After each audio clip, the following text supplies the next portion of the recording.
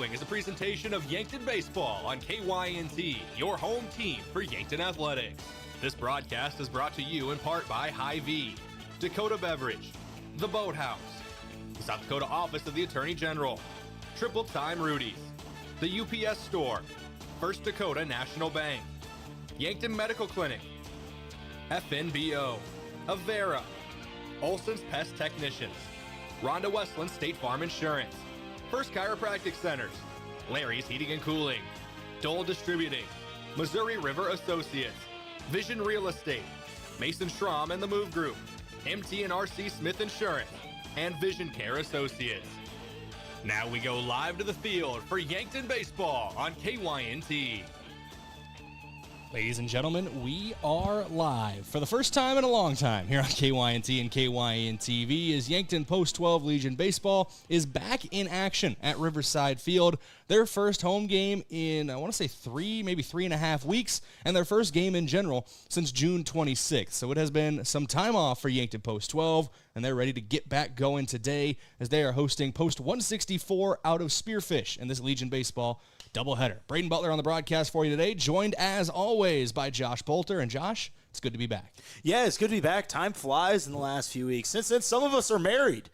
So I got married since the last time we were here. Literally got married since the last time we were here. But it's great to be back. It should be a fun day of baseball. Hot day of baseball. High of 98 today. I don't know exactly what the temperature's at right now, but it definitely feels like it out here. I was going to go for a walk on the Meridian Bridge this afternoon before I came over, and I went, you know what? Sitting inside my air-conditioned house sounds a lot better and cooler. Absolutely not today. But our weatherman on scene, Dave Spencer, told me the heat index was 103 when he checked about 20 minutes ago when I talked to him. So, oof. And when you're on the turf, you know, the old adage about turf fields, you got to add about 5 to 10 degrees to that. These players are going to be warm out there. Water and ice going to be super important for these guys today. These are the dog days of summer, Josh. We are now moving into July and getting down to brass tacks in the season as well, with only a couple of games really left in the Legion standing, or that'll count towards the Legion standings for both these teams. Yeah, and a very opposite schedule of how things went in the high school season, where it was very home games for Yankton. Now on the Legion side of things, it's been a lot of road matchups here. You look at this. I mean, this is just one of only a few chances we've gotten to see this team in the post-12 jersey this year. So, yeah, it's getting down to the brass tacks of things. Only a few more games left. I mean, next Thursday is their last home game. So, it's something where things are getting down the wire. And Yankton, to this point, have put themselves in a very good spot, currently sitting at second in those standings. And the only team that they trail is the top-seeded Rapid City Post 22, who, Josh, are hosting this year. They got an automatic bid, so Yankton would, in theory, take the lowest seed that makes the postseason in that opening round playoff matchup. You want that best playoff matchup possible. I believe as of this morning that would have been Huron, so we'll see how the end of the season goes for both those teams. But we'll talk more about this matchup between Yankton and Spearfish in a couple of minutes. This is your Hy-Vee pregame show. Hy-Vee, where there's a helpful smile in every aisle. We're broadcasting live today from the Fairfield by Marriott and Holiday Inn Express broadcast booth. Great rates and flexible reservation changes. Just call either Hotel Direct there in Yankton. Coming back from our first break in a couple of minutes, and we'll take a look at the last game for Yankton. Spoiler alert, it was against Spearfish back on June 26th. So we'll talk about that in a couple minutes. This is Yankton Post-12 Legion Baseball, KYNT, KYN-TV. Looking for the perfect pair of glasses? At Vision Care Associates, we've got you covered. Step into our showroom and discover our vast selection from timeless classics to the latest trends. With several styles to choose from, you're sure to find the perfect match for your look. Experience personalized service and expert care, whether you need help finding the right frame or adjusting your new glasses for the perfect fit. Vision Care Associates, where the health of your eyes comes first. Save time when you shop online with Hy-Vee. Hy-Vee makes it easy to order groceries online through our app or Hy-Vee.com. Pickup is always free. And if you have a Perks Plus membership, you get free delivery and free express pickup. Shop online with Hy-Vee and you can create and save grocery lists, shop the sales, and get fuel savers. Talk about convenient. Order groceries online today. Check out Hy-Vee.com or download the Hy-Vee app. Ready to build your next project, but can't get anyone to show up or even give you a quote? Call John Kopp, owner of Kopp Building Innovations. He will show up, and he will make sure you are happy with your project. Trust in Kopp Building Innovations. KBI is an authorized WIC builder offering custom solutions. Whether you need a residential garage, an agricultural pole barn, or a commercial building, we will work with you. For more information or to get a quote, visit koppbuildings.com. At the Bar is Yankton's place to watch the game, any day. With TVs throughout, cold beverages to beat the heat, and a friendly atmosphere that feels like home. Whether you're meeting friends, catching up after work, or cheering on your team, you'll find good company and a seat waiting for you at the Bar. Open every day, you'll always find a familiar face, and there's always something worth watching. You can watch the game anywhere, but the real fans gather at the Bar in downtown Yankton. Midwest Insurance Agency in Yankton is a proud supporter of the Yankton Bucks and Gazelles. Hi, this is Whitney Devine. If you're looking for protection that fits your life, call me or Travis. We make coverage simple. Whether it's your home, car, or farm, we take time to understand your needs and find the right plan at the right price. You'll get personal service, trusted advice, and peace of mind knowing we're right here in Yankton. Call Midwest Insurance Agency in Yankton today to schedule your appointment. I love 1919 root beer. It's the best over a big scoop of vanilla ice cream. My favorite is just ice cold 1919 poured over crunchy ice. It's so refreshing. It's the creamiest root beer ever. 1919 root beer is the perfect treat. Brewed in small batches with only the finest ingredients. It's the creamiest, full-bodied, alcohol and caffeine-free draft root beer available. It's a taste tradition since, well, 1919. The Boathouse is for everyone. They have axe throwing, sports simulators, skee ball, shuffleboard, and darts. Plus awesome drinks with lots of cold craft beers, seltzers, wines, and great non-alcoholic options. Try their burgers, pizza, wings, fish, chicken strips, and more. Check out trivia on Tuesdays, free axe throwing tournaments on Wednesdays, and live music on Fridays. Head to the Boathouse in downtown Yankton. Life is better at the Boathouse. Being wiser means peace of mind, especially when it comes to your home's comfort. Today's heating and cooling systems are advanced with technology designed to work smarter. Peace of mind means knowing the company you call understands that technology and has the experience to get it right. For nearly 80 years, Kaiser Heating and Cooling has been trusted with knowledgeable technicians and a commitment to doing the job right. So be the wiser and go with Kaiser Heating and Cooling of Yankton. Inheritance, romance, and investment scams continue to plague South Dakotans with high dollar amount losses. They prey on vulnerable adults and swindle consumers out of their funds. Scammers befriend the victim, making it difficult for them to see the reality of what's happening. If you have a loved one susceptible to this type of scam, sit down and talk with them about these issues before it happens to them. If you or a loved one have been scammed in this manner, please reach out to the South Dakota Office of Attorney General's Consumer Protection Division at 800-300-1986. Credit union people are my people. Dreaming big, keeping life simple. Saving smart, living free at Explorers Credit Union. You're just like me. We chart new trails, we stand tall. Together we rise, together we call. Credit union people are my people, it's true. And I found my crew at Explorers CU. Federally insured by NCUA. Visit explorerscu.com to join the journey today.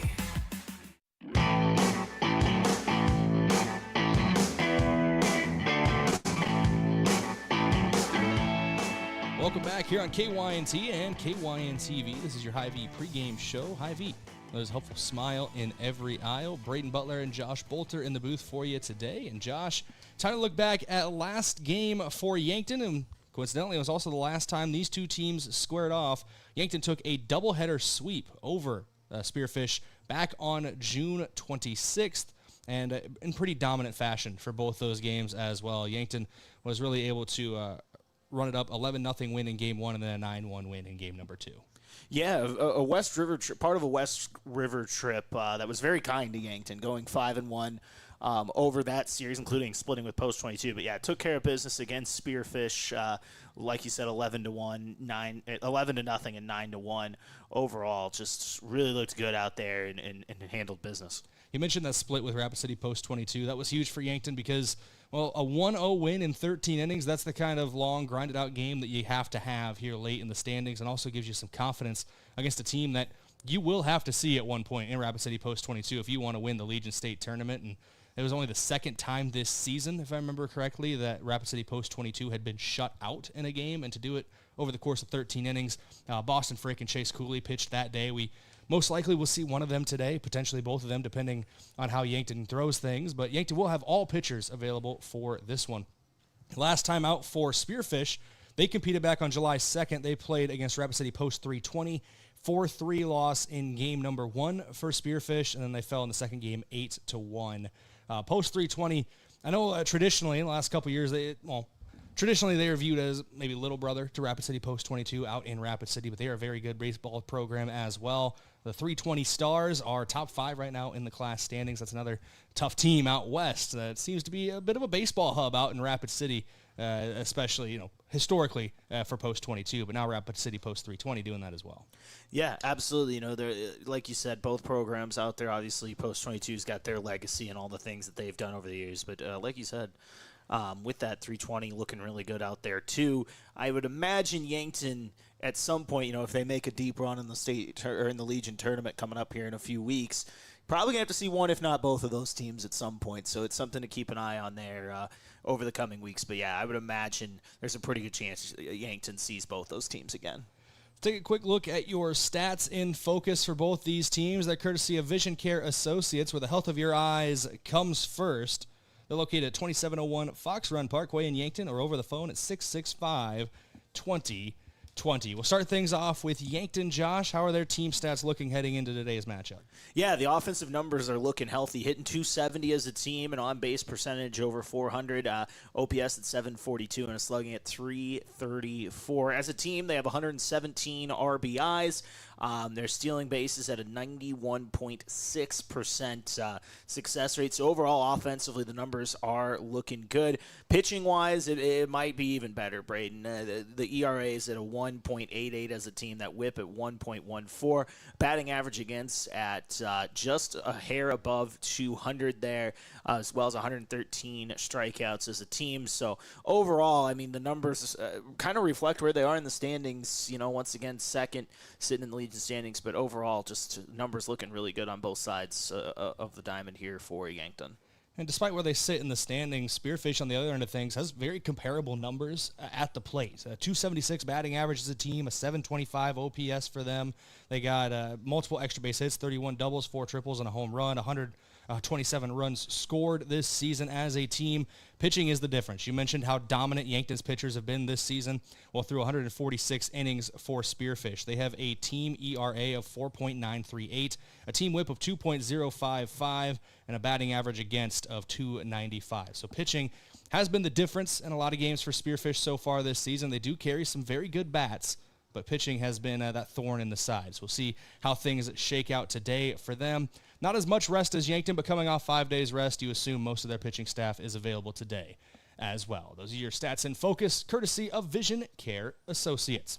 Before we go to break, thanks you to a couple of our Sportscaster Club members for helping make this broadcast possible, including America's Best Realty.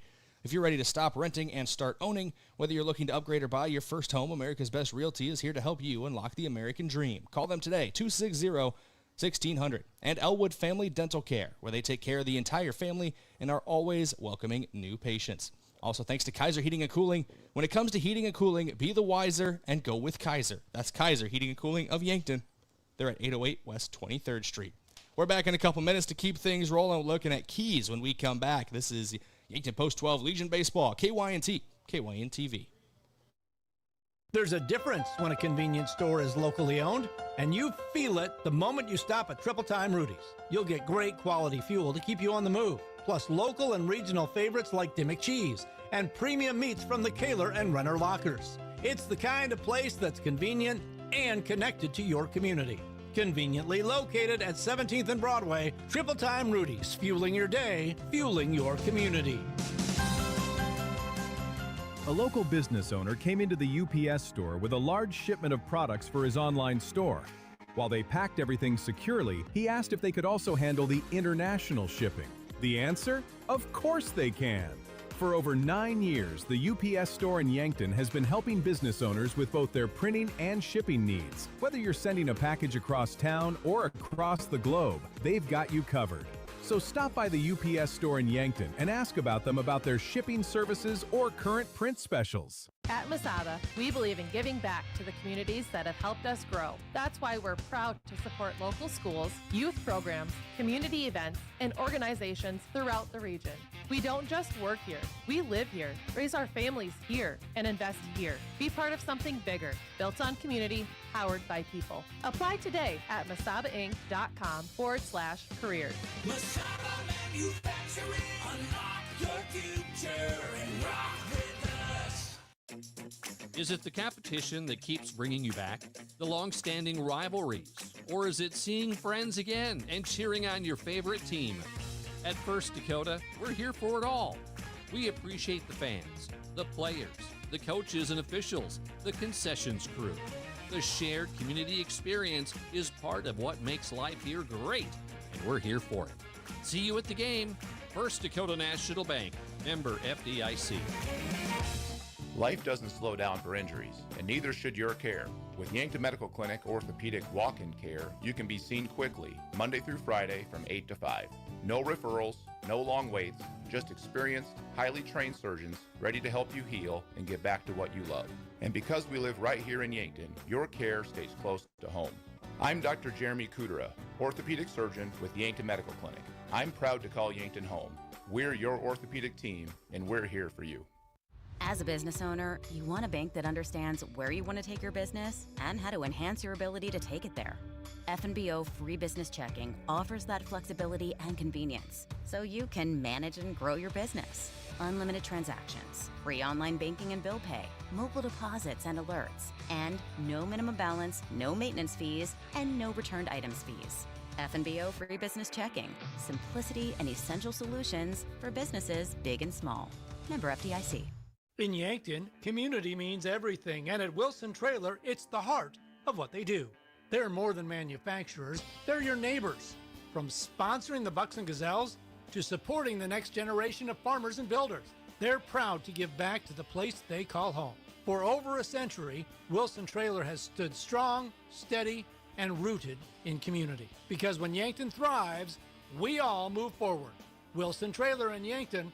Learn more at wilsontrailer.com. Whether you're getting close to retirement or already there, the goal isn't just a plan. It's helping you feel more informed and organized across your financial life. I'm Adam Boelter with North Rock. At North Rock, we take a personal office approach, helping coordinate investment strategy, tax planning, insurance, and estate consideration. It's not just about managing money. It's about helping you make decisions across everything that matters. If you're looking for a more connected, relationship-driven approach to your finances, let's start a conversation. Search Adam Boelter with North Rock or visit northrockvantage.com. North Rock Partners, LLC is an investment advisor registered with the U.S. Securities and Exchange Commission. Registration does not imply a certain level of skill or training. If you want a job where your work matters, you belong at Avera. Here, we've invested in our workforce because every Avera team member drives our health ministry forward, making a difference in lives and communities every day. We offer competitive pay, great health insurance, and even career opportunities. We're putting people first, including you. Search for local job openings and apply at avera.org/careers. In nearly every family's lineage, there's a tie to agriculture. It's a legacy reflected in how we raise our kids, help our neighbors, and respect what we have. Farmers Union Insurance was built on that legacy. And while our roots are in agriculture, our protection has grown to include home, auto, business, health, and life. Protect your legacy. Farmers Union Insurance.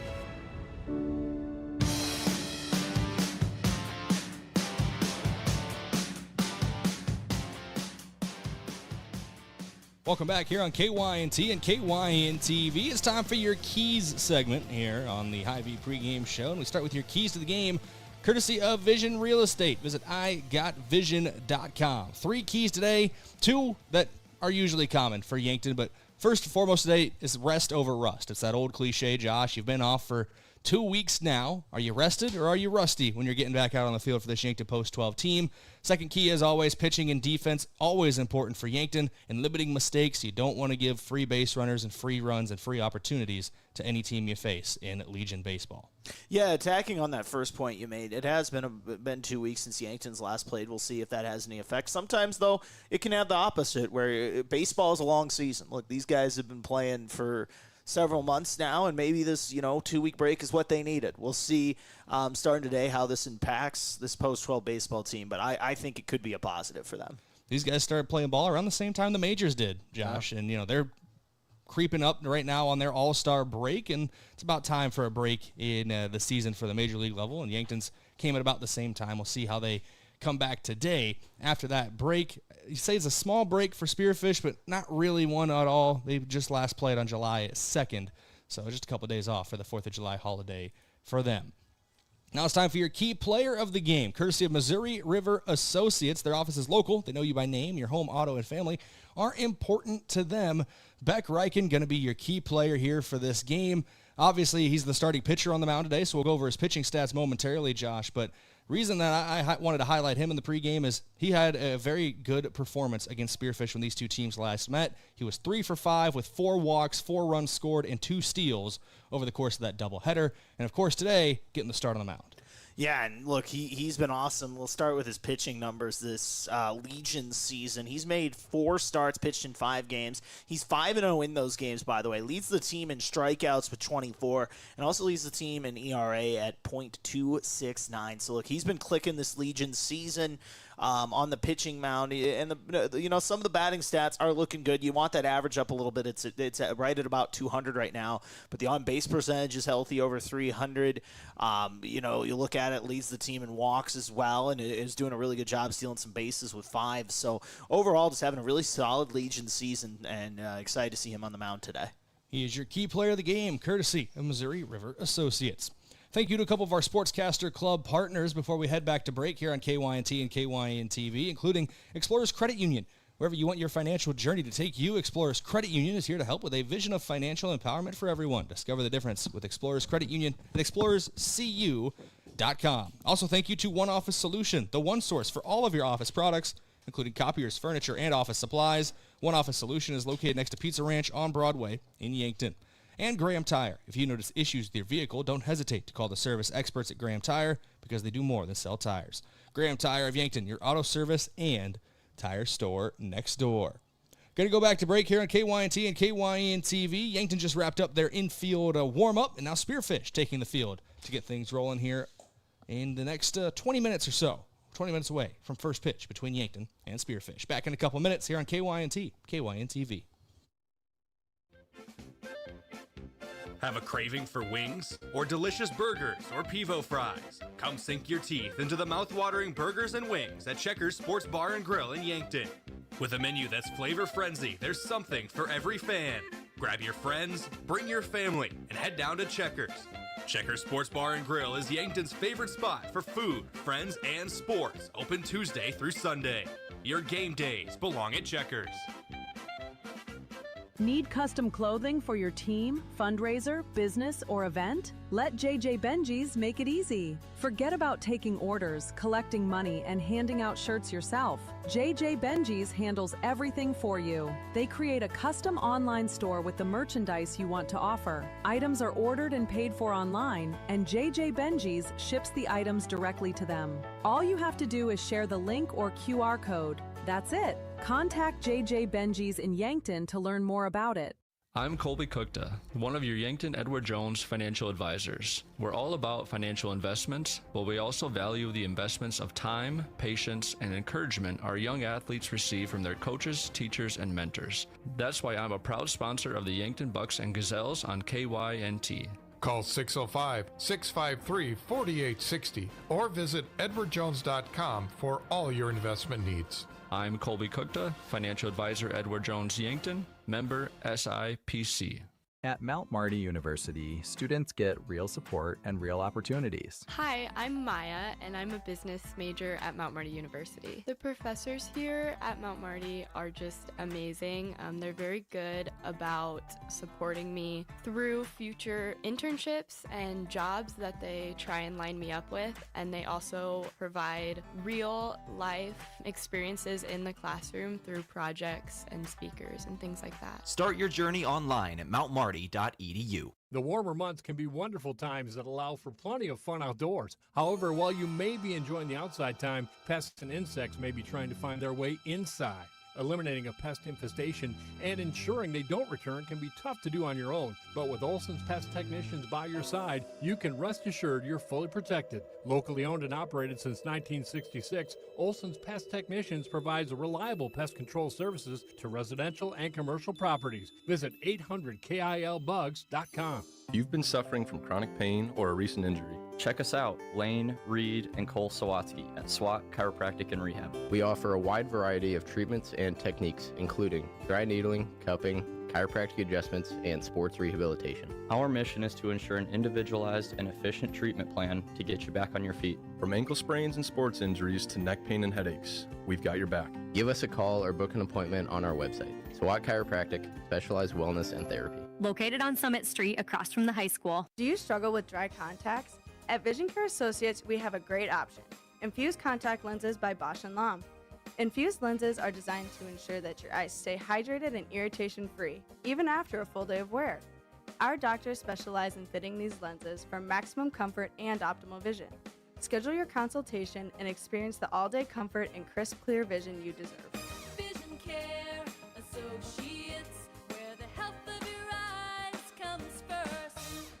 At H&H Roofing, we don't just fix roofs, we protect families. We're family-owned, locally operated, and dedicated to keeping our community safe and dry. Every nail, every shingle, every handshake, it all matters to us. From repairs to full roof replacements, we treat every home like it's our own. Because when your home is secure, we feel secure. For honest work and dependable results, trust the local team that cares. Call H&H Roofing in Yankton today. We've got you covered. The Sherco exclusive SureLink wireless remote system features the most advanced industrial Bluetooth technology and best-in-class express operation. Operate any Sherco electric product with the SureLink Pro and EZR remotes, or with your smartphone using the SureLink app. To learn more, contact your authorized Sherco distributor or find us at Sherco.com. Demand the best. Demand Sherco. When you make the right decision, it feels good. Like picking the perfect accent rug or choosing a good night's sleep over an all-night crime show binge. It feels really good to make the right insurance decision too. That's why State Farm agent Rhonda Westland is right here in Yankton to help you select the right protection at the right price. Rhonda will make sure you understand your State Farm coverages so you'll know what to expect if the unexpected happens. With State Farm agent Rhonda Westland, it's easy to make the right choice. Just call her. When you want the real deal, like a good neighbor, State Farm is there.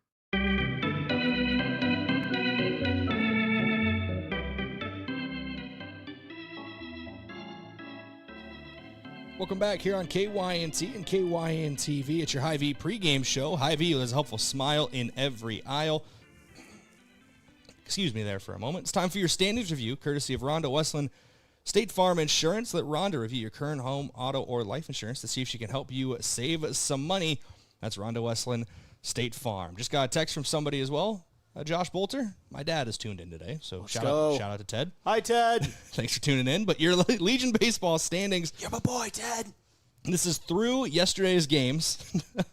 We talked about earlier on, Rapid City Post 22 leads the way right now, 42.89 seed points for them. Right behind them is Yankton at 42.87 seed points, so 0.02 seed points separating the top two teams right now in the class.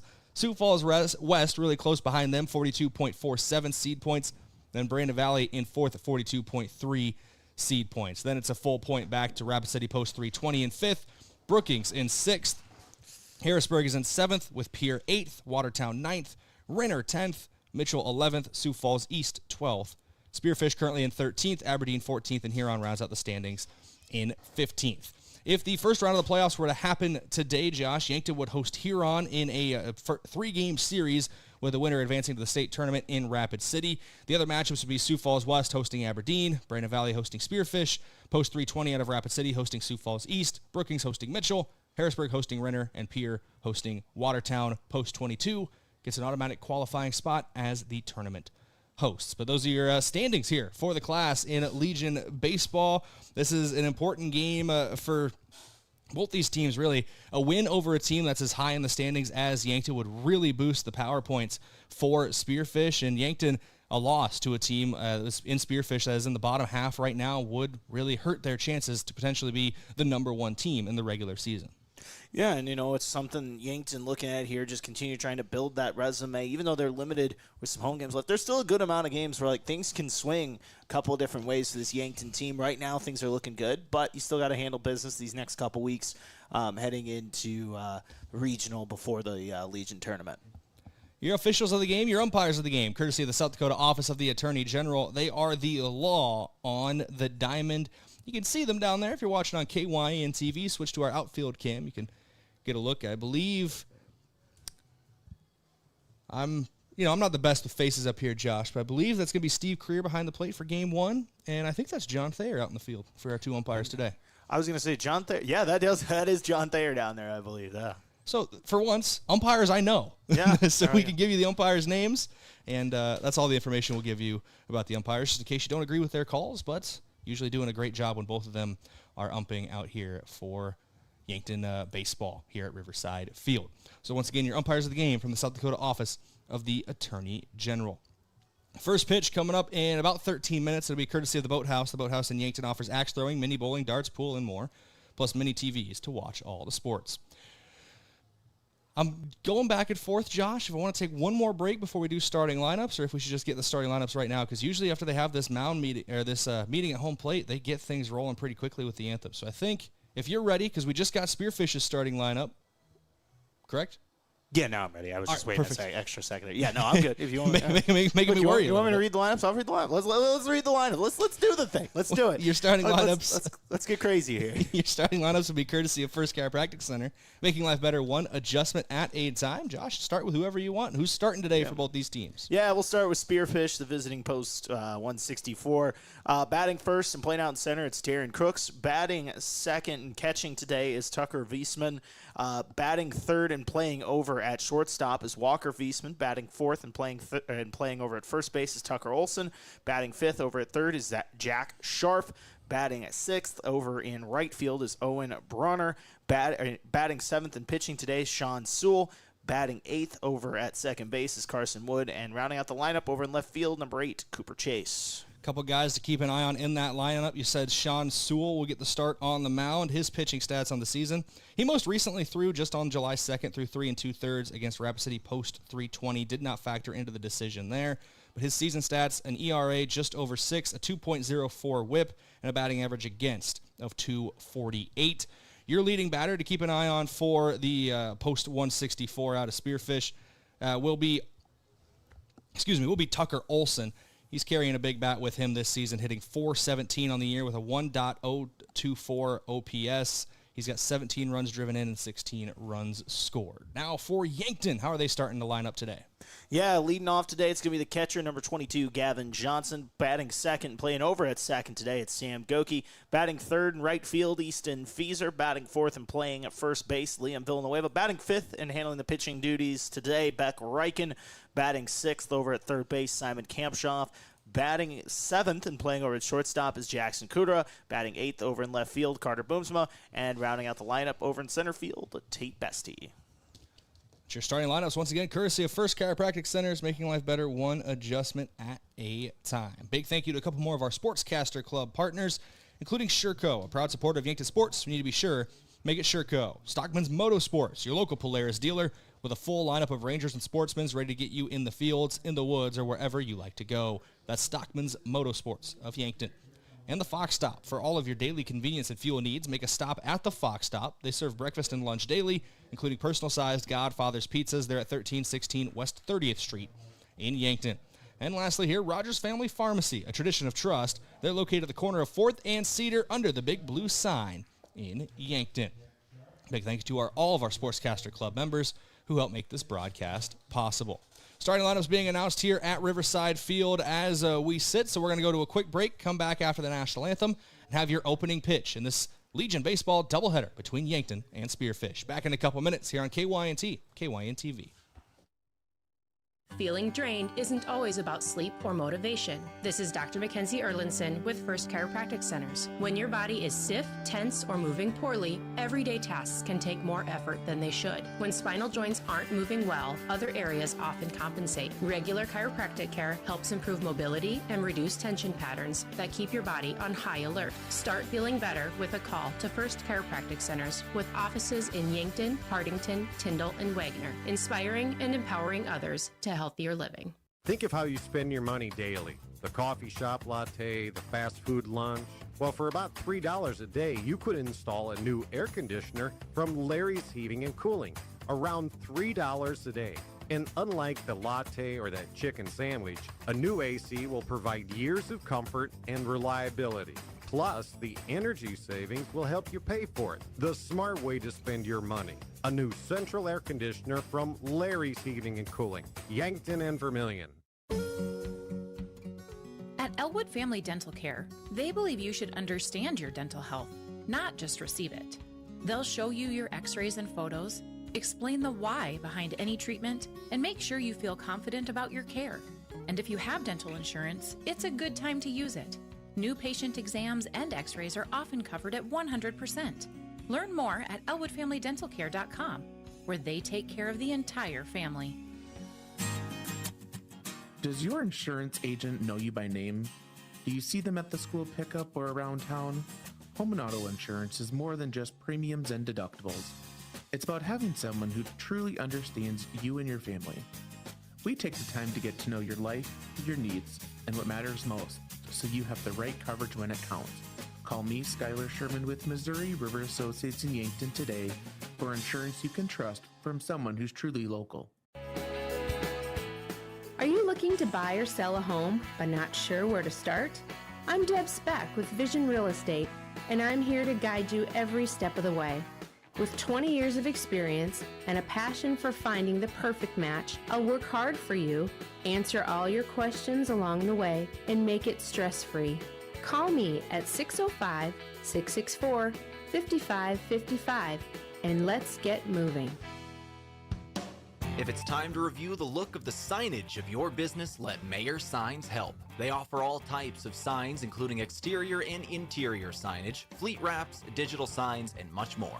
They also do logo creation and vehicle wraps. Their technicians arrive on site fully equipped to get the installation done with quality workmanship. With the latest tools and technology, Mayor Signs provides high-quality installation service for any sign. Contact Mayor Signs today on 4th and Broadway in Yankton. Trucks, and more trucks. Right now, Moody Motors in Niobrara has the largest used truck inventory that we've ever had.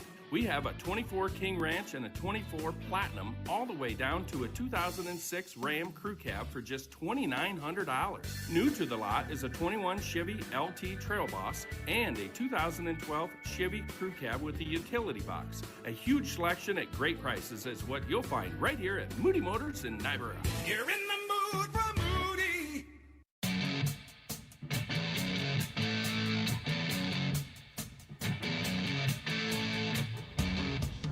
Welcome in here on KYNT and KYN-TV. It's time for First Pitch, courtesy of the Boathouse, Yankton Post 12, and Spearfish Post 164, and South Dakota Legion baseball action. Beck Reichen on the mound for the fifth start of the season for him. He's appeared in 5 games already, 4 starts, 1 in relief. He is 5-0. Coaching staff today for the Yankton Post 12, Drew Lawrence, head coach, assisted by Trey Creer, Peyton Mueller, and Joe Goki in the coaching dugout as well. For Yankton, opening pitch of the day from Beck Reichen is swung on and popped over our heads, and that's how we get things rolling. An 0-1 count to the leadoff man for Spearfish. And speaking of rolling, that's been Beck Reichen all Legion season. We talked about it in the pregame. His ERA sitting at .269, leads the team in strikeouts as well here in the Legion season. Been pitching really well. A loud pop on that one as that one hits the mitt of Gavin Johnson behind the plate. A quick 0-2 count. It's a leadoff man for Spearfish, and a half-hearted cut there from Darren Crooks sits him down to start things off. First punch out of the day for Beck Reichen. Retires Crooks and brings up Tucker Wiesman, the catcher today. Looks like he'll bat from the left-handed batter's box as well.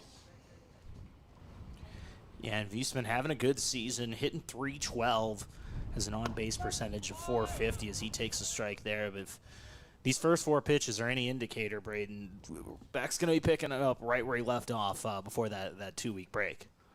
It's a quick 0-1 count here, and Reichen is human. Misses the zone for the first time today for a 1-1 count here to Wiesman. Shame. It's going to be the perfect game, 7 immaculate innings. Here's the 1-1. Fouled off. Out of play. 1-2 count now to Wiesman. It's Tucker Wiesman at the plate, Walker Wiesman on deck, and then Tucker Olson in the hole.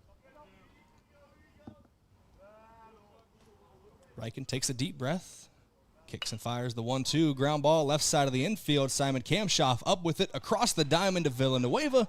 That's the second out of the top of the first here in Yankton.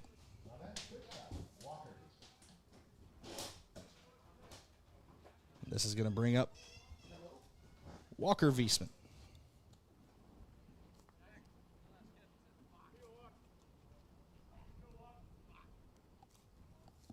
Wiesman also left-handed here. This one back up the middle and right into the glove of Jackson Kudera over at second base. 1-2-3 goes Spearfish here in the top of inning number 1. No hits, no errors, nobody left on base. We go to the bottom of the first. Due up to start things off for Yankton, it'll be Gavin Johnson, Sam Goki, and Easton Feeser. 1-2-3 in the lineup. That's coming up in 60 seconds after this inning break, courtesy of Avera.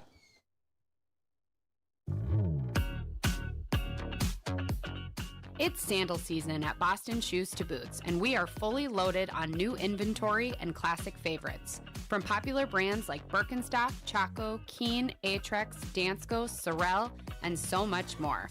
Find the perfect fit and step into something new this season. Boston Shoes to Boots, open 6 days a week, located in the heart of downtown on Cedar Street. See you soon, shoe lovers. When a community invests in growth, the results speak for themselves. That's the Thrive Effect. In the past year, Yankton Thrive has helped strengthen our local economy through workforce development, business support, tourism promotion, and community partnerships. Today, we proudly serve more than 475 members, support local businesses, connect employers with talent, and showcase Yankton as a place to live, work, play, and visit. Real partnerships, real progress, real results. See the impact for yourself and learn online at yanktonsd.com.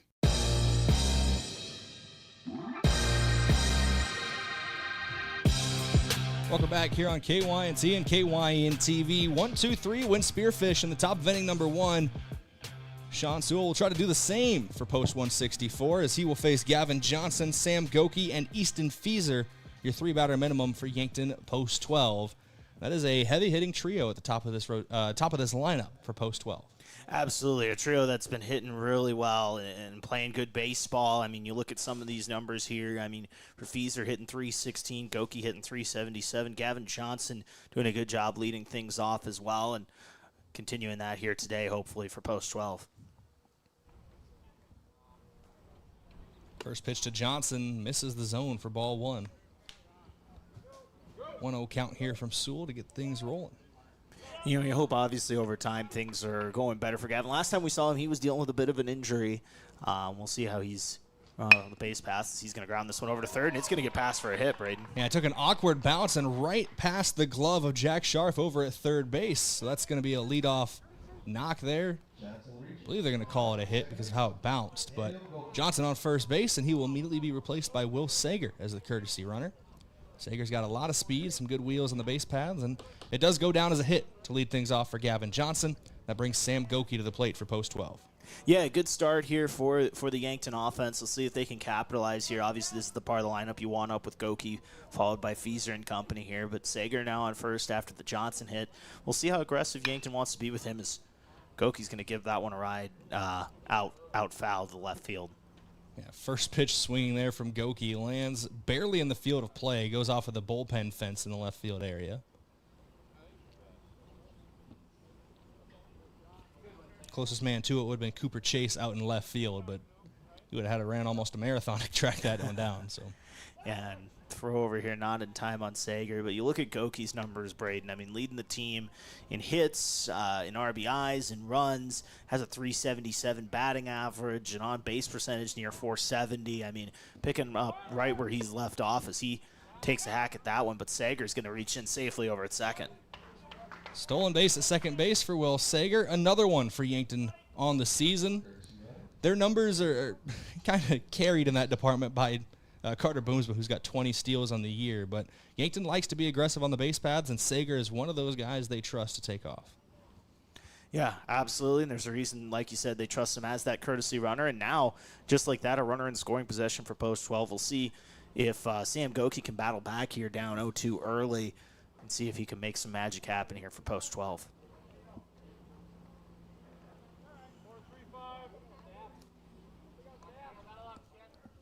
Three-digit code called out from the Spearfish dugout, how they want to line up defensively. Swung through that one there for Goki. Dropped third strike, but he is tagged out. A rare strikeout there for Goki. That's going to be the first out of the inning for Yankton to bring Easton Fieser to the plate. Yeah, I mean, aggressive pitching there from Sean Sewell for Spearfish. Didn't back down from a really good hitter there in Sam Goki. Got him out on 3 pitches, and now looking to do it again here against another good batter in Easton Fieser, the lefty. First pitch misses the zone to Fieser for ball 1. And we talked about it, I believe, off air in the pregame, Josh, but Easton Fieser leads the team in hit by pitch. He does play fairly close to the plate, but a lot of that, too, a lot of the lateral movement you see from right-handed pitchers is across the zone running away from right-handed hitters, and unfortunately that runs right into Fieser a lot of the time in the left-handed batter's box.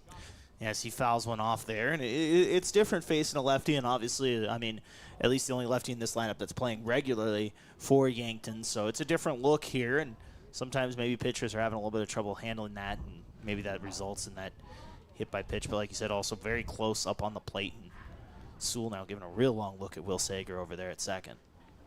Here's the 1-1 home inside for a ball. 2-1 count now to Fieser. And the known power in the bat of Easton Fieser also has to make pitchers a little timid.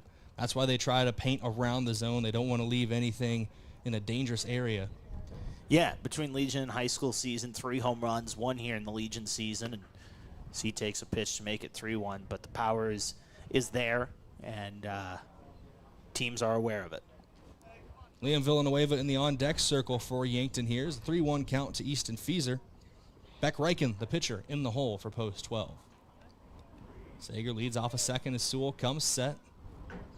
Stares down Sager at second. Now fires home. Fieser holds up, and it's ball 4. Fieser will take first base. So 2 runners on with 1 out in the inning for Liam Villanueva, the cleanup hitter today, playing over at first base with Easton Fieser out in right field. Yeah, and has a chance to do some damage here. Looking at his numbers here in the Legion season, hitting .245 here, has 12 hits, 7 RBIs, and kind of locked himself into the top part of this lineup in that cleanup spot. First pitch to him, misses the zone for a ball.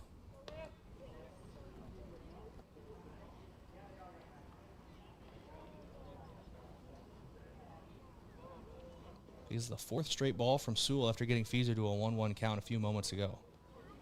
The 1-0 inside, gets away, and Sager's going to take off for third. Fieser takes off for second. That erases the potential double play ball, Josh, puts 2 in scoring position, and now a real hitter's count, 2-0 to Liam Villanueva. Yeah, and I thought for a second there, I thought that might have hit Liam, but I think it maybe caught a glove or something like that, maybe the glove there of the catcher. But either way, runners advance for Yankton, and now if Liam can get something down there in the outfield, 2 runs probably come across here. Talk about choking up on the bat. Villanueva dropping his hands to the heel of the bat. He wants to swing away here and gets too far under that one, fouls it back for the first strike of the at-bat. Yeah, and odds are obviously, if it's 3-0, you're probably not swinging, but that's one of those, a 2-0 count, you're probably more likely to swing, see if you can get something out there, but just was only able to foul that one off. 2 balls, 1 strike, 1 out. Nobody across home plate yet, but 2 runners on, both in scoring position, as Villanueva takes ball 3 on the outer part of the plate. Now, obviously, he already was having to be careful, but really got to be careful here if you're Sean Sewell. You don't want to walk the bases loaded here in the first inning, and just a pitch away from doing that here to Villanueva. Sewell with 3-1 home, And Villanueva takes strike 2. Sewell works the count back full. Caught the inside part of the plate there, and now just trying to get a strikeout here. It's big because obviously you're wanting to take away that sacrifice situation from Yankton's offense, but got to get a big strike 3 here. The payoff pitch popped up, playable in foul territory. No, actually out of play. First baseman Olsen and the catcher Wiesman were both running after it, but it is foul, so put that one another $1 in the jar for every payoff pitch that has no payoff. Be a really good cash out. We could do something with that here in town for sure. Could buy a lot of McChickens. Yes.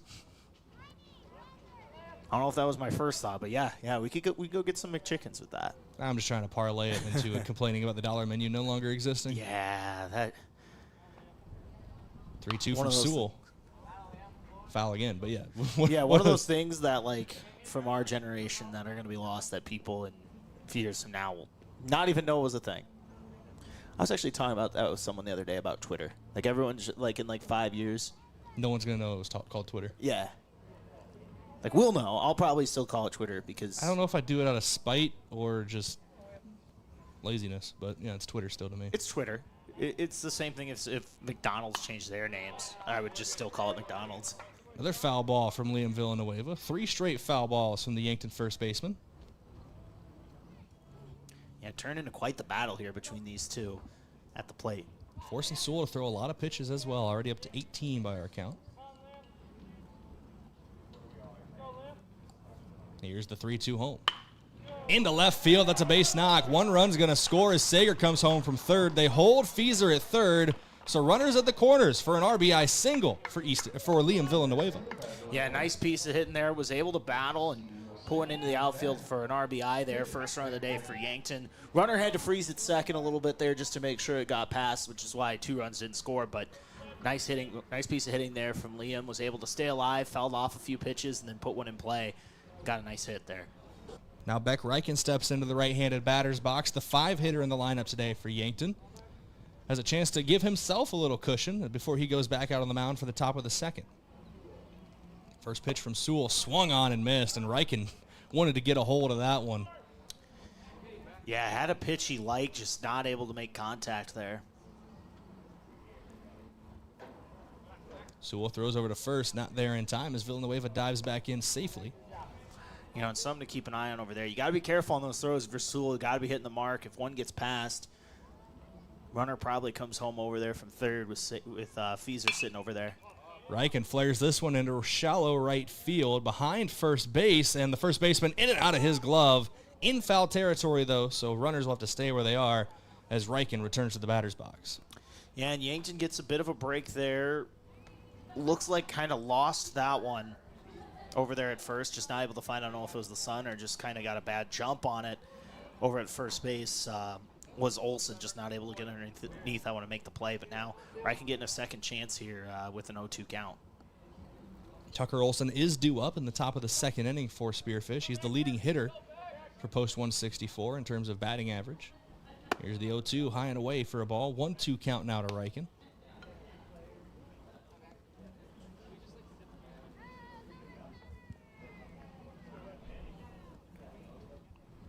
Obviously, Sewell open here for a double play ball. Here's the 1-2. Got him to swing through it. First base isn't open, so that's a swinging strike 3 from Beck Reichen. As Sewell pulled the string on that one, got him to go fishing for that breaking ball below the zone. And that's something that's working for him here in this first inning. He's got 2 punch outs on that, on 2 good hitters with both Goki and Reichen there. And now just 1 out away from getting out of this inning and limit the damage at just 1 run. Low and away for a ball there. It's a 1-0 count to Simon Kampshoff. Kampshoff playing third base, batting 6th in the lineup today. Jackson Kudera in the on-deck circle. Now Carter Boomsman in the hole. Kampshoff hitting .270 in the Legion season, 14 hits, has 6 RBIs as well. Kampshoff a month away from starting his junior year at high school at Yankton, much like the guy in the on-deck circle and Jackson Kudera. Here's the 1-1 home. Bounces off the plate and gets away from the catcher. Fieser comes home from third. That's another run scoring for post 12. Villanueva scoots to second as well. So another runner in scoring position, another runner across. Yankton leads 2-0 on your SWAT Chiropractic and Rehab scoreboard. Yeah, and Sewell's been kind of living in the bottom of that part of that zone. That's where he's been feasting there. It kind of comes back to bite him, just bounces off of Eastman's glove there and goes out. And Fieser able to get home on that, and Yankton taking advantage. Now we'll see if Jackson Kudera with 2 outs, if he can get a base hit here. Runner probably scores with Villanueva over at second. He's going on contact here with 2 outs. Good bounce back pitch from Sewell there. Gets the strike. 2 balls, 2 strikes now in the at-bat for Simon Campshaw.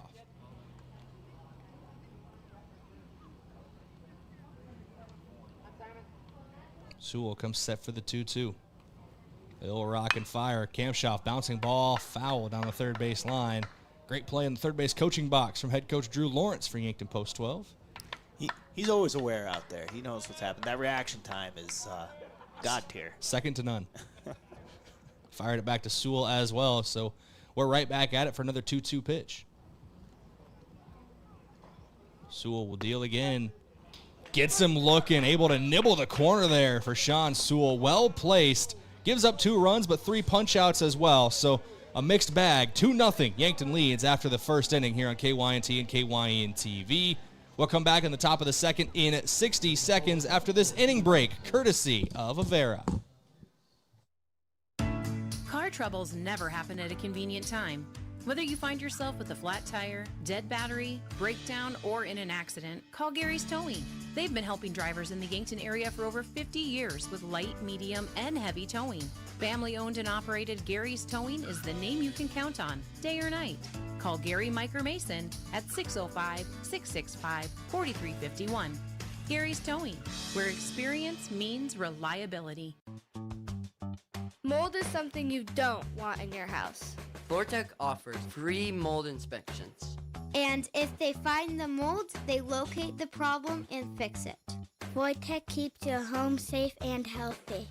If you're worried about mold, call FloorTech Cleaning and Restoration for a free inspection, serving Southeast South Dakota and Northeast Nebraska. If your home or floor is wet, call FloorTech.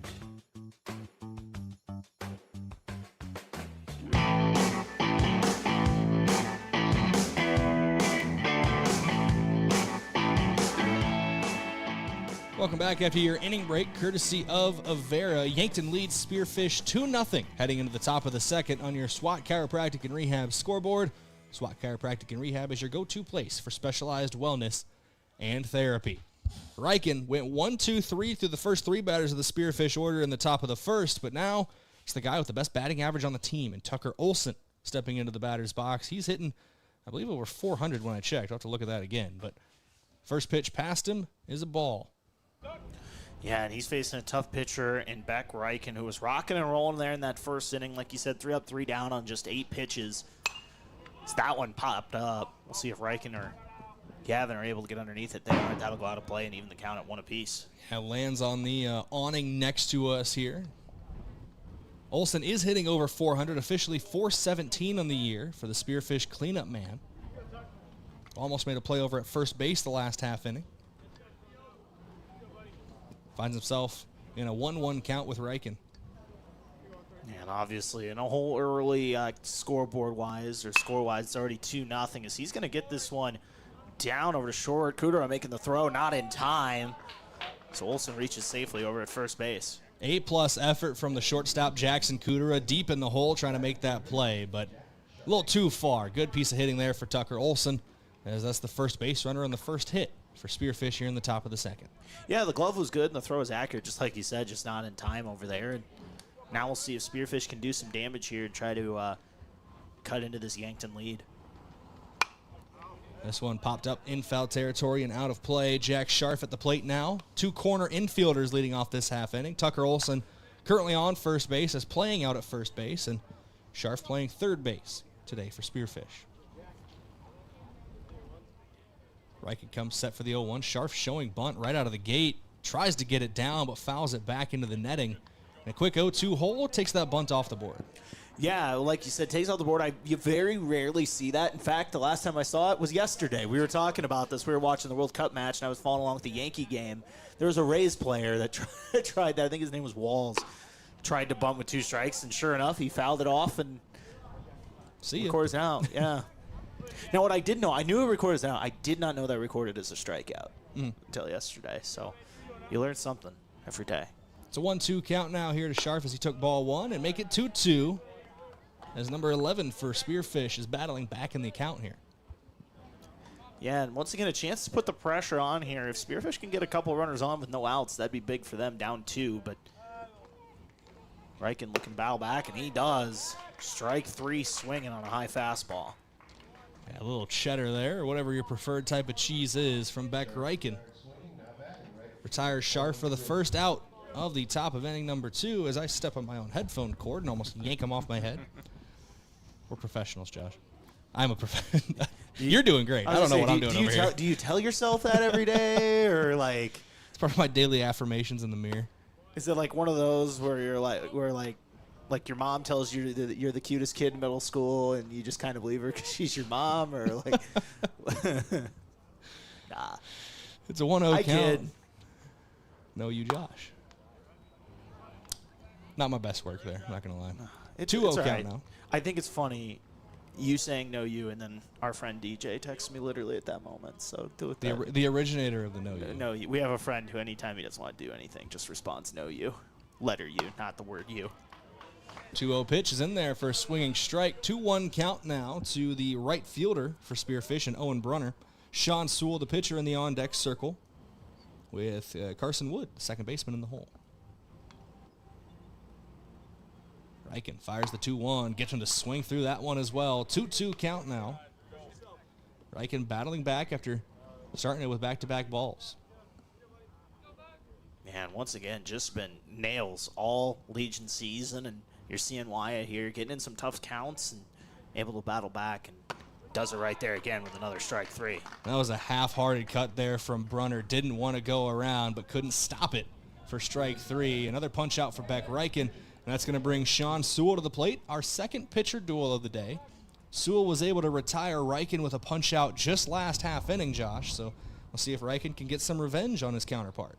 And once again, talking about those strikeouts, that's what's been so impressive to me about Reichen in the Legion season. Leads the team in punch-outs, and has got a few more here today already, back-to-back, and just been aggressive on the mound and in control of things. And the results are paying off. And Sewell sends this one into left field. That will drop for a base knock. Boomsma fires in quickly. It's a 2-out single for Sewell, and now Sewell is 2-0 against Reichen in their head-to-head so far. But Yankton does still lead this game 2-0 here in the top of inning number 2. And that one kind of took a weird trajectory. I think at first Carter out there in left thought it was just going to hit straight forward, and he took that step, but then it kind of blew to the left a little bit and kind of threw off Boomsma there and got down for a base knock. If you're looking from center field, the wind is blowing towards third base and probably affected the trajectory of that one as well. With the wind blowing in, I say it a lot, we don't get many big flies here anyway at Riverside Field, but don't expect one tonight. That is one thing, as an Iowan and as a fellow Iowan over there and people that I've had come visit, they always talk about it is just so much windier up here than it is where we're from, but that one's fouled off. But yeah, you can see that, once again, the flag out there on top of the scoreboard here at Riverside Field, blowing fairly strongly here today.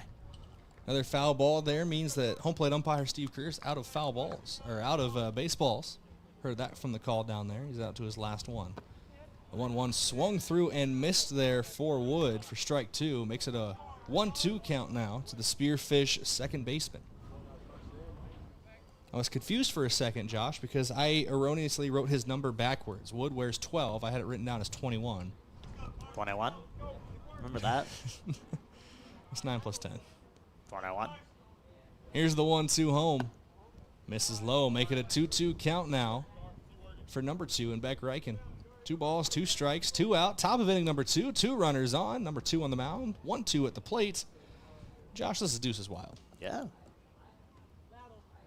Here's the 2-2. Swung on and missed. Big punch out from Reichen there to get out of the inning. Strands 2 runners on the base paths. Yankton still leads 2-0 as we head to the bottom of inning number 2 here on KYNT and KYN-TV. We're back in 1 minute after this inning break, courtesy of Avera. I'm Chris, the plant accountant here with Parker of Yankton. So let's do some math. 40 hours a week, 52 weeks a year, that's 2,080 hours. With our night shift pay differential of $2.35 an hour, that comes out to over $400 extra in your pocket every month. Nearly $5,000 extra dollars a year just for working the same job on a different shift. Same work, same team, just more in your paycheck. Join us and let the math work in your favor. Learn more at parker.com/careers. Parker, engineering your success. Small businesses are the backbone of our community. CoreTrust helps your business thrive with checking, online bill pay, small business loans, credit card processing, local approval and support for government grants and loans, investments to grow your hard-earned assets, and insurance to protect them. All from CoreTrust, the community bank that's right down the street and everywhere you want us to be. Visit CoreTrustBank.com today. Member FDIC.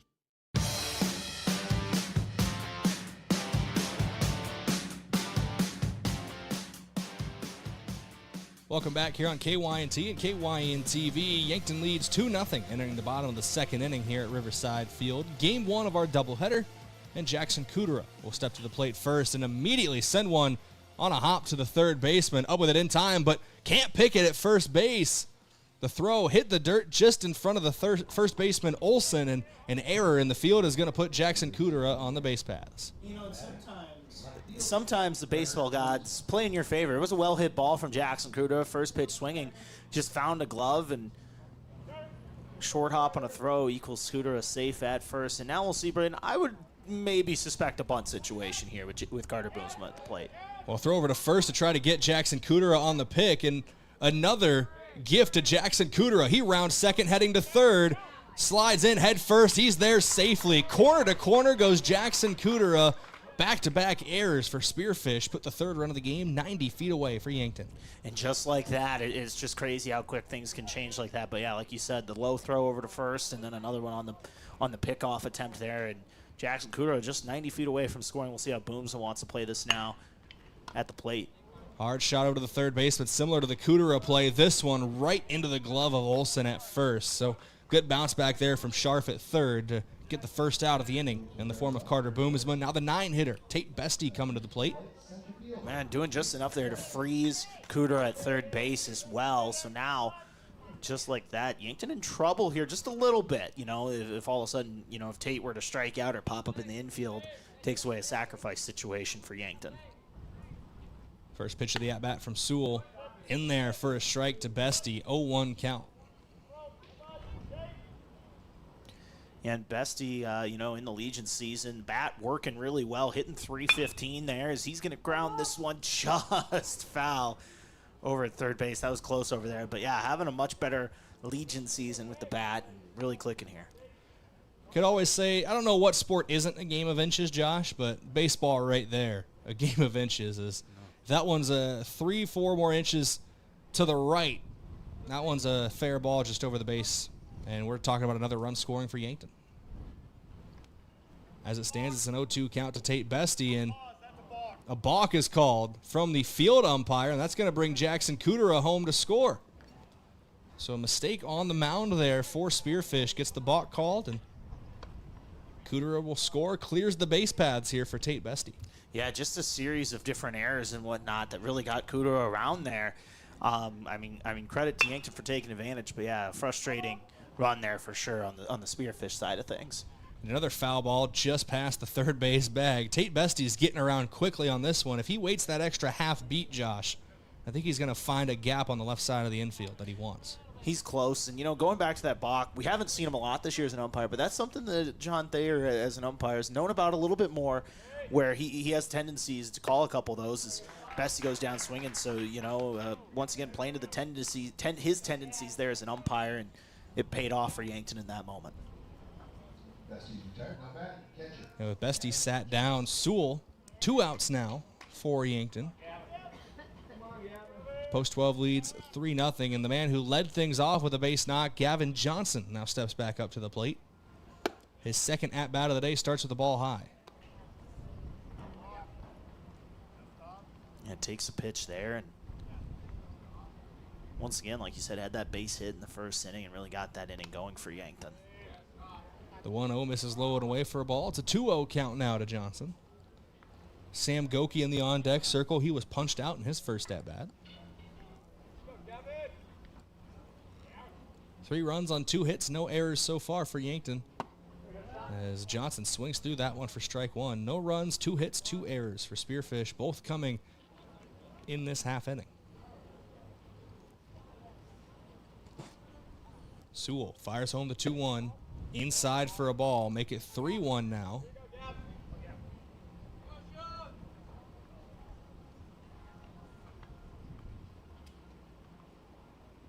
We'll see what Yankton can do here, Brayden. If they're able to get Johnson on and then you go to the heart of this lineup, even with 2 outs, they can do a lot of damage as Johnson takes a big hack at that one to make it a full count. Yeah, didn't get the piece he wanted of it. I think he ended up going just under the bat there. Full count here for Sewell and Johnson. Sewell comes set, working out of the stretch even with the bases empty. They'll kick and fire inside for a ball. So Johnson gets on base again. And I assume we'll see number 8, Will Sager, come out to run the bases for him. You know, and that's what you want from your leadoff man, right? You know, you're 2 at-bats, you get on base twice. That's really the purpose there, and Johnson's done his job there today. And they'd use a courtesy runner anyway, even with without the injury recently to Gavin Johnson just about a month ago. But still seems a little ginger jogging down to first base, but his defensive ability as a catcher is why he's out there, as that one is fielded in foul territory. Another close play down that third base line, Josh. And Yankton doing a good job getting out in front right now on these pitches, but they're just pulling them a little too far. Yeah, and Sharp's been busy over there at third, right? You know, more than a few grounders hit that way just this inning alone. They call it the hot corner, Josh. Well, it's probably 110 degrees field level right now with the heat radiating off the turf, and he's been called into action about 7 times already as this one is flared out into right center field. Getting under it and gloving it, though, for out number 3 is the right fielder, Owen Brunner, and that ends the inning. 1 run does come across from Yankton. No hits, though. 2 errors for Spearfish. Yankton leads 3-0 on your SWAT Chiropractic and Rehab scoreboard. We're back in 1 minute after this inning break, courtesy of Avera. Yankton back out in the field when we come back. Introducing the all-new Glow Vitality Bar at Glow Aesthetics Med Spa. Quick, effective in-office injections and IV therapies designed to support energy, immunity, recovery, and overall wellness in minutes. From NAD+ and glutathione for cellular support and glow, to B complex boosts, hydration drips, and fast-acting nausea or pain relief. We make feeling better simple and convenient. Need a quick energy reset, recovering from travel or a long week? It's time to glow. Glow Vitality Bar at Glow Aesthetics Med Spa. There's a moment in every real estate deal that matters more than the contract. It usually happens at a kitchen table. Maybe it's a young couple realizing they can actually afford their first home. Maybe it's a family deciding it is time to build something new. At the Move Group, that's the moment we work for. Not the commission, not the closing. The moment a person looks up and says, we can do this. That's the Move Group. So move with Mason and the Move Group. Move with Mason.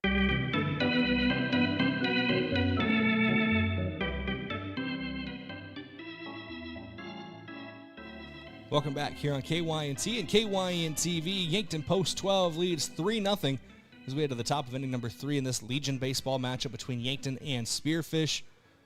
Post 164 at a Spearfish, Josh. Got a couple hits the last half inning, but both those guys were stranded on the base paths, and then a couple mistakes in the field led to another run for Yankton in the bottom half of inning number 2. Yeah, and Beck did a good job of responding there. Like you said, gave a couple hits up last inning, but also had a nice couple punch-outs there as well, and 4 strikeouts so far, just 2 hits for Beck Reichen, and once again looking to continue his hot season here on the mound and off to a good start so far here today. Pitch count in pretty good shape at 28 through 2.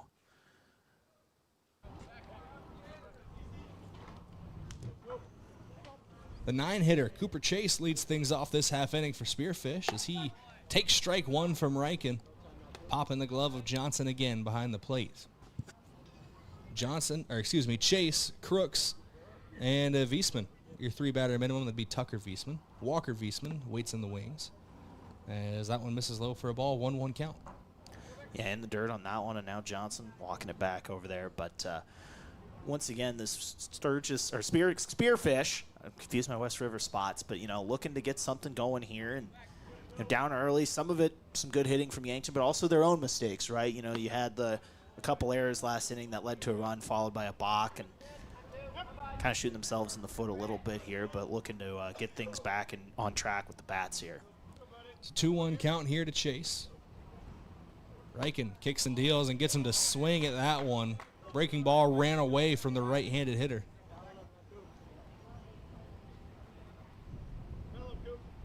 Two count now as that wind continues to blow in off the river. Half swing, didn't go around for Chase there. Make it a 3-2 count.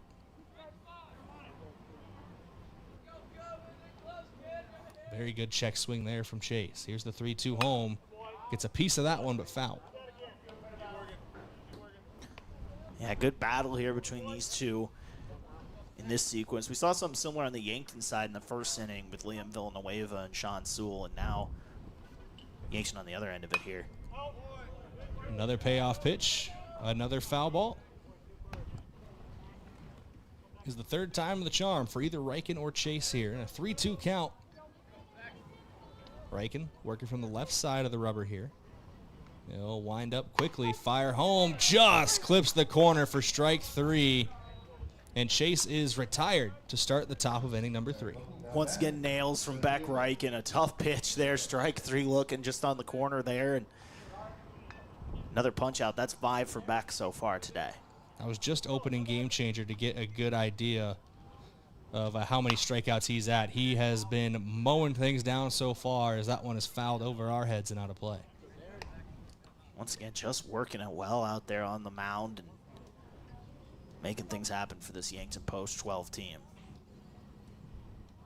Reichen for the 0-1 home. In there for strike 2. This is Crooks back to the top of the order for the center fielder for Spearfish. He was retired to lead things off. Yeah, did strike out in that first plate appearance, and this one's grounded over to Kudera. 2-hop into the glove of the shortstop, bobbled on the transfer, and that's going to be an error in the field for Yankton. Third error of the game for these two teams, and it's only the top of the third, Josh. I know both coaches want to limit those as much as possible, but runner on now for Spearfish with one out in the form of Darren Crooks. And that's going to bring Tucker Wiesman to the plate, the catcher for Spearfish. Yeah, and Kudera just lost that one as he was getting ready to transition it from glove to throwing hand. And Spearfish, who was the victim of a couple errors that led to a run earlier, now maybe can they capitalize with one out and one on here after the error from Kudera? That one is swung through for strike 1.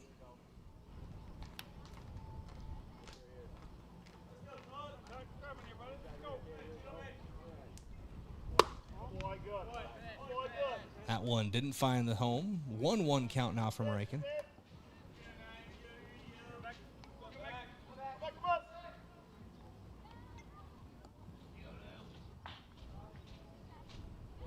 This one into left field, but foul.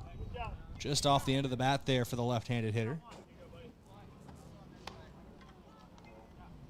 Now Reichen with 2 strikes here. Brayden looking to avoid another jam. Did get in a bit of a pickle last inning, but was able to battle out of it and trying to avoid getting into a similar situation here with Wiesman at the plate.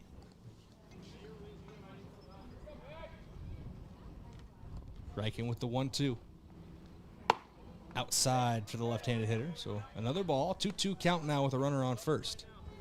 Yeah, and while Spearfish, Brayden, hasn't been able to get anything across, they're making Beck work a little bit here. 43 pitches so far through just 2 1/3. And looking to keep things, keeping the pressure on Beck. Obviously, a lot of times when you're facing a good pitcher like Reichen, or at any level, really, you're just trying to get some of these guys to throw a lot of pitches to get them out of there as soon as you can. And Spearfish has made him throw a healthy amount, and that's going to get past for a base hit for Wiesman.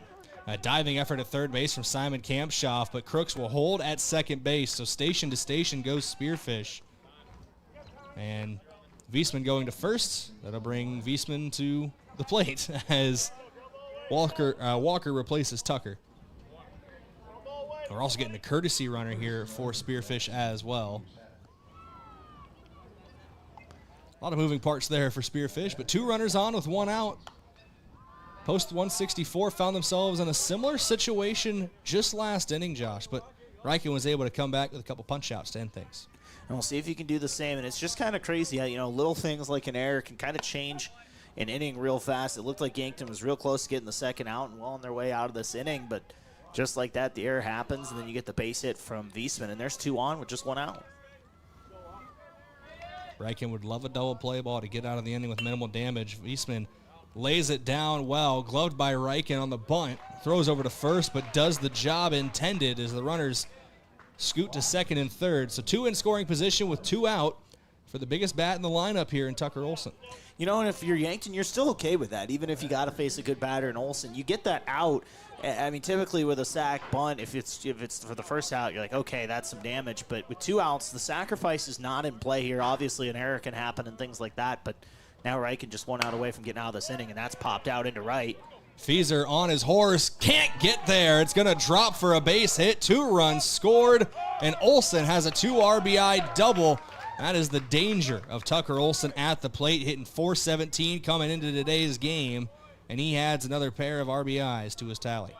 Yeah, Fieser just not able to catch up to that one, and 2 runs on the board there. Nice piece of hitting, and now, just like that, Spearfish right back in this one with a chance to tie this game with a base hit. I was looking for the stat. I didn't even get a chance to get there, but with runners in scoring position, Olson hitting .500 on the year for Spearfish. Just increased that number there with a 2 RBI double.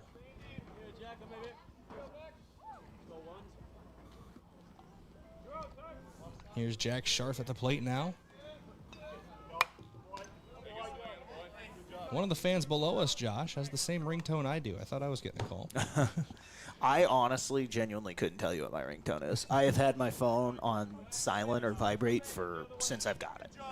So whatever the generic one is for the iPhone 12, that's my ringtone. 2-1 count now from Reichen as that one misses the zone. We've acknowledged the fans. It's the perfect time to talk about our fans of the game. They're courtesy of Triple Time Rudy's. Whether you're traveling to a home or an away game, be sure to fill up at Triple Time Rudy's. They're on Broadway in Yankton. Foul ball back into the backstop there from Scharf. Got to make it a 2-2 count with 2 outs and a runner on second base.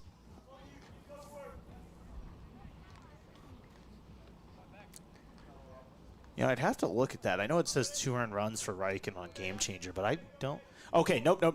I correct that. No, it just says 2 runs, not earned runs. I was about to say, I don't think that's right, but no, my eyes are not right. Yeah, one of those runners got on base via an error.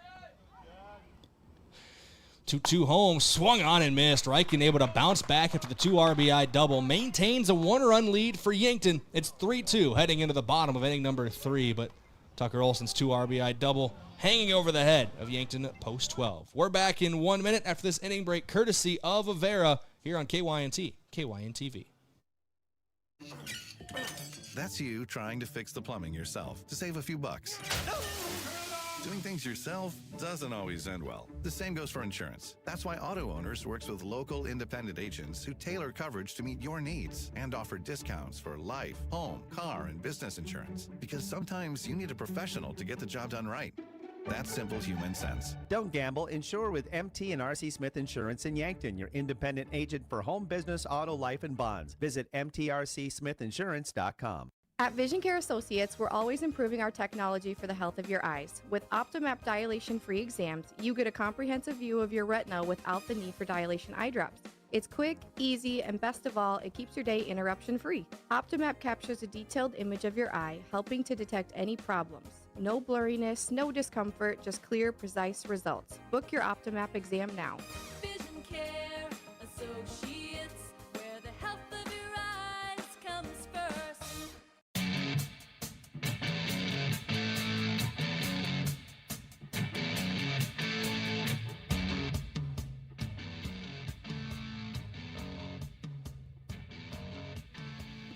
Welcome back here on KYNT and KYN-TV. Easton Fieser will lead off this half inning for Yankton post 12, and he immediately gets underneath the one into shallow left field in foul territory. Scharf giving chase, goes off the bullpen.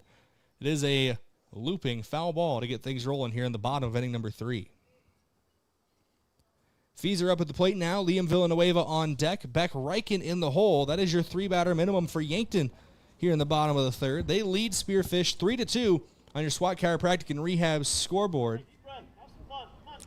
Yeah, and, able to get a couple back that inning for Spearfish, get right back in this one after Yankton got out to an early 3-0 lead. Now Yankton trying to build that lead back up here in the bottom of the third. I'm seeing why that's not ruled any earned runs for Riken. So that was ruled an error in right field on Game Changer. Did Olsen have a hit in the first inning? Let's start with that because they didn't. They're still ruling that as a hit. I think what they're saying is... No, Olsen led off the second inning with a single. Okay. No, he led off the second inning with a single. There we go. This one is grounded in the infield and thrown over to first base. Fieser is retired here to start the bottom of inning number 3. Because that's what I was trying to figure out where I'm like, did they rule that second, or did he have a hit in the second inning? Or, yeah, in the second inning. But with that, yeah, ruled an error out there in right field for Fieser. That's ruled an error across the board. So each team independently has their own game changer. So I went and checked the Spearfish game changer as well to see how they ruled it. They also ruled it an error in right field. So consensus amongst the game changers. There's a 1-1 count here for Liam Villanueva. See, the scoreboard out in the center field ruled it as a hit. So let's be second error of the game for Yankton as Villanueva gets a hit into left field. A worm burner splits the gap between third and short for a 1-out single to bring Beck Riken up to the plate. An early candidate for offensive player of the game. Had that RBI single to start this game, and another nice piece of hitting there. A couple ground balls over between third and short for 2 hits today. Yankton's got 3 runs on the board, but only 1 run driven in for the team. Liam Villanueva had that RBI single that we talked about, but 1 run scored on a balk, if you remember, Josh, and another run scored on an error on a pass ball. So not an error, on a pass ball, excuse me. But 0-1 count to Beck Riken here after the first pitch is a strike from Sewell, working into his 3rd inning now. Despite being down on the scoreboard by 1 run, I think he's pitched very well through 2 1/3 innings.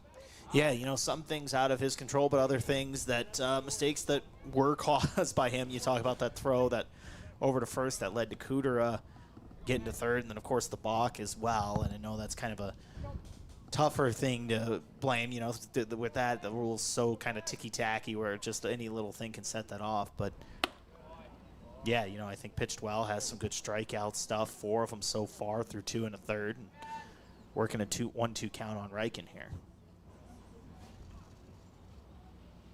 That last pitch did miss up near the chin of Riken, forced to bend out of the way a little bit. Here's the 1-2 from Sewell. Foul down the right field line and out of play.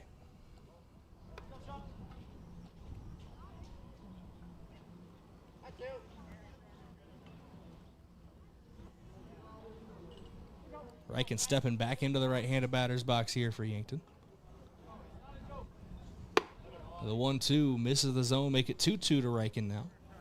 3-2 your score on the SWAT Chiropractic and Rehab scoreboard. We're in the bottom of inning number 3. Yankton leads by 1.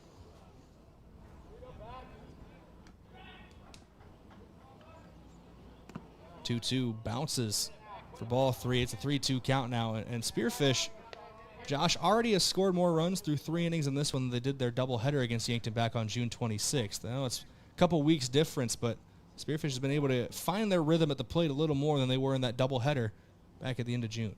Yeah, once again, find the rhythm. 4 hits so far as Riken drives this one out in the gap. We'll see if it get down. It won't. Hit out to right field, caught. I know we've talked about Riken wanting to get that batting average up a little bit. That's a good piece there. Just ended up being we're in the zone of control for the right fielder.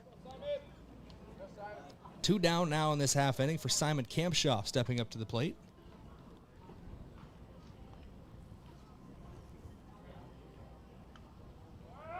Runner takes off for second base. Villanueva slides in head first, showing the wheels for the future Mount Marty Lancer. Kind of got an interesting jump there, but the throw was off the bag, and Villanueva was able to get in. And now a hit from Kampshoff here probably brings him home. Was a ball as well, so Kampshoff ahead in the count 1-0. The wind picking up even more here at Riverside Field. Here's the 1-0 from Sewell. Sent down the left field line, foul. And there's a foot race between a couple Spearfish players. Who's going to get it? Number 16 wins the race.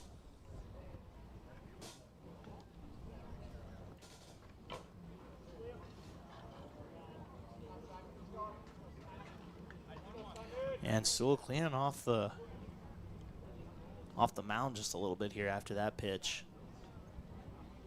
Sweeping it with his cleat there. For those at home who were worried, that was Tripp Donat who won the race for the foul ball for Spearfish. Strike 2 there from Sewell, though. Gets ahead in the count. 1-2 now on Kampshoff. Jackson Kudera in the on-deck circle was the third run of the game for Yankton post 12. Here's the 1-2 home. And that one's going to hit Kampshoff. Put 2 runners on for Kudera. And Kudera, last time he came to the plate, it was a series of unfortunate events, much like Lemony Snicket, Josh, for Spearfish, as an error on a ground ball to third base got him on base, an error on a throw over got him from first to third, and then the balk brought him home. Yeah, once again, just was able to find a way and made it his own way across the base paths here. Now I got to ask, who's your favorite live action? Is it Count Olaf? I'm trying to remember the villain. So here's the thing. You've never watched any of the TV I know shows. Lemony Snicket's series of unfortunate events that exists. You never read the book, did you? No, I don't. They're okay. They're okay. I don't read.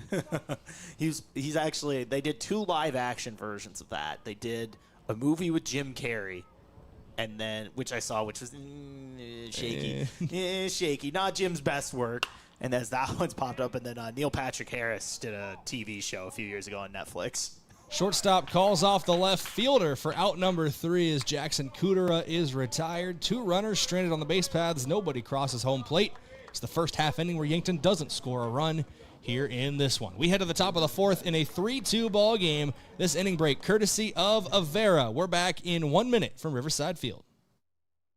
Save time when you shop online with Hy-Vee. Hy-Vee makes it easy to order groceries online through our app or Hy-Vee.com. Pickup is always free. And if you have a Perks Plus membership, you get free delivery and free express pickup. Shop online with Hy-Vee and you can create and save grocery lists, shop the sales, and get fuel savers. Talk about convenience. Order groceries online today. Check out Hy-Vee.com or download the Hy-Vee app. Text scams continue to rise, and victims who have lost money to these scams continues to increase. Consumers cannot rely on a text message to be truthful. If you receive a message regarding a fine for missing jury duty, your utilities being shut off for non-payment, toll road fines, or you've won a sweepstakes, these are scams designed with an urgency and the need to send money now. Do not respond to these texts, and you should contact Consumer Protection at 800-300-1986. That's 800-300-1986 for the South Dakota Office of Attorney General's Consumer Protection Division.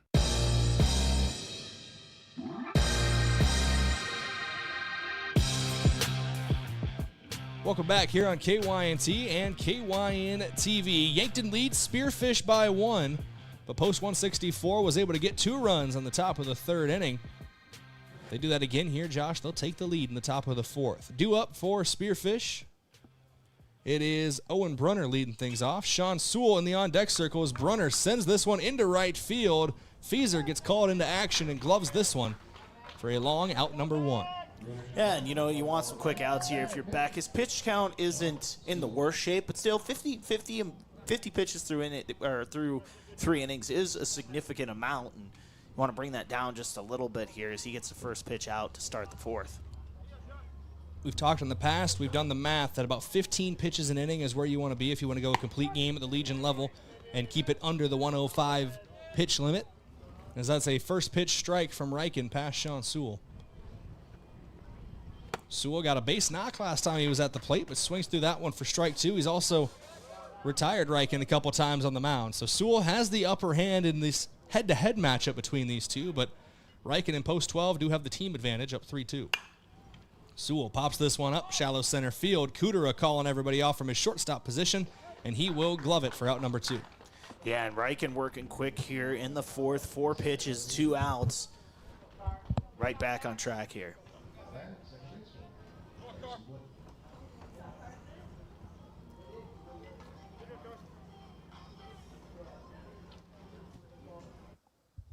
Someone's listening to Justin Bieber out there. I'm not trying to get copyrighted. This one's sent out to right field. Feeser running in on it, but it's going to be the first baseman, Liam Villanueva, that calls everybody off for the out. So 1, 2, 3 goes Spearfish. Reichen works quickly, and Josh, that's exactly what he needed after a longer third inning. Yeah, great inning there from Beck Reichen. Got a couple pop-ups, of course, and then the fly out on that first pitch there. Right back on track and looking good heading into the fifth. Time for your inning break, courtesy of Avera. Yankton leads 3-2. We're back with the bottom of inning number 4 here on KYNT and KYN-TV in 30 seconds. Just a 30-second break, and we're back. A local business owner came into the UPS store with a large shipment of products for his online store. While they packed everything securely, he asked if they could also handle the international shipping. The answer? Of course they can. For over 9 years, the UPS store in Yankton has been helping business owners with both their printing and shipping needs. Whether you're sending a package across town or across the globe, they've got you covered.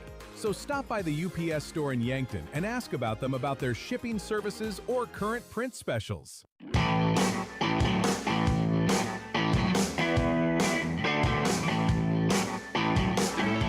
Welcome back after a quick break here on KYNT and KYN-TV. Yankton leads Spearfish 3-2, heading into the bottom of inning number 4. Yankton scored 2 in the first, 1 in the second, and they were held scoreless in the third, Josh. The pattern cannot continue. They can't put negative runs on the board, but Yankton wants to get back to the ways of the first couple innings, get some runners across, and Carter Boomsma will get the first crack at it here, the 8-hitter leading things off this half inning. Tate Bestie on deck, and then Gavin Johnson rounds out your 3-batter minimum this half inning for Yankton. And we're getting into the middle stages of this game. Yankton wanting to create a little bit of separation here, and it's the bottom part of the lineup looking to do it. Carter Boomsma having a quality season all around. And I was wondering if he'd try this. He tries to lay down a bunt, misses for a strike. Yeah, the floor kind of dropped out on that pitch from Sewell. Boomsma couldn't get the bat to it. And, you know, if you got him out the plate, might as well give it a shot. With his speed, you never know. Scharf creeps in a little bit over at third base. Boomsma swinging away this time and chops it foul. Down that third base line, a lot of pulled foul shots so far for Yankton tonight. They're getting out in front of the pitches quite often from Sewell. They got to wait that extra half beat. Yeah, a lot of action over there on that third base side for the Yankton bats today. And Boomsma takes strike 3 looking, and he knew it right away, Josh, shaking his head at himself as he is retired to start bottom of inning number 4. You just made me think of the Peter Griffin clip from Family Guy. Strike 3, and he knew it. Great clip. Yeah, I thought of it as soon as I said it. I pulled that one out with Anthony Volpe the other day when he watched a pitch right down the middle. All right, let's not compare Carter Boomsma to Anthony Volpe. That's disrespectful to Boomsma. It is. It is. Anyway, it's an 0-1 count. I don't have a dog in the fight. I'm just, here. As we get more Justin Bieber. I think they're playing it over at the softball field across the way, Josh, and we're somehow picking that up. That could be it. That could be it. Yeah, because I think they're between innings right now over there. So? Big Ludacris fans over there. I loved him in Fast and Furious. I was going to say, do you prefer Ludacris, the recording artist, or Ludacris, the actor? Ludacris, the actor. The 1-1 misses high for Tate Bestie. It's a 2-1 count to him from Sewell. You know my favorite part of the Fast and Furious franchise? In the 9th one, when Tyrese Gibson starts to openly acknowledge that they have plot armor. Yeah. And everybody just thinks he's crazy. It's the 2-2 count now to Bestie, as that one was in there for a strike. And then they put him and Ludacris in space in a Pontiac Fiero. Or was that 10? No, that was 9. Here's the 2-2 home. In there for strike 3. Back-to-back punch-outs for Sewell here. And lining them up and knocking them down here in the bottom of inning number 4. Now back to the top of the order. And this has been a guy that it's been a tough out so far. Gavin Johnson's got a hit and a walk from his leadoff spot. See, I think my favorite Ludacris role is when he plays the DJ Elf and Fred Claus with Vince Vaughn and Paul Giamatti. What a crew. Where he just plays Santa Claus is Coming to Town on repeat. Great movie if you haven't seen it. It's a 1-0 count to Gavin Johnson as the first pitch missed for a ball. Here's the 1-0 from Sewell. In there for a strike, 1-1.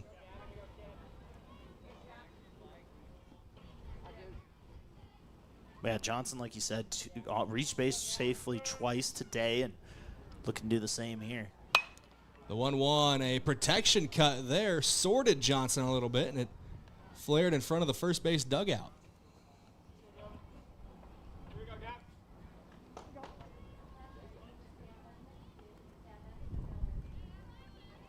Sewell comes set for the 1-2 home. Little rock and fire, fouled by Johnson to stay alive there. Just got it off the tip of the bat. Yeah, just got a little bit of that one and able to stay alive, but close there. Fantastic breaking ball from Sewell. Here's the 1-2 home, high for a ball, 2-2 count. Sewell might be trying to change the eye level a little bit. We've seen him get multiple members of the post-12 batting order to chase low. 2 balls, 2 strikes, 2 outs. And Sewell finds the bat of Johnson this time. That's going to drop in no man's land. Another base knock for Gavin Johnson. Every time Yankton's catcher has come to the plate so far, he's found himself on first base. And playing well today, like you said, 2 singles and a walk, and doing what we want from a leadoff guy, just getting on base. He's immediately replaced by Will Sager again, and Sager's been busy as a courtesy runner by association with how Johnson's been able to get on first base. Now here's Sam Goki. Throw over to first base, not there in time. This is the first throw over we've seen since the error that got Kudera from first to third back in the 2nd inning. Here's Sewell in there for a strike. Quick 0-1 count here to Goki. Sam Goki, also a future Mount Marty Lancer. We talked about Liam Villanueva earlier on. Villanueva, a member of the football program, is another throw over to first, sends Sager diving back in safely. Goki will be playing baseball over at the Mount. Huge pickup for head coach Josh Tykro and his staff. Yeah, keeping things local there. We know Tykro likes to get as many Yankton guys in here as he can, and another great one here in Goki. Throw down to second base in time. What a gun from behind the plate for Tucker Wiesman. And that is going to end the bottom of inning number 4. 1 hit, but no runs, no errors, and nobody gets left on base. We're back in 60 seconds as Yankton leads 3-2, heading into the top of the 5th. Back in 1 minute after this inning break from Avera. When the community needs support, Mesaba shows up. Whether it's local schools, youth activities, community events, or organizations making a difference, we're proud to invest in the places and people that make this region strong. That same commitment extends to our employees. At Mesaba, you're not just joining a company, you're joining a team that cares about where we live, work, and raise our families. Built on community, powered by people. Apply today at mesabainc.com/careers. Is it the competition that keeps bringing you back? The long-standing rivalries? Or is it seeing friends again and cheering on your favorite team? At First Dakota, we're here for it all. We appreciate the fans, the players, the coaches and officials, the concessions crew. The shared community experience is part of what makes life here great, and we're here for it. See you at the game. First Dakota National Bank, member FDIC.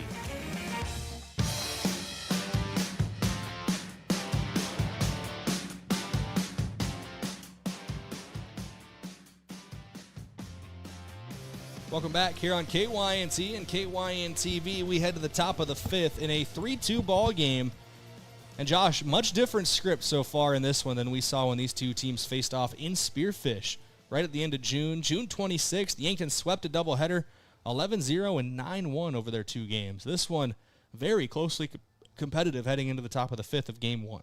Yeah, and, sometimes when you get another chance and another look at a ball club, especially, maybe you're away from home and whatnot, like Spearfish is today, sometimes just a second look and a second chance can be a big difference for a team. And you're seeing that here in this one where Spearfish was able to get a couple runs there in the 3rd. And then also with that, keeping this ball game right on track and a chance here to maybe take some as we're getting closer to the late stages.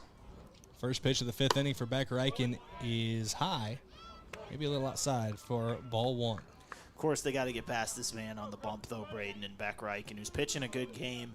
4 innings pitched, 0 earned runs, 6 strikeouts as he throws in a strike to make it 1 apiece on the count. But pitching well and looking good on the mound.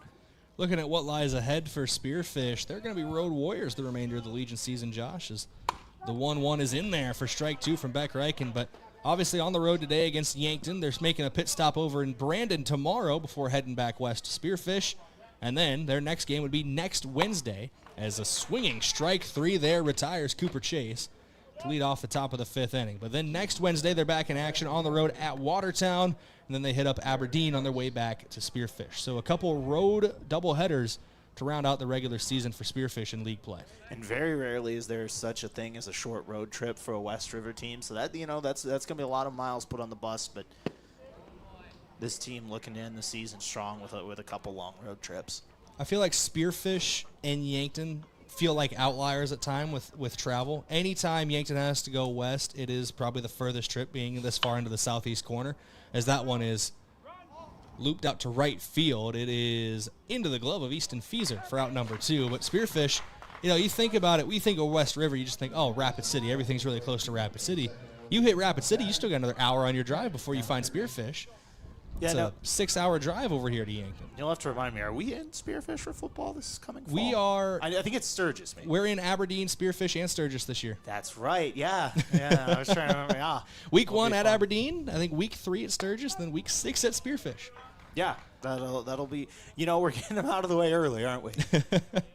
And then next year, outside of Douglas, everybody comes to Yankton. So yeah, but then we go to Douglas, go to Pierre, go to Watertown. So Pierre and Watertown, they pale in comparison to that Spearfish trip, I'll tell you. Well, I don't know. I'm of the opinion, I've talked about this before. I just like making the full trip at that point. Like let's do it, because Watertown and Pierre are still 3.5 hours with that. No short road trips when it comes to sports in South Dakota, that's for sure. And here in Yankton, your closest road trip is Mitchell, hour and a half. Maybe? Yeah, hour 20. Yeah, T or Mitchell. Swung through for strike 3 there. Riken goes 1-2-3 through the order and keeps it a 3-2 ball game here in the top of inning number 5. We go to the bottom of the 5th as Yankton looks to increase their lead here on KYNT and KYN-TV. Back in 1 minute after this inning break, courtesy of Avera. When pain or injury slows you down, waiting isn't an option. That's why Yankton Medical Clinic Orthopedic Walk-In Care is available Monday through Friday, 8 to 5, right here in Yankton. No appointment is needed. Just walk in and you will be seen. It's faster access to the expert care that you deserve from doctors who live and invest in this community. We're not just your doctors, we're your neighbors. I'm Dr. Brent Adams, orthopedic surgeon with the Yankton Medical Clinic. I'm proud to call Yankton home. We're your orthopedic team and we're here for you. Upgrading your home? That's a big moment. A happy, feel-good, we're getting a home office moment.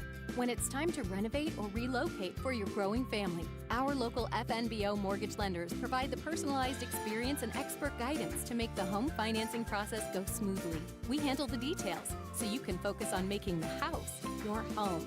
Your mortgage moment will be memorable, and FNBO is here to get you there. Visit our nearest branch or go to fnbo.com. Equal housing lender.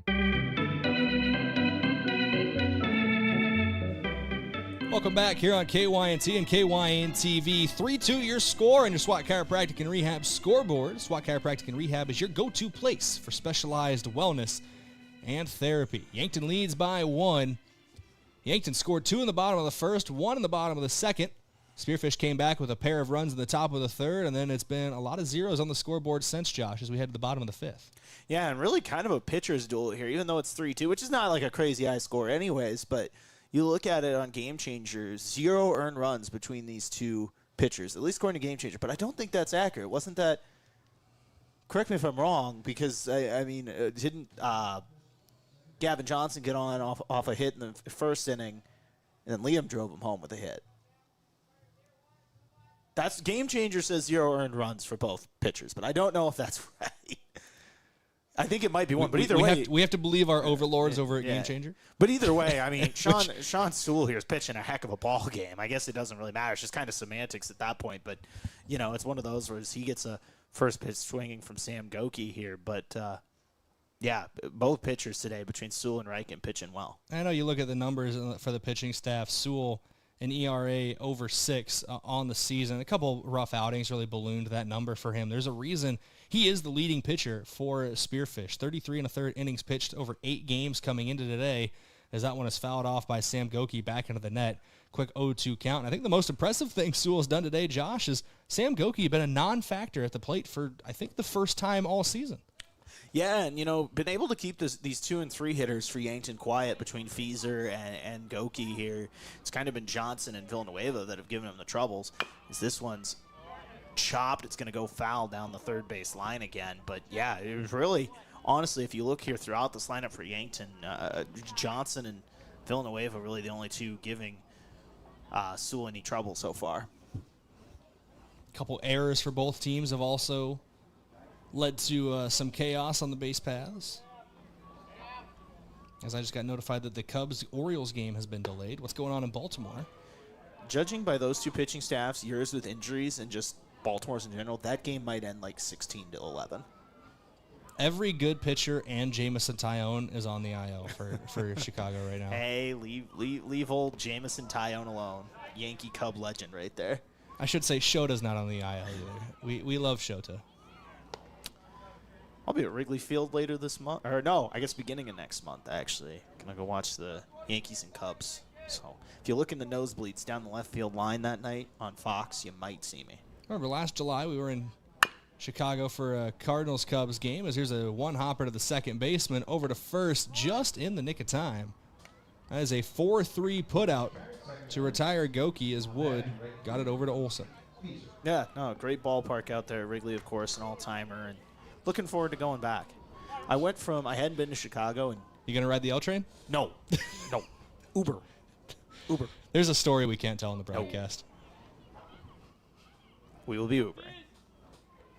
This one sent foul down the left field line and out of play.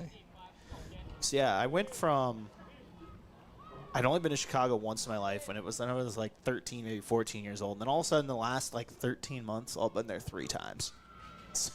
Hey, when you're back in Chicago, do you feel it? I do, actually. Oh, Feezer felt that one out to right center field, but it's going to be gloved, reaching high over and right for the out is Owen Brunner. Loud shot, Josh, but better coverage out and right. Had me doing my best Tom Brady over there going, ooh, and then, oh, wow. No, a nice hit, but an even better catch out there in right field. Tough break for Feezer there, who gave that one a good ride. That was the best piece either team has seen today and ends up in the glove. That's baseball. Here's Liam Villanueva at the plate now with 2 outs and nobody on. And Sewell forces the grounder foul down the left field line. Once again, another race for a foul ball down there, Josh, and it's Donat again who wins it. Yeah, and something about today's pitching, or with Sewell, Yankton's been able to pull the ball, but pull it down that third base foul line as Villanueva takes a strike there. He's got 2 hits today and 2 appearances and trying to keep his day going, but yeah, once again, just a lot of foul balls pulled down that third base line today. Sewell with the 0-2 home. Foul tipped. Villanueva stays alive, goes down to a knee a la on Adrian Beltre, Josh, but not quite as much pop as Beltre had on that one. And he's one of those guys you don't necessarily completely think about as an all-timer, but then you look at his numbers and you go, this guy, I know he's a Hall of Famer, but like you don't think about Adrian Beltre, and then you look at some of his career numbers and you're like, wow, this guy really was an all-timer. We have the same thoughts about Liam Villanueva. Yeah. I had a chance to catch up with his parents down at the 4th of July celebration, and they're excited, obviously, see what he does at the next level. Is that one, see if that counts as an error or as a hit as well, but it's going to get down to third base, and Villanueva is going to be safe as it bounces off a glove. That was shot out of a cannon off the bat of Villanueva, and just another tough play to make over there at the hot corner for Scharf. And we've talked about it already several different times already today, Josh. It has been a busy day at third base. That has been where Yankton is pulling the ball most, is right down that third base line. Yeah, official scorecard does have it as an error, so Villanueva is still 2 for 3 on the day, but reaching base safely each time up so far. Forced to dive back in safely at first base, up to the throw over from Sewell. Still 2 down in the inning. Beck Reichen with a chance to help his own cause here. Pops this one up the elevator shaft, and Beesman getting back behind it and gloves it for the out to retire the side. Villanueva gets stranded on first. No runs, no hits, 1 error, and 1 runner gets left on base. 0-0 your score as we head to the top of the 6th. Yankton is 6 outs away from taking game number 1.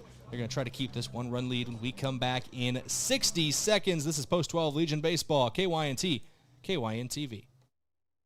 Are you on track to retire? I'm Adam Boelter, a certified financial planner with Vantage Financial, born and raised in Yankton, South Dakota. My team and I pride ourselves on building trust through clear, honest advice tailored to your unique goals. From retirement planning to smart tax strategies, we'll create a personalized plan to help you feel confident and secure about your financial future. Visit vfplanning.com or search Adam Boelter, Vantage Financial, to schedule a 15-minute call today. Vantage Financial Partners is a registered investment advisor. SEC registration does not constitute an endorsement of Vantage by the SEC, nor does it indicate that Vantage has attained a particular level of skill or ability. If you want a job where your work matters, you belong at Avera. Here, we've invested in our workforce because every Avera team member drives our health ministry forward, making a difference in lives and communities every day. We offer competitive pay, great health insurance, and even career opportunities. We're putting people first, including you. Search for local job openings and apply at avera.org/careers.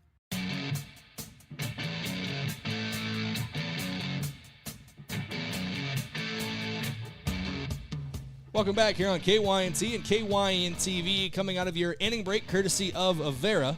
Visit avera.org today. Beck Reichen on the mound for his 6th inning of work. He's at 66 pitches by our count. He's at a healthy spot to go the remainder of this game. Yeah, and we'll see, obviously got 6 outs to go, but looking good so far. No earned runs, and now facing the heart of this Spearfish lineup once again here, Brayden. We'll see.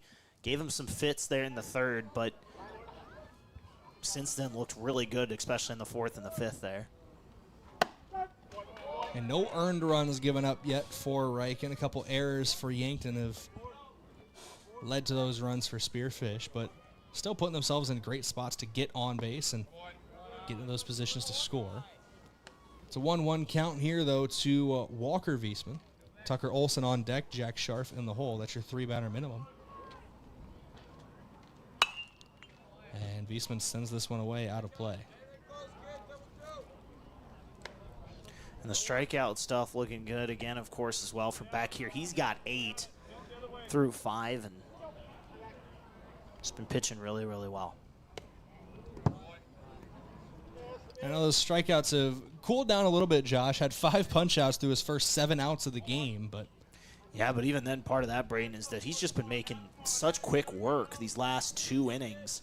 I believe both innings, 10 pitches or less, as that one's going to get down, it looks like, in the left field gap. Yeah, good piece of hitting there for Wiesman. A leadoff single for Spearfish. Going to put a runner on the tying run on the base paths here in the top of the 6th. And Tucker Olson, the guy who, depending on who you ask, drove in 2 runs earlier in this one. It was ruled an error in right field. Tough play to make for Easton Fieser. I almost feel a little bad for both guys involved. Olson, I think, deserves some RBIs, and I don't know if Fieser deserved the error on it, but that's how it was scored.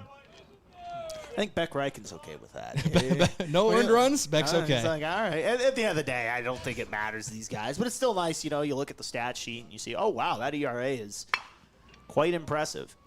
Over to Kamshoff at 3rd. Bobbles it, gets it to 2nd in time. No throw to 1st, so a 5-4 fielder's choice gets the lead runner in Wiesman. Olson on 1st takes his place with 1 out. Yeah, and, still able to recover there and make a play. I thought maybe if Wiesman was going a little bit faster down that line there, might have been able to reach, but credit to Simon Kamshoff to recover from the bobble and still get the lead runner there.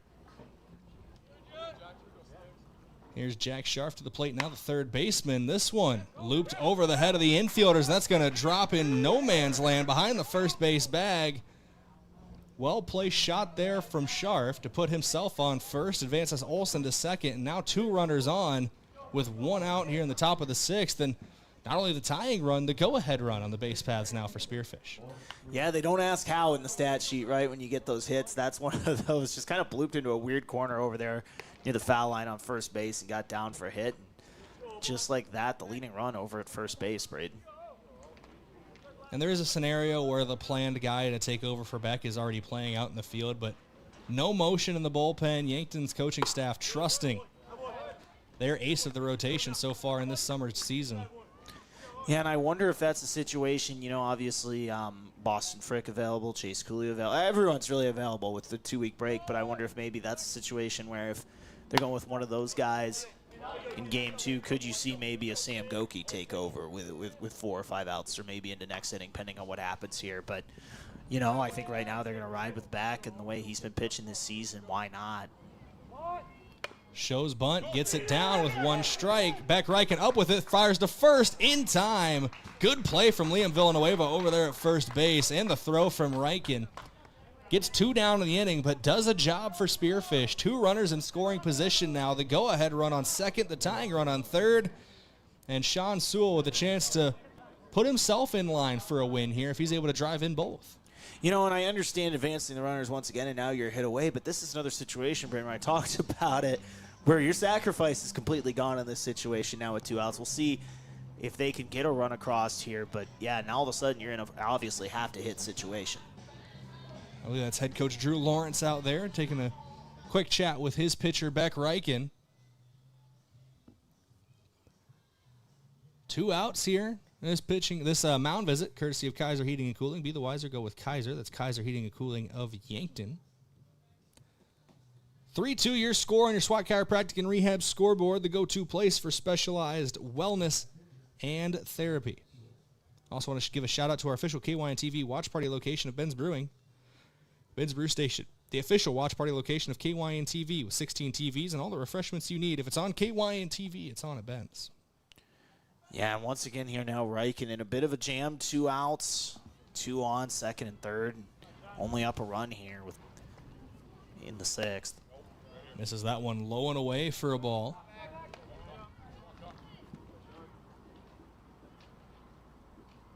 I'm always impressed by how much our crowd mic picks up, Josh. I heard the third base coach tell the third baseman, runner at third, no, right here, stay here.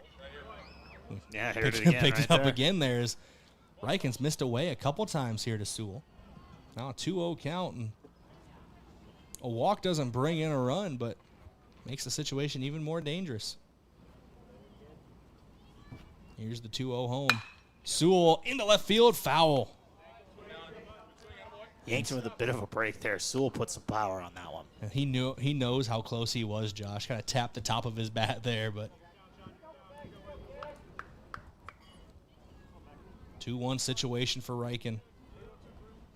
So he's looking to strand these runners on the base paths. High chopper, middle infield. Up with it at second base is Goki. Fires to first, not in time. Run's going to score. We're tied.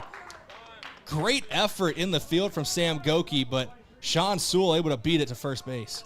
Yeah, good effort, but once again, ball bobbles there, and we're tied, like you said. Now Spearfish just 90 feet away from taking the lead here. And Sewell will have a courtesy runner for him over at first base as well.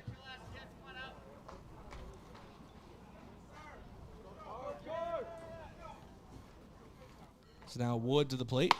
Misses outside for a ball from Reichen. And since that mound visit, Josh, we've seen him miss away further than he'd like about 3 different times now. Yeah, I was just thinking that it's one of those where he's really kind of lost some of that command this inning, trying to get it back here in a tie ball game. Wood swings through that one for the strike. It's a 1-1 count. 3-3 your score on your SWAT Chiropractic and Rehab scoreboard. Yankton no longer really in control of their own destiny. They got to score now. Both these teams have to score one more run to win, obviously. But the 1-1 swung on and missed. Ball gets away from Johnson as he transferred to the hand. Trying to make the throw to second base. Lead runner stays at third, but that's 2 runners in scoring position now. In a 1-2 count, though, Josh, all focus has to be on the batter and Carson Wood. I think there might be some grease on the baseball today, Brayden. That's happened more than a few times in the infield and now with Johnson there, where the ball's just kind of slipped in that transition there from glove to hand. There's no other way to put it, Josh. It's probably just a lot of sweat out there. Yeah. It's a warm one. And a punch out. Carson Wood watches strike 3 just clip the outer part of the plate. 3 out in the inning, but 1 run does come across. It's the first run in this game since the top of the 3rd, and we're tied at 3 heading into the bottom of the 6th. Yankton needs a run to retake the lead. We're back in 1 minute here on KYNT and KYN-TV after this inning break, courtesy of Avera. In nearly every family's lineage, there's a tie to agriculture. It's a legacy reflected in how we raise our kids, help our neighbors, and respect what we have. Farmers Union Insurance was built on that legacy. And while our roots are in agriculture, our protection has grown to include home, auto, business, health, and life. Protect your legacy. Farmers Union Insurance. If you've been suffering from chronic pain or a recent injury, check us out, Lane, Reed, and Cole Sawatsky at SWAT Chiropractic and Rehab. We offer a wide variety of treatments and techniques, including dry needling, cupping, chiropractic adjustments, and sports rehabilitation. Our mission is to ensure an individualized and efficient treatment plan to get you back on your feet. From ankle sprains and sports injuries to neck pain and headaches, we've got your back. Give us a call or book an appointment on our website. SWAT Chiropractic, specialized wellness and therapy. Located on Summit Street across from the high school.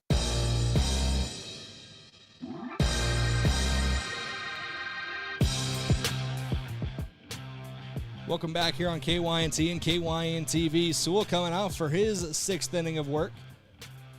Matching Riken stride for stride. It's been a fun pitching matchup so far as we're tied at 3 heading into the bottom of inning number 6.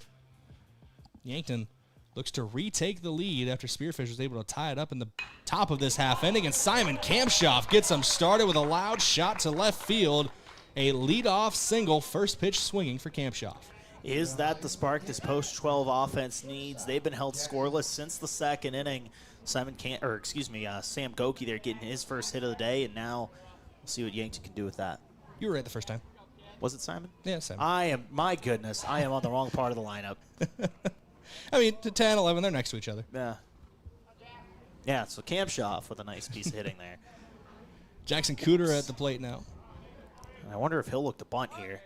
Hey, Nostradamus over here in the booth with me as Kudera does lay down the bunt, and over to second goes Kamshoff. Kudera is retired on the sacrifice there, and I can never assume anything with Carter Boomsma at the plate because he's a guy who can consistently beat out a bunt in the infield, but don't know if they'd go to the bunt again to keep moving Kamshoff over. Yeah, it's possible, but once again, I mean, with Boomsma up there, I could see it, but other than that, I think with how he's hitting this season, you talk about going 265 into today. I think you give him a chance here, see what he can do. But, either way, not the worst idea to have him bunt here. No indication of laying one down on the opening pitch. It's a 1-0 count to Boomsma. Sewell checks the runner at second, fires home, leaves that one high again. 2-0 now to Boomsma. You also don't want to give Boomsma a free bag. I know second base is occupied, but that's a lot of speed on the base paths. 20 stolen bases this season heading into today's doubleheader. Here's the 2-0 home to Boomsma, and he fouls that one off of himself. Comes up limping a little bit with that left leg. He's okay. Yeah, 2-1 count here. Something to keep in mind, Sewell is at 96 pitches, so keep an eye on that as well. So we get, once again, even further into this game. Most likely his last inning of work here on the bottom of the 6th. If Yankton's able to plate that runner from second, they'd be 3 outs away from taking the opening game in this doubleheader. Sewell comes set for the 2-1 home, checking the lead runner at second in Kamshoff. Leaves that one inside. Ball 3 and a quick 3-1 count now to Boomsma. Yeah, and I think you see Sewell there asking career behind home plate, was that a little too inside? And he's shaking his head, yeah. So, they're kind of communicating there. Unless that was with his catcher, Wiesman, maybe. But 3-1, fouled back into the net. Full count now for Sewell to Boomsma. And one of the most pivotal moments of this game, right? Full count, 1 out. If Sewell's able to get an out here, that obviously flips this inning on its head. But put this runner on or give up a hit here, and obviously changes the game. But big spot here for Sewell. Sewell comes set for the 3-2. Checking Kamshoff at second. Now fires home. Boomsma swings through it. Big punch out there for Sewell. Boomsma upset with himself after that one. That's going to bring Tate Bestie to the plate. Now Bestie, looking for his first hit today, has a chance to give Yankton the lead here. Can he play hero?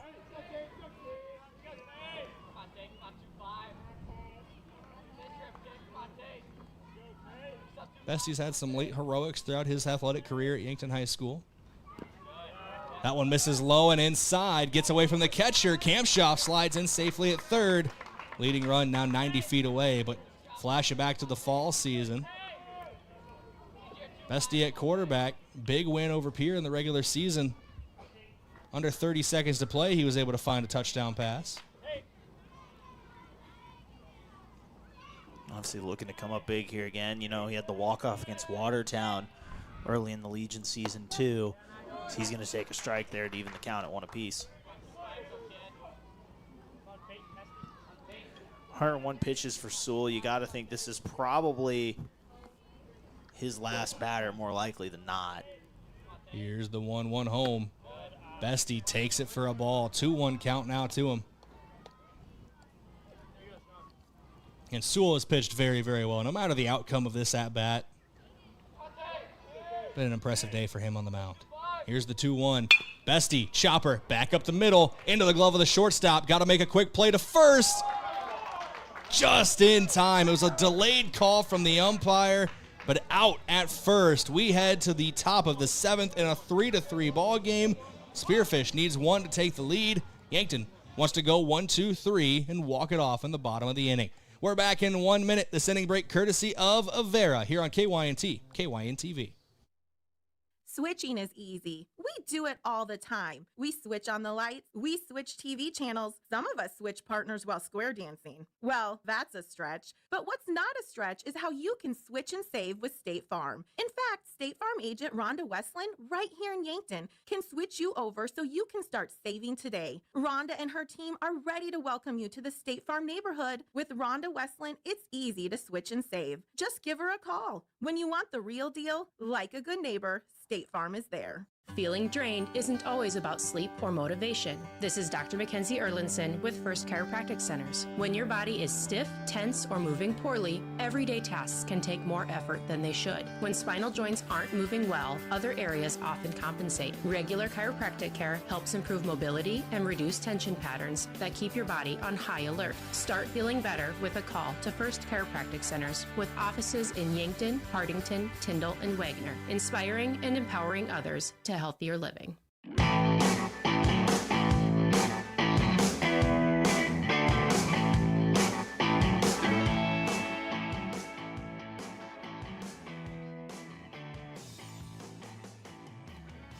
Welcome back here on KYNT and KYN-TV. 3-3, top of the 7th. Beck Reichen out for his 7th inning of work on the mound, and no matter what happens here in the top half of the inning, Josh, Yankton will get another trip to the plate. And judging by the pitch count, they will not see Son Sewell. So, yeah, and a heck of a game from him. You know, gave up those 3 runs in the first 2 innings and really locked in after that. Holding Yankton to 0's the last 4 innings. Looked really good on the mound today.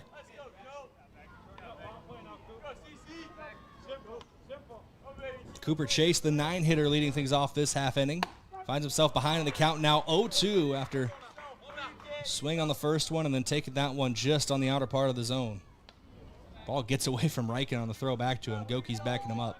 And looking to lock back in here. Had some trouble last inning, but still managed to keep this game tied. Now trying to give Yankton a chance to win it in the 7th.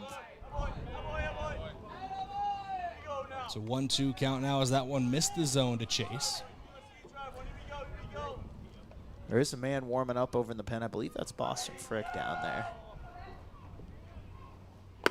That would be the number 9 on his back.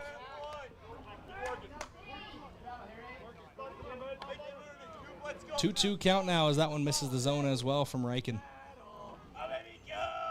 Here's the 2-2. Two-hopper to the shortstop. Up with it in time is Kudera across the diamond through the legs of Villanueva. Chase takes the turn at first, slips, riding back to the first base bag. A lot of moving parts on that play, but it's a leadoff base runner for Spearfish as Chase is on first.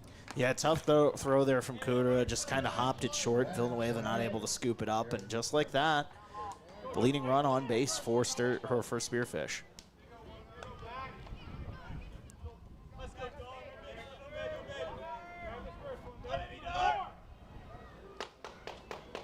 You got to assume bunt probably in play here with nobody out and 1 on. Nobody told Darren Crooks that as he took a hearty cut at that first pitch. Saw something he liked but couldn't get the barrel to it. Someone's getting hyped up in the Spearfish dugout. And now Crooks lays down the bunt. Riken checks second. No play there. Goes to first in time. Crooks does the job. Puts the runner in scoring position with one out. And that's going to bring up Tucker Wiesman. Yeah, and here comes the part of the lineup that's really giving Riken some trouble here. We'll see if he can battle through, obviously having to get it out of this inning, but giving up any blemishes here. See what he can do. And Riken, not an outlier when it comes to having trouble with this part of the lineup.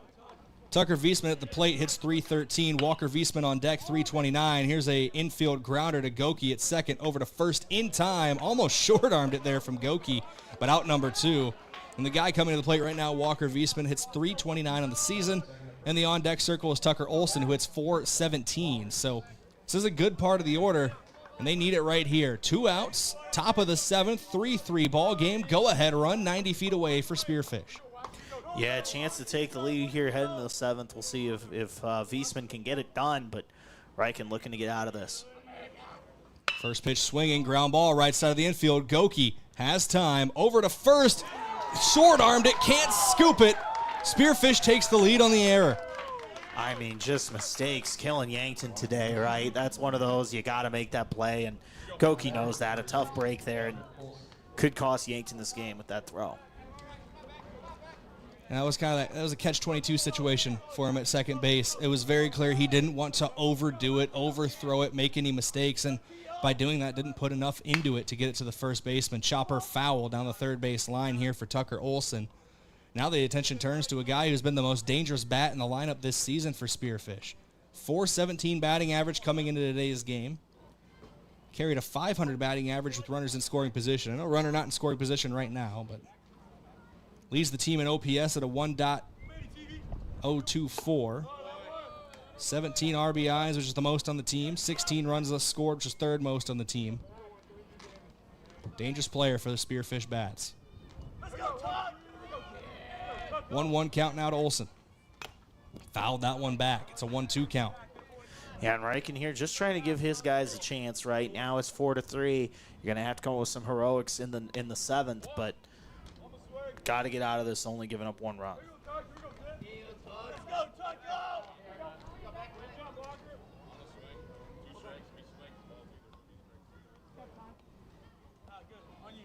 Stepping off here is Riken, resetting the situation. Yankton trails 4-3. It's the first time today they've been behind. And now their third game this season against Spearfish. It's the only time they've been behind. Hard shot to the shortstop. Kudera goes short to the second baseman. A 6-4 putout ends the inning. But Yankton 3 outs away from dropping game number 1 to Spearfish. 4-3, post 164 leads here on KYNT and KYN TV. We're back in 60 seconds with the bottom of inning number 7. When it comes to Medicare, you deserve local, personal help, not a call center. I'm Jen Great with Missouri River Associates, right here in your community. I'll sit down with you, answer your questions, and help you find the coverage that fits your life. Call 665-6885 to schedule your free consultation. Missouri River Associates, your hometown Medicare resource. There's a moment in every real estate deal that matters more than the contract. It usually happens at a kitchen table. Maybe it's a young couple realizing they can actually afford their first home. Maybe it's a family deciding it is time to build something new. At the Move Group, that's the moment we work for. Not the commission, not the closing. The moment a person looks up and says, "We can do this." That's the Move Group. People before transactions. Visit themovegroup.com.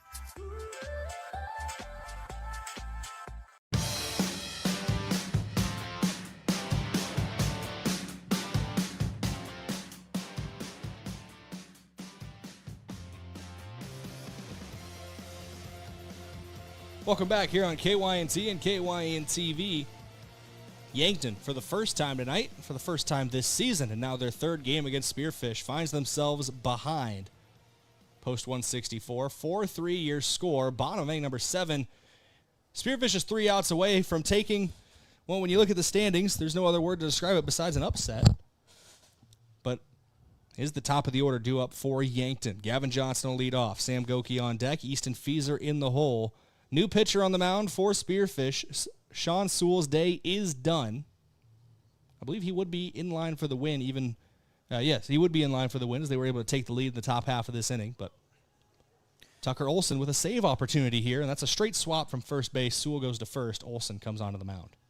And we'll see what Yankton can do here, Brayden. You know, top of the lineup, down just one run. Can they rally here after giving up the lead? We'll see. They haven't scored since the second inning. Bats have kind of gone cold. We'll see what they can do. Gavin Johnson will step into the batter's box, and he has been a tough out tonight.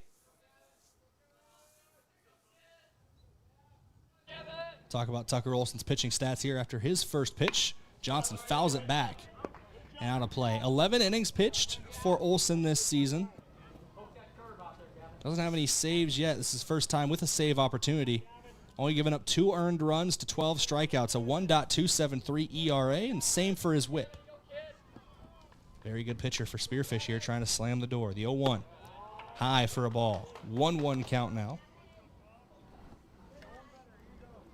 And when you talk about his pitching numbers like that, we already talked about him being the top hitter on the team in terms of batting average and RBIs. Very, very good baseball player for Spearfish. He's now behind in the count to Johnson. 2-1 as that one missed outside. Yeah, good player indeed. And once again, just 3 outs away from closing this one off. We're post 164. We'll see if he can do it. That one's fouled off. 2-2 count now to Johnson. If Johnson's able to get on, I assume we'll see Will Sager out on the base paths.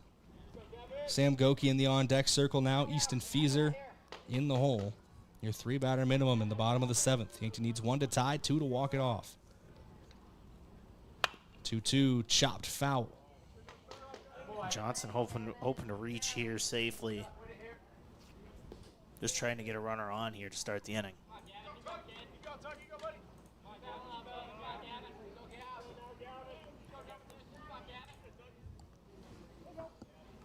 Two count.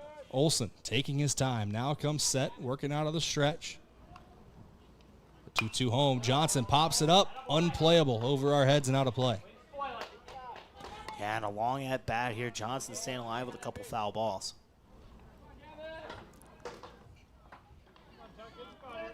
Olson much more deliberate than either starter we've seen today.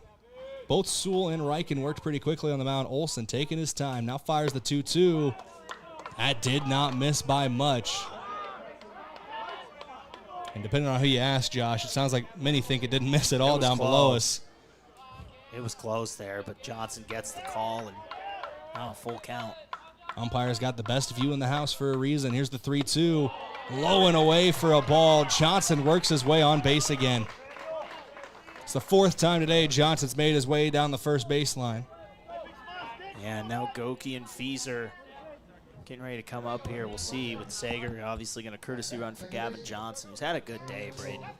Couple of hits, walked a couple times, and just doing his job.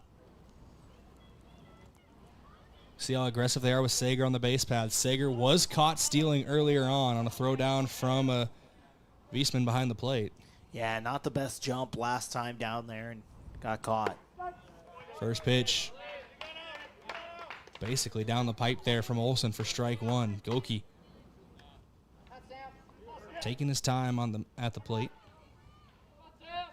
Olson comes set again. Here's the 0-1 home. Goki takes that one low for a ball. 1-1 count now.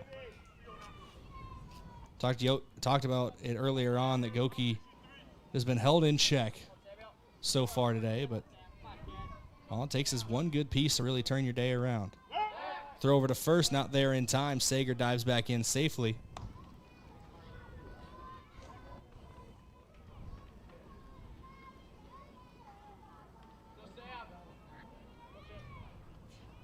Olson now set for the 1-1 home. Ball 2. It's a 2-1 count now from Olson. Yankton trails Spearfish 4-3 here in the bottom of the 7th. This is just game number 1 of our doubleheader today. And Yankton trying to steal one here after giving up the lead in the 7th as Goki gives that one a ride. I think it's going to be caught. This one will be gloved out in right field.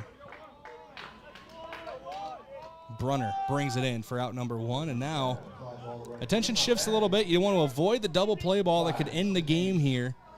But Easton Feaser's also a guy you got to be careful with. If anyone can put one over the fence and end this game right here, it is Easton Feaser. And that's where you got to be careful. This is a guy where, like, you know, if you pitch around, it's not the best thing in the world, but it's not the worst thing either. We'll see what he can do. Obviously, there's a hot bat behind him, too, with Liam Villanueva, who's got a pair of hits today. Olsen comes set after throwing over to first, not there in time, keeping Sager close to the bag. Feaser didn't barrel that one up the way he wanted. Foul ball.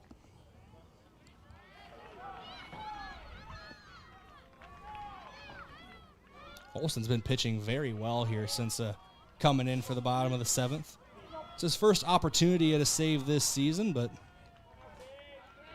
making the most of it here. The 0-1. Runner takes off for second. It's a hit and run. Looping in the infield. Gloved at third. Sager's got to race back. He won't get there in time. That ends it. Spearfish takes game number 1 right at the end, Josh. 2 runs in the final 2 innings for a 4-3 win for Spearfish. Yeah, just a tough break there for Yankton. Not able to hold on. Obviously, a couple mistakes, but then you have that there at the end. Just a tough break, and, you know, a rusty game 1 coming out of the break. As we talked about in the pregame, rest over rust. It was not the best outing for Yankton today, and credit where credit's due to Spearfish. They played a really good game, had a couple errors early on, and that led to some runs, Josh, but they really cleaned it up and held Yankton scoreless for the 3rd through 7th innings. Very, very good. We'll see what game 2 has in store between these two teams. Game 1 ends 4-3. Spearfish defeats Yankton. We're back in a couple minutes. We'll start your post-game report courtesy of Mason Schramm in the Move Group. Back after this. KYNT, KYN-TV. That's you trying to fix the plumbing yourself to save a few bucks. Doing things yourself doesn't always end well. The same goes for insurance. That's why Auto Owners works with local independent agents who tailor coverage to meet your needs and offer discounts for life, home, car, and business insurance. Because sometimes you need a professional to get the job done right. That's simple human sense. Don't gamble. Insure with MT and RC Smith Insurance in Yankton, your independent agent for home, business, auto, life, and bonds. Visit mtrcsmithinsurance.com. Does anyone in your family have macular degeneration? At Vision Care Associates, we are dedicated to delivering the highest standard of eye care, utilizing the latest medical advancements to protect and improve your vision. That's why we offer ZX Pro, a new technology that measures the risk for macular degeneration. ZX Pro is a test used to assess macular health before signs of macular degeneration even begin. Be proactive and schedule an appointment. Vision Care Associates, where the health of your eyes comes first. From sprains to fractures, getting the right care quickly makes all the difference. That's why we offer Yankton Medical Clinic orthopedic walk-in care, weekdays from 8 to 5. Walk in and be seen, no appointment needed. It's expert care, faster access, and a team that's part of your community. Because here, you're more than a patient, you're our neighbor. I'm Dr. Benjamin Lancaster, orthopedic surgeon with Yankton Medical Clinic. I'm proud to call Yankton home. We're your orthopedic team, and we're here for you. Looking for the perfect pair of glasses? At Vision Care Associates, we've got you covered. Step into our showroom and discover our vast selection from timeless classics to the latest trends. With several styles to choose from, you're sure to find the perfect match for your look. Experience personalized service and expert care, whether you need help finding the right frame or adjusting your new glasses for the perfect fit. Vision Care Associates, where the health of your eyes comes first. Save time when you shop online with Hy-Vee. Hy-Vee makes it easy to order groceries online through our app or Hy-Vee.com. Pickup is always free. And if you have a Perks Plus membership, you get free delivery and free express pickup. Shop online with Hy-Vee and you can create and save grocery lists, shop the sales, and get fuel savers. Talk about convenience. Order groceries online today. Check out Hy-Vee.com or download the Hy-Vee app. Ready to build your next project, but can't get anyone to show up or even give you a quote? Call John Kopp, owner of Kopp Building Innovations. He will show up and he will make sure you are happy with your project. Trust in Kopp Building Innovations. KBI is an authorized WIC builder offering custom solutions. Whether you need a residential garage, an agricultural pole barn, or a commercial building, we will work with you.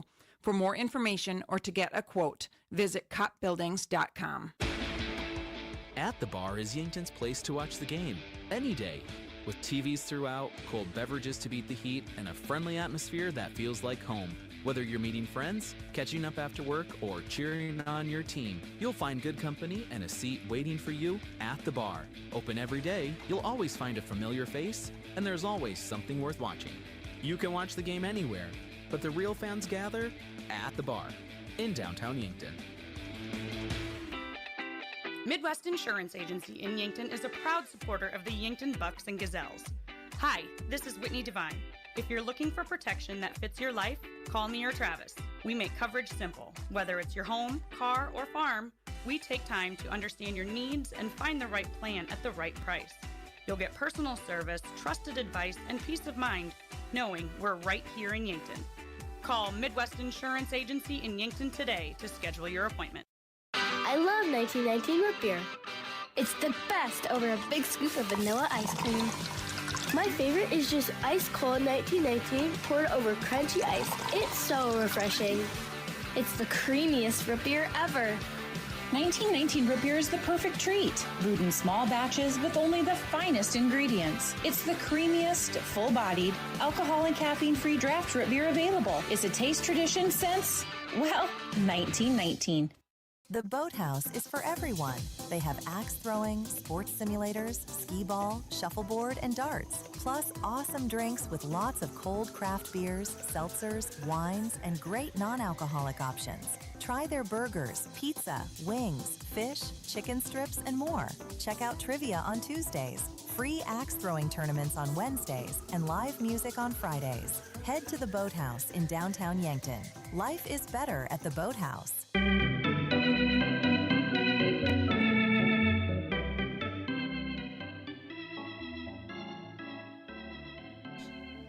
Time for your post-game report here on KYNT and KYNTV. Your post-game report courtesy of Mason Schramm and the Move Group. You buying or selling, move with Mason and the Move Group. We'll kick things off with your post-game stat recap from Mayor Signs. It's time to review the look of your business's signage. Let Mayor Signs help. They all got all kinds of signs. They're on 4th and Broadway in Yankton. Consider the possibilities today with Mayor Signs. Josh, how are the stats looking from this game? Yeah, taking a look, starting with Spearfish, they had 5 hits on the day. Wiesman with a hit, both Wiesmans with a pair of hits, Olsen with a hit, Scharf with a hit, and Sewell with a hit to end up with those 4 runs. Sewell on the mound did go 6 innings pitched, 4 hits, 3 runs, 2 walks, 7 strikeouts. As for Yankton, Liam Villanueva led the way with 2 hits and an RBI. Gavin Johnson had a hit and a pair of walks. Cam Schaff had a hit as well. Once again, Yankton with 3 runs. Beck Reichen did go 7 innings pitched, gave up 5 hits, 4 runs. It does say all unearned, I believe. We'll have to look at that eventually if they correct that or not, but I think maybe 2 of those might have been earned, I'd say. Maybe 1 or 2. Well, I'd say 1, maybe 2. Maybe those. There was at middle least 2. 1. Yeah. Yeah, so either way, that's just kind of look at the stats there, but 9 strikeouts as well for Beck Reichen, by the way. Yeah, very good day on the mound for him. Obviously, ends in a loss, so not how he or anybody on Yankton would have wanted it, but a huge win for Spearfish here.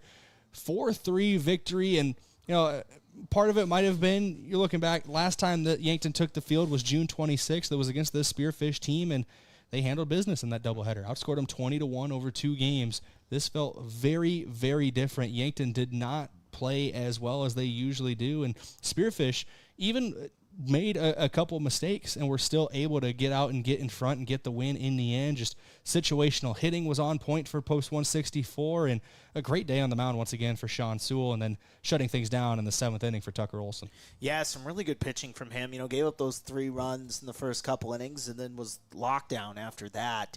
Ended up getting through 6 and pitched really well. And then, of course, you take wins where you can get them in baseball, and Spearfish was able to come in here and grab one. We'll see what Game 2 has in store between these two teams. They usually give about 20 to 30 minutes before last pitch, before the next game. So I'd guess anywhere between 7:05 to 7:10, maybe 7:15 at the absolute latest. We'll have first pitch of game number 2. We'll have that right here for you on KYNT and KYNTV, so don't go anywhere. But that is your post-game report. Check that. We got to give you your players of the game. Starting on the offensive side of the plate, offensive side of the field, courtesy of Hy-Vee, where there is a helpful smile on every aisle. On my mind, I got 2 guys that I think this could go to, Josh. So I'll let you decide who's our player of the game on the offensive side. Yeah, we're going to go with Liam Villanueva today. He went 2 for 3, had that RBI in the first inning. Even on the one plate appearance, he didn't get a hit. He still reached safely off of an error, so a good day for him. I thought he had a really good day with the bat. Defensive player of the game from Olson's Pest Technicians, your residential and commercial pest control solution. Call 1-800-KIL-BUGS.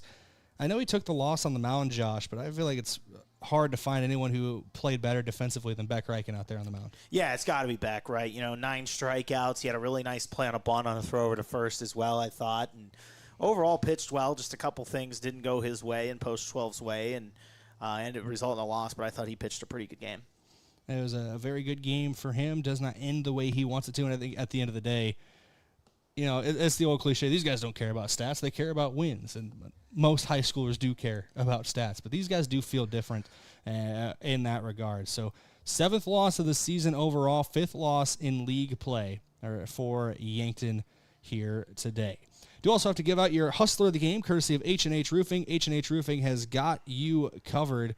Team leader in total bases, Gavin Johnson and Liam Villanueva both were credited with 2. Villanueva also had a stolen base, though, Josh, so I think it's a pair of awards for Liam Villanueva. He will be your Hustler of the Game from H&H Roofing.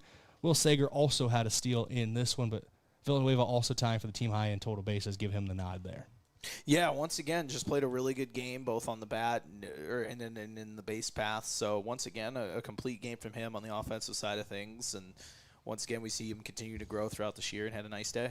Schedule preview from Parker Hannafin of Yankton. Look ahead to a brighter future with a new career at Parker of Yankton. All benefits begin on day 1. Learn more at parker.com. Parker, engineering your success. Like we said, about 10, 15 minutes from now, maybe 20 at the most, we'll get first pitch here of game number 2. But we're going to go back to break, come back in a couple of minutes, and start looking ahead to the second matchup of the day in our doubleheader. Yankton falls 4-3 in game number 1. Game number 2 coming up around the corner.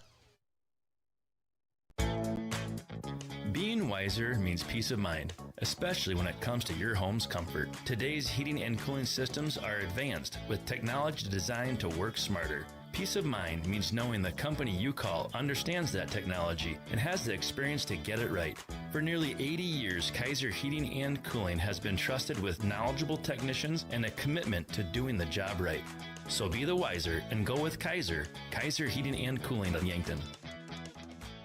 Inheritance, romance, and investment scams continue to plague South Dakotans with high dollar amount losses. They prey on vulnerable adults and swindle consumers out of their funds. Scammers befriend the victim, making it difficult for them to see the reality of what's happening. If you have a loved one susceptible to this type of scam, sit down and talk with them about these issues before it happens to them. If you or a loved one have been scammed in this manner, please reach out to the South Dakota Office of Attorney General's Consumer Protection Division at 800-300-1986.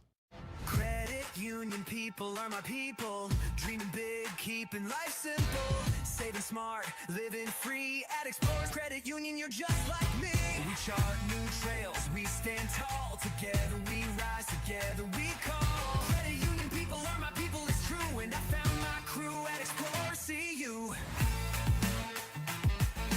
Federally insured by NCUA. Visit ExplorerCU.com to join the journey today. There's a difference when a convenience store is locally owned, and you feel it the moment you stop at Triple Time Rudy's. You'll get great quality fuel to keep you on the move, plus local and regional favorites like Dimmick Cheese and premium meats from the Kaler and Renner Lockers. It's the kind of place that's convenient and connected to your community. Conveniently located at 17th and Broadway, Triple Time Rudy's, fueling your day, fueling your community.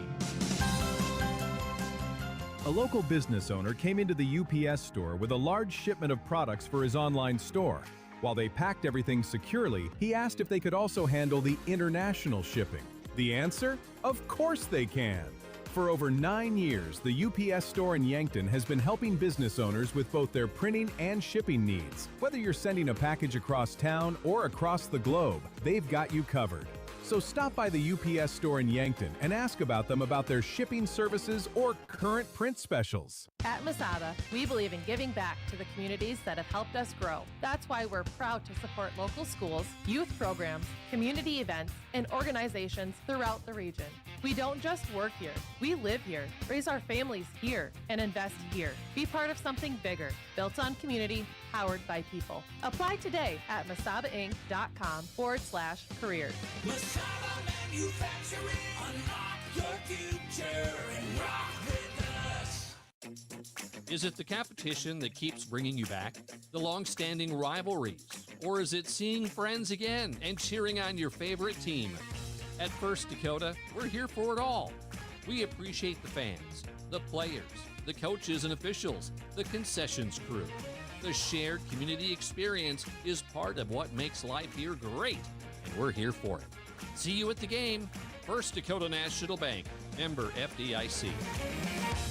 Life doesn't slow down for injuries, and neither should your care. With Yankton Medical Clinic Orthopedic Walk-In Care, you can be seen quickly, Monday through Friday from 8 to 5. No referrals, no long waits, just experienced, highly trained surgeons ready to help you heal and get back to what you love. And because we live right here in Yankton, your care stays close to home. I'm Dr. Jeremy Kudera, orthopedic surgeon with Yankton Medical Clinic. I'm proud to call Yankton home. We're your orthopedic team, and we're here for you. As a business owner, you want a bank that understands where you want to take your business and how to enhance your ability to take it there. F&BO Free Business Checking offers that flexibility and convenience so you can manage and grow your business. Unlimited transactions, free online banking and bill pay, mobile deposits and alerts, and no minimum balance, no maintenance fees, and no returned items fees. F&BO Free Business Checking, simplicity and essential solutions for businesses big and small. Member FDIC. In Yankton, community means everything, and at Wilson Trailer, it's the heart of what they do. They're more than manufacturers, they're your neighbors. From sponsoring the Bucks and Gazelles to supporting the next generation of farmers and builders, they're proud to give back to the place they call home. For over a century, Wilson Trailer has stood strong, steady, and rooted in community. Because when Yankton thrives, we all move forward. Wilson Trailer in Yankton. Learn more at wilsontrailer.com.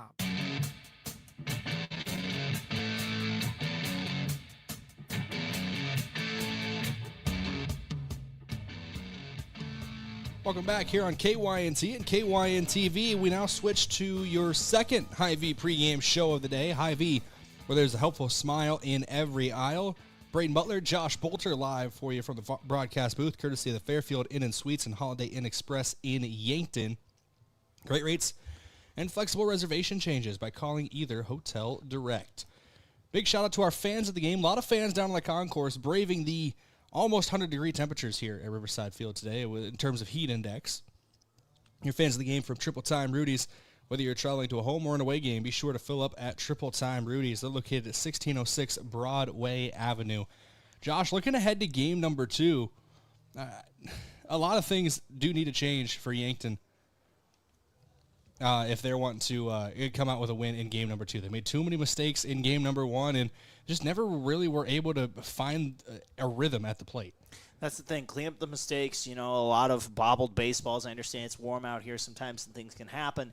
But just happened a few too many times in that game. And then, of course, like you said, the bats really, after those first couple innings, just kind of went ice cold. Yankton was up 3-0 and then really didn't do anything else at the plate for the most part. A couple singles here and there, but nothing really significant or of consistency in those last few innings. And looking to change that, obviously. They know that here going into game 2 that they got to play better and looking to do so here in a few minutes. Just to give you an idea of how important that game was in the seed point standings for a team like Spearfish. Coming into today's game, in games that count towards the Legion standings, Yankton was 11-4. They are now 11-5. And Spearfish was 1-11 in those. They were 13th ranked in the class. So that win over a tough Yankton team will bolster their numbers, could put them up in the running. They could jump Sioux Falls East. They could even get up around Mitchell or Renner right now in the Legion standings, depending on how much that win affects them. And it's a Spearfish team that's looking to build momentum down the stretch. We talked about it already. They have this doubleheader today. They got Brandon Valley on the road tomorrow. They're on the road against Watertown next Wednesday, the 15th of July, and then they end their regular season on the 16th on the road against Aberdeen. This was the first win in Legion play for Spearfish since the 29th of May when they beat Rapid City Post 320, 3-1. So long time coming for Spearfish, but a big win for them, and they earned it. They deserved it out there on the field. Absolutely, well earned, and a good performance on the mound from Sean Sewell. Once again, just came out there, took care of business, and just handled things, and a well-earned victory here on the road too against a very good baseball team. Looking at who was warming up for Yankton, I know we saw Boston Frick warming up at the end of Game 1. I think I saw Sam Goki throwing a little bit as well. We don't have starting lineups for Game 2 yet, but those are a couple guys we could see toe the rubber for the opening of Game number 2. And if it is Sam Goki on the mound, numbers aren't as impressive in the Allegiant season as they were in the high school season, but that's because I don't know how you could make those numbers better from the high school season when you have a .6 ERA and your whip's under 1 and your batting average against is under 150. It's a ridiculous season for him in the high school year, but trying to find that magic again here in the Legion season if it is him. So we'll get the official lineups here shortly. Hopefully we'll have first pitch as well coming up in a couple minutes here on KYNT and KYN-TV. But for now, we're going back to break on your Hy-Vee pregame show. We're back in a couple minutes from Riverside Field. Whether you're getting close to retirement or already there, the goal isn't just a plan. It's helping you feel more informed and organized across your financial life. I'm Adam Boelter with North Rock. At North Rock, we take a personal office approach, helping coordinate investment strategy, tax planning, insurance, and estate consideration. It's not just about managing money. It's about helping you make decisions across everything that matters. If you're looking for a more connected, relationship-driven approach to your finances, let's start a conversation. Search Adam Boelter with North Rock or visit northrockvantage.com. North Rock Partners, LLC is an investment advisor registered with the U.S. Securities and Exchange Commission. Registration does not imply a certain level of skill or training. If you want a job where your work matters, you belong at Avera. Here, we've invested in our workforce because every Avera team member drives our health ministry forward, making a difference in lives and communities every day. We offer competitive pay, great health insurance, and even career opportunities. We're putting people first, including you. Search for local job openings and apply at avera.org/careers. In nearly every family's lineage, there's a tie to agriculture. It's a legacy reflected in how we raise our kids, help our neighbors, and respect what we have. Farmers Union Insurance was built on that legacy. And while our roots are in agriculture, our protection has grown to include home, auto, business, health, and life. Protect your legacy. Farmers Union Insurance. Have a craving for wings or delicious burgers or pivo fries? Come sink your teeth into the mouth-watering burgers and wings at Checkers Sports Bar and Grill in Yankton. With a menu that's flavor frenzy, there's something for every fan. Grab your friends, bring your family, and head down to Checkers. Checkers Sports Bar and Grill is Yankton's favorite spot for food, friends, and sports. Open Tuesday through Sunday. Your game days belong at Checkers. Need custom clothing for your team, fundraiser, business, or event? Let JJ Benji's make it easy. Forget about taking orders, collecting money, and handing out shirts yourself. JJ Benji's handles everything for you. They create a custom online store with the merchandise you want to offer. Items are ordered and paid for online, and JJ Benji's ships the items directly to them. All you have to do is share the link or QR code. That's it. Contact JJ Benji's in Yankton to learn more about it. I'm Colby Cookta, one of your Yankton Edward Jones financial advisors. We're all about financial investments, but we also value the investments of time, patience, and encouragement our young athletes receive from their coaches, teachers, and mentors. That's why I'm a proud sponsor of the Yankton Bucks and Gazelles on KYNT. Call 605-653-4860 or visit edwardjones.com for all your investment needs. I'm Colby Cookta, financial advisor Edward Jones Yankton, member SIPC.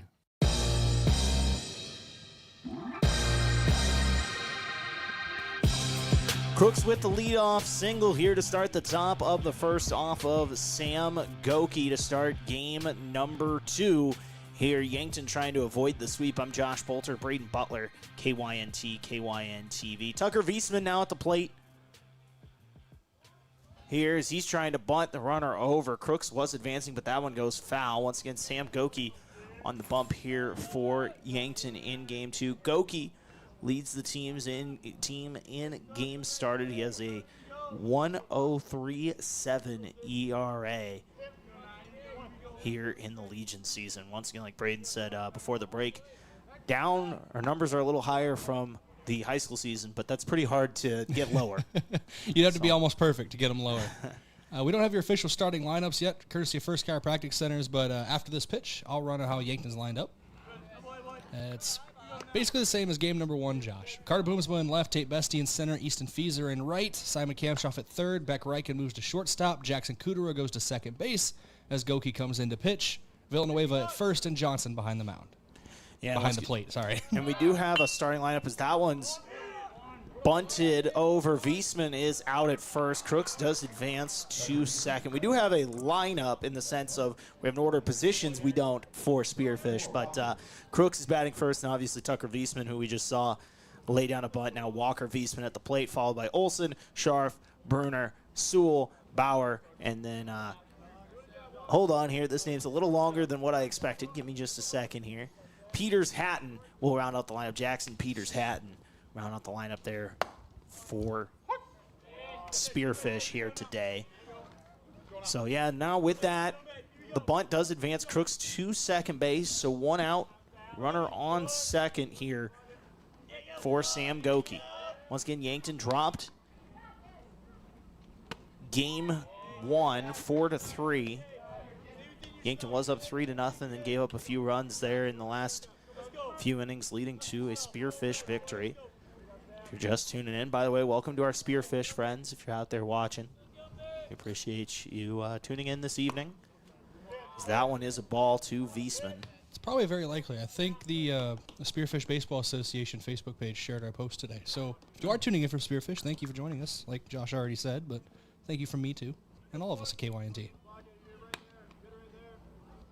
1-2 to Wiesman. He's going to hit this one over to second. Kudera on the grounder, throws it over to first in time to record the second out.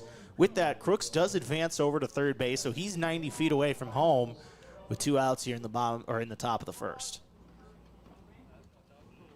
A good piece of hitting here early on, obviously for Spearfish, getting Crooks on right away and then moving him around the base paths, but now it's time to bring him home, and it's the guy you want at the plate when it's time to bring somebody home. Tucker Olson had a good game 1 and has been the leader at the plate for Spearfish so far this season.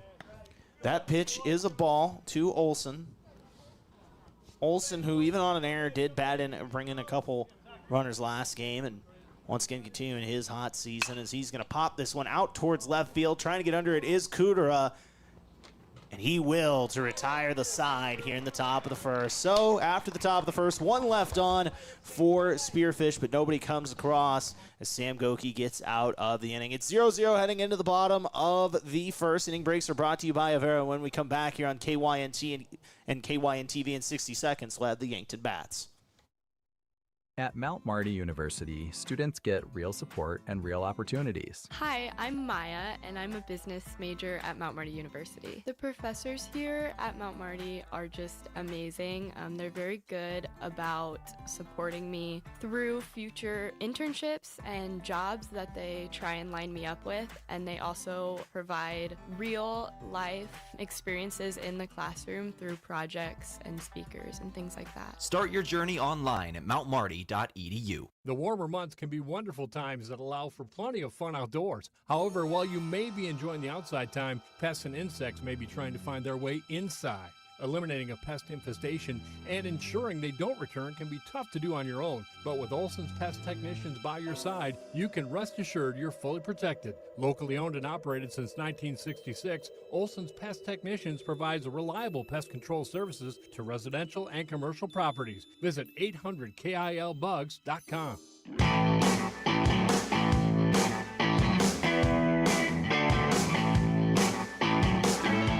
Bottom of the first here on KYNT, the Riverside Field. I'm Josh Boelter, Brayden Butler with me here for game number 2. As we get ready to see the Yankton Bats here running through their lineup quick. It's Gavin Johnson, then Sam Goki, Easton Fieser batting third, Liam Villanueva fourth, Beck Reichen fifth, Simon Kamshoff sixth, Jackson Kudera seventh, Carter Boomsma eighth, and then Tate Bestie rounding out the lineup. Tucker Wiesman on the mound here for Spearfish. Brayden, let's go ahead and look at his numbers this season. Just his third start of the season for Wiesman, but 21 2/3 innings pitched. He's faced 95 batters, 1-0 record when he factors into the decision. 23 hits given up, 13 runs, 8 of them earned, 15 strikeouts to 7 walks, a 2.585 ERA, a 1.385 whip, and a batting average against of .264. So he'll once again get the start today against a good Yankton lineup. Gavin Johnson, who had a good game one, walked twice, did record a hit. Did a good job in that leadoff role as he's going to take a ball high. Start this one. The home plate umpire for game two, voice of the Coyotes, John Thayer. Back there here today as that one's hit out into right field and will be caught for the first out of the inning. Gavin Johnson flies out to start for Yankton. A guy I always enjoy having a conversation with. A guy who loves sports just as much as us. Yes, as long as we don't talk Chiefs football. No, I'm just kidding. He's a pretty good Chiefs fan. There ain't a lot of those these days. Yeah. You win a couple Super Bowls and you have the greatest quarterback of the 21st century, not named Tom Brady. Yeah, you know what? I think that would inflate my ego a bit too. If I got that opportunity. Goki up the plate, and he spits one right back in between third and short. That's going to be a base hit for Sam Goki here in the first inning. So 1 on with 1 out here in the bottom of the first for post 12. And Yankton hopes that's a sign of things to come. We saw in the first game, Yankton was out in front way too often. Anytime they got good contact, it was foul down the left field line or right at the third baseman. So that one, waiting that extra half beat, you find the gap between short and third. Yankton's going to want more of that here in game two. There is a courtesy runner for Goki as Easton Fieser is going to give that one a ride. It's caught on a leaping catch out there. My goodness, what a play out there in left field. That's Peters Hahn out there making that catch to record the second out. That should have been double or multiple bases there for Easton Fieser. Let's see if we can see this on the replay. He might he's just off the screen. You can see his leg kick out when he jumps up, but absolutely fantastic play there for Peters Hatton. Yeah, Peters Hatton records the second out here, so still 1 on for Yankton as that pitch is outside to Liam Villanueva, our offensive player and hustler of the game in game one. He had 2 hits, a couple of singles, including an RBI in the bottom of the first. We'll see. He's looking to create more of that magic here in the first inning of game two as he gives this one a hop over to short. The throw to first in time to record out number 3. Yankton leaves 1 on, but doesn't get anybody across. And after 1, it's Spearfish 0, Yankton 0. Inning breaks are brought to you by Avera here on KYNT and KYN-TV. When we come back for the top of the second, it's Sam Goki on the mound.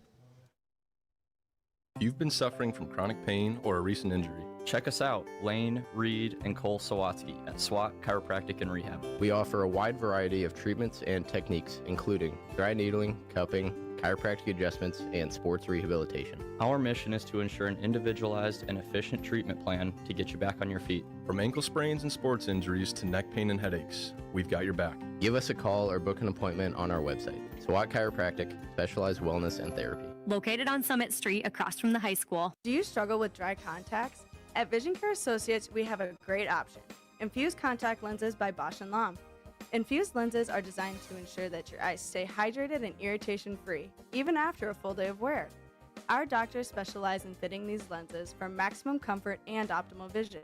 Schedule your consultation and experience the all-day comfort and crisp, clear vision you deserve. Vision Care Associates, where the health of your eyes comes first.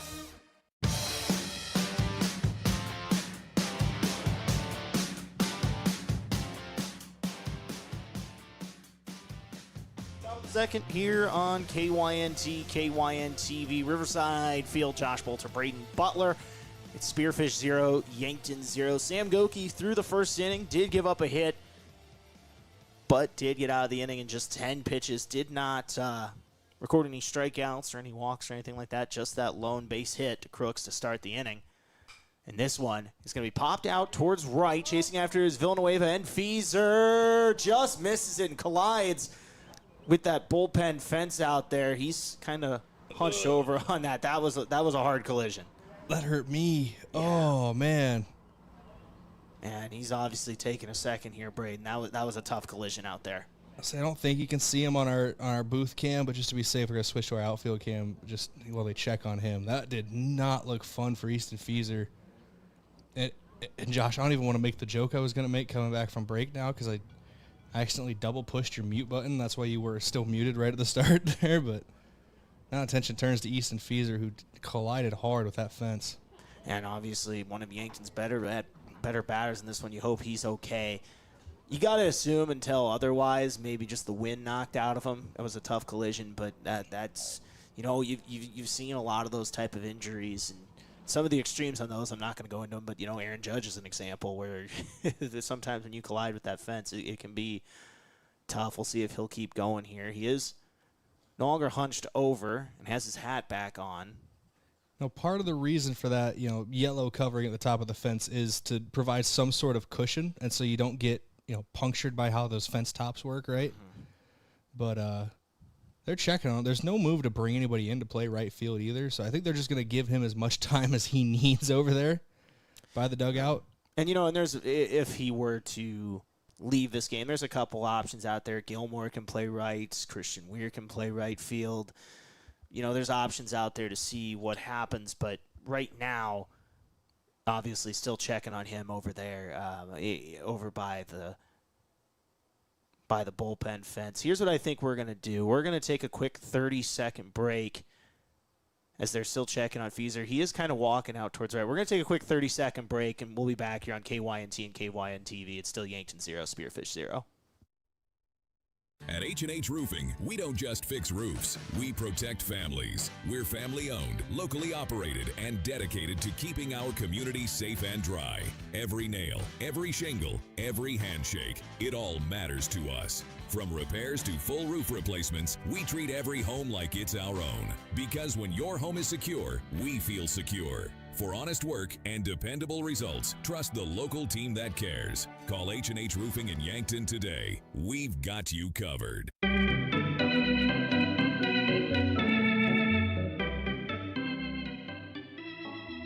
We're back here on KYNT and KYN TV. Still checking on Easton Fieser out there, obviously giving him some time before the break.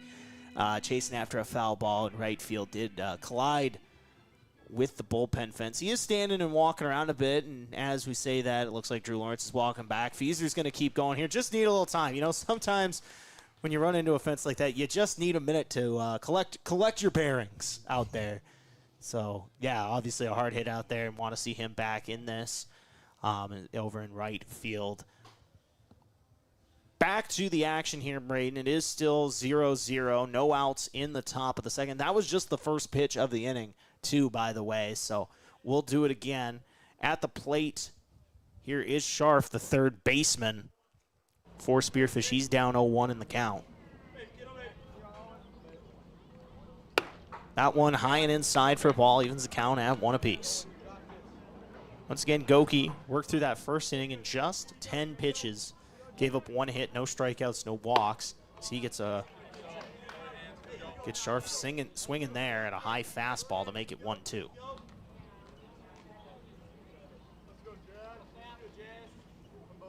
Here's the 1-2. This one hit over to short. Reichen moving to his right. The throw in time. Nice play by Yankton's senior shortstop to record the first out here of the second inning. And that's why he is, when he's not pitching, every single game playing shortstop. Beck Reichen is a fantastic defender. You got to love that glove. You got to love his ability on the mound. We talked about it, I think, off air before the game or maybe during game one. Josh, Dakota State's getting a very good baseball player in Beck Reichen. Yeah, really good glove out there, a good pitcher, and knows how to draw a walk, too, and can do a lot for a team, and you can see why there's interest there, and obviously going to be there next year. As that pitch is high. It's 2-0. Here on Brunner, the catcher. Brunner played out in right field in game number 1. He's been replaced out there by Jackson Peters Hatton. Yeah, played right and then hits this one out to left, and that's going to be caught by Carter Boomsma for the second out of this inning.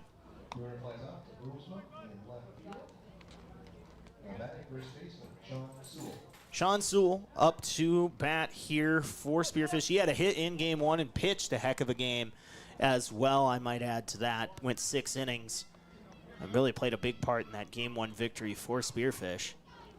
threw over 100 pitches in that game as well. So the arm might feel a little bit like Jell-O, but well-earned win for him in Game 1. Put some ice on that thing tomorrow and be ready to go next time out, right? That's what I think his coach will be saying. And he's going to pop this one high in the sky. Who's going to take it? It looks like Riken, and he will record the third out and retire the side. So no runs, no hits, no errors, and nobody left on for Spearfish in the top of the second. It's still 0-0 here at Riverside Field. Inning breaks brought to you by Avera. When we come back in 60 seconds on KYNT and KYN-TV, it's the Yankton Bats. The Sherco exclusive SureLink wireless remote system features the most advanced industrial Bluetooth technology and best-in-class express operation. Operate any Sherco electric product with the SureLink Pro and EZR remotes, or with your smartphone using the SureLink app. To learn more, contact your authorized Sherco distributor or find us at Sherco.com. Demand the best. Demand Sherco. When you make the right decision, it feels good. Like picking the perfect accent rug or choosing a good night's sleep over an all-night crime show binge. It feels really good to make the right insurance decision too. That's why State Farm agent Rhonda Westland is right here in Yankton to help you select the right protection at the right price. Rhonda will make sure you understand your State Farm coverages so you'll know what to expect if the unexpected happens. With State Farm agent Rhonda Westland, it's easy to make the right choice. Just call her. When you want the real deal, like a good neighbor, State Farm is there.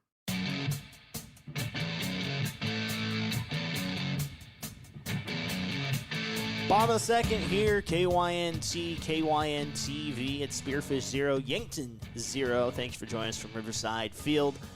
Wherever you're listening, watching here, we appreciate you choosing us and getting to watch some post-12 baseball here tonight. And once again, heading into the bottom of the second is 0-0. Josh Boelter, Brayden, Butler with you this evening. Yankton just coming off of their break over the 4th of July, their first game since June 26th, which they played against this Spearfish team out at Spearfish. Yankton won both of those games, but dropped Game 1 here tonight as Wiesman with a breaking ball to start this inning. To Beck Riken for a strike.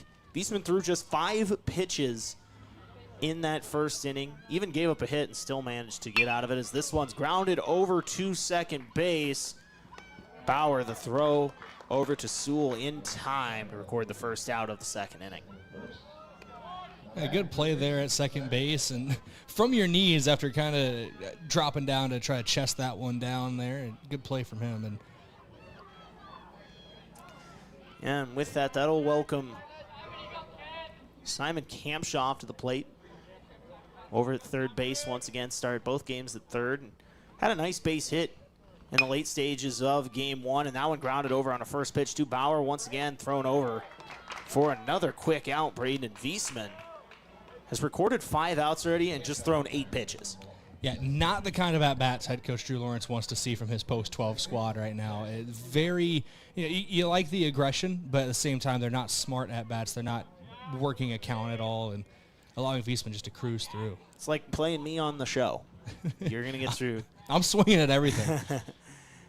That'll welcome Jackson Cruder to the plate as he takes a first pitch strike to make it 0-1. Already 2 outs once again here in the bottom of the second for Yankton. Only 1 hit so far for both teams. Wiesman the 0-1 to Cruder. A big swing and a miss, make it 0-2. The other end of that coin of this quick work is the fact that Wiesman's been in or around the zone basically every one of his pitches so far. Yankton can't sit there and take them. You're just going to get behind in the count. It's a catch-22 for post-12. And that's the thing. They're making good contact. Just haven't been able to get a hit yet, but they won't here. I guess they do have the one from the first inning, but either way, Kudera strikes out swinging there to end the second. So after 2, it's Spearfish 0, Yankton 0. Heading into the top of the third. Inning breaks brought to you by Avera. When we come back on KYNT and KYN-TV in 60 seconds, it's Sam Goki on the mound.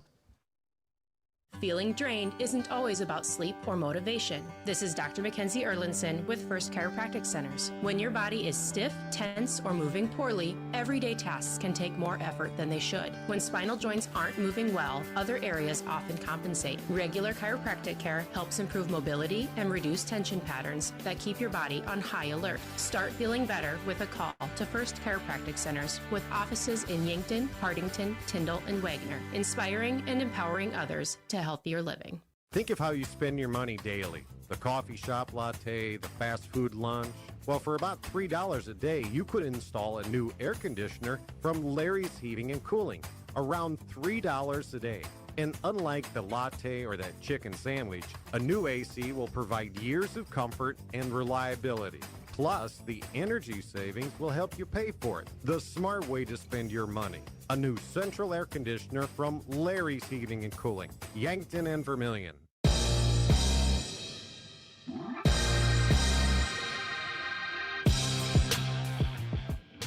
Top of the third here, it's Spearfish 0, Yankton 0. Here's Sam Goki on the mound, thrown just 17 pitches, make it 18 now. Here in the third. Can we get a combined pitch count for these two guys through 2 complete innings? By my count, it would be 28. That's insane. Cruising. That's good for just one pitcher, by the way. Is that pitch thrown outside by Goki. It is Bryce Bauer at the plate. We saw him busy that last half inning. Fielded a couple grounders there against the Yankton bats. As Bauer takes a strike, make it 2-1. Yeah, put it in perspective. If it was just one pitcher, you'd be under the ideal 15 pitches per inning still. These two combined might throw under 105 pitches. And nothing new as that one pops up. We'll see who gets underneath it. Johnson's looking for it. Will he get it? He will. Nice play by Yankton's senior catcher to record the first out at the top of the third. Another guy who's going to be plying his trade at Mount Marty next year. Yeah, that's right, Gavin Johnson. Yes. My brain was confusing him and Easton Fieser there for a second. I was like, huh? Fieser's staying in state. We're going to Dakota State. Yeah, along, of course, like we mentioned with Beck Reichen. So a lot of these guys going on to the next level to play different sports. You know, Sam Goki, once again, will be here for baseball as well. As that one's fouled off by Peters Hahn. Of course, Liam Villanueva over at first base is going to be handling the punting duties for Mount Marty next year, potentially. So I was talking to his parents this weekend. They said he just met his long snapper the other day. So got to get that relationship going quickly. That one in the dirt to Peters Hahn. Make it 1-1.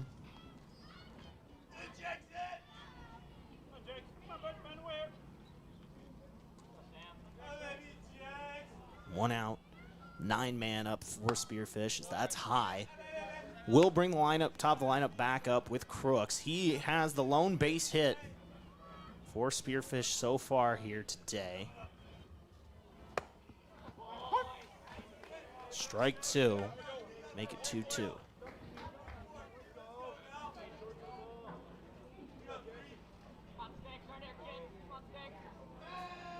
One out.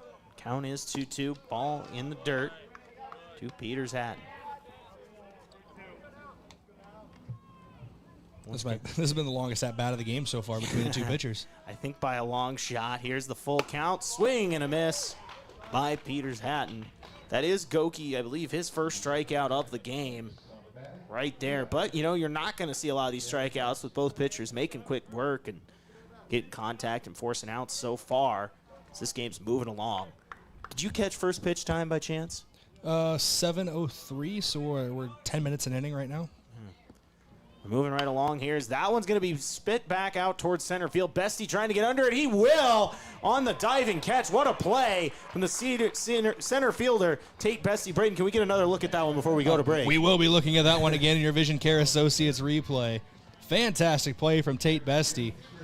Wish we could zoom in a little more, but this is just, you can see him sliding down. Oh, he made the catch perfectly in one of the windows of the net, Josh. Just beautiful work from him, tracking that one down and gloving it with the left. A web gem to close out the top of the third from Riverside Field. It's Spearfish 0, Yankton 0. When we come back in 60 seconds from our inning break brought to you by Avera here on KYNT and KYN TV, it'll be the Yankton Bats. At Elwood Family Dental Care, they believe you should understand your dental health, not just receive it. They'll show you your x-rays and photos, explain the why behind any treatment, and make sure you feel confident about your care.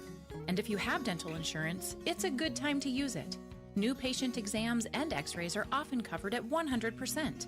Learn more at elwoodfamilydentalcare.com, where they take care of the entire family. Does your insurance agent know you by name? Do you see them at the school pickup or around town? Home and auto insurance is more than just premiums and deductibles. It's about having someone who truly understands you and your family. We take the time to get to know your life, your needs, and what matters most, so you have the right coverage when it counts. Call me, Skylar Sherman with Missouri River Associates in Yankton today for insurance you can trust from someone who's truly local. We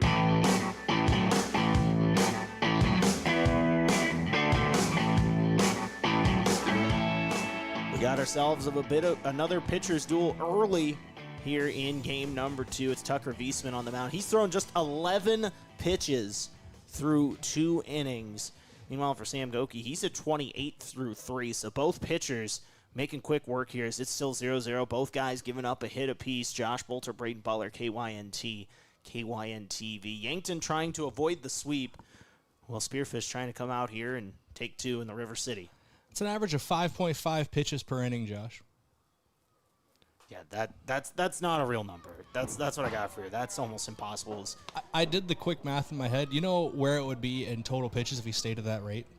Between 37 and 40. I was going to say it'd be about, because I was doing the quick 5 times 7. I think 35. I think it's be 37 and a half pitches on average. There's a hit from Carter Boomsma. Spits that one right back up the middle for a lead runner here this inning. And Brayden, I think this might go a little longer because I'm just going to go ahead and say it. You can start that clock over there with Carter Boomsma on first base and nobody else on. At the very least, I think you're going to see a bunt here from Tate Bestie. I just think more of so that Carter Boomsma was sick of us talking about math. It's like, let's get back to baseball, fellas. Yeah, well, this is more math. That clock has started, and there he goes. Pitch low. They're going to call it a strike. Actually, that's going to be safe for Boomsma. Ball's still in the infield, but it's loose. Boomsma's going for third. He's safe over there. What a play from Carter Boomsma. My goodness. We're looking at that whole thing again in your Vision Care Associates replay as well, as Carter Boomsma able just to sneak around the base paths with great speed, as always, from him. You see him sliding in safely at second base, realizing the ball got away. No hesitation, takes off for third, and able to find himself safe there as well. And I think if it's anybody else in the Yankton lineup, I don't know if they try that. As Bestie fouls that one down the third base line. He's down 0-2. That about hit Carter He almost over there. took out his teammate. Yeah. A lot of pitches hit foul here today. A lot of balls hit foul here today, specifically down that third base line, like you said, kind of pulling some pitches here for these Yankton bats. So Wiesman now trying to get out of a jam, 1 on third with nobody out here in the bottom of the third. Score is still 0-0. Bestie pops this one out to center field with Boomsma's speed. That should be enough to get him in. It's caught, and in for a run on the sac fly is Carter Boomsma. So 1 out, but Yankton starts the scoring here with a sac fly from Tate Bestie. We'll make the jokes often in-game, Josh, of, well, this guy's early clubhouse leader for this award or that award. Carter Boomsma might have already wrapped up Hustler of the game. Let's just give it to him now, honestly, with that play. That's the hustle play of the season so far for Carter Boomsma. Yeah, nice play there. Now Yankton does lead 1-0 here with the top of the lineup coming up. Gavin Johnson does take a strike there, make it 0-1. So Yankton leading 1-0. The sac fly from Bestie brings home Boomsma. Johnson's going to take a ball, make it 1-1. Wiesman, who threw 5 pitches in the first inning, 6 in the second, has already thrown 7 here in the third. Here's the 1-1 to Johnson. It's high for a ball, make it 2-1. And part of that, too, is Yankton being able to get a couple balls.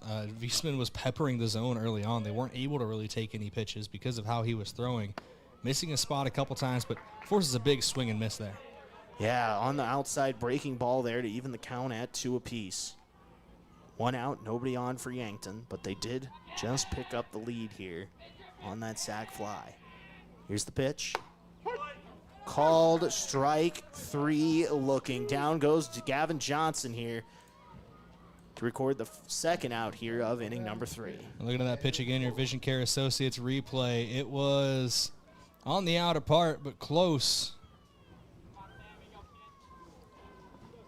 And with that, that'll bring Sam Goki to the plate. He's got one of Yankton's 2 hits today. He's 1 for 1. Had that hit in the first inning. He's going to hit this one over to short. Picking it up on the hop is Wiesman. It's Walker Wiesman, as that is going to do it for the third inning. But Yankton does add one here off the sac fly from Tate Bestie, bringing Carter Boomsma home. They lead 1-0 going into the top of the fourth. Inning breaks brought to you by Avera here on KYNT and KYN TV. When we come back in 60 seconds, Sam Goki on the mound. Are you looking to buy or sell a home but not sure where to start? I'm Deb Speck with Vision Real Estate, and I'm here to guide you every step of the way. With 20 years of experience and a passion for finding the perfect match, I'll work hard for you, answer all your questions along the way, and make it stress-free. Call me at 605-664-5555, and let's get moving. If it's time to review the look of the signage of your business, let Mayor Signs help. They offer all types of signs, including exterior and interior signage, fleet wraps, digital signs, and much more. They also do logo creation and vehicle wraps. Their technicians arrive on site, fully equipped to get the installation done with quality workmanship. With the latest tools and technology, Mayor Signs provides high-quality installation service for any sign. Contact Mayor Signs today on 4th and Broadway in Yankton.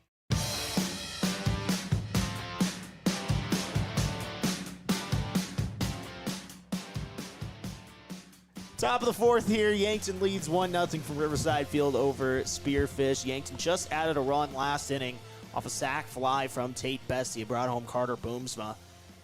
And now Sam Goki working with his first lead of the day. He's at exactly 10 pitches in inning 30 so far and making good work. Gave up a leadoff hit, Brayden, and then nothing since. Yeah, very locked in, as is the norm for Sam Goki on the mound. That'll bring Tucker Wiesman to the plate. The opposing pitcher here, he's looking to lay down a bunt. Will it go foul? It will. Make the count 0-1. Give Wiesman credit. Has some wheels down the first base line as well. Has some good speed. Just wasn't able to keep that bunt fair. And you get that extra couple feet when you're starting from the left-handed batter's box. Yeah, can make a difference there. Once again, you saw him scooting down there, but he's going to have to do it all over again here with the 0-1 count. I wonder if he'll try that again, or if maybe that was just something to try to catch Yankton off guard there with the first pitch of the inning. We'll see. Here's the 0-1. Changes his approach and swings at that one. Fouled off behind home plate, make it 0-2.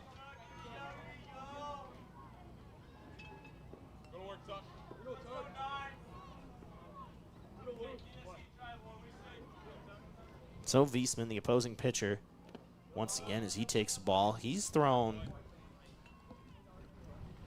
just 22 pitches through 3 innings. He's been great. So is Sam Goki, as we always expect. And for those who loved the math earlier on, that is 7.333 repeating pitches per inning.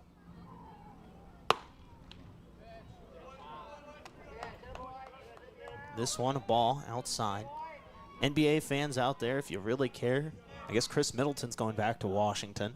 He signed a 3-year deal. Didn't know he had 3 years left in him.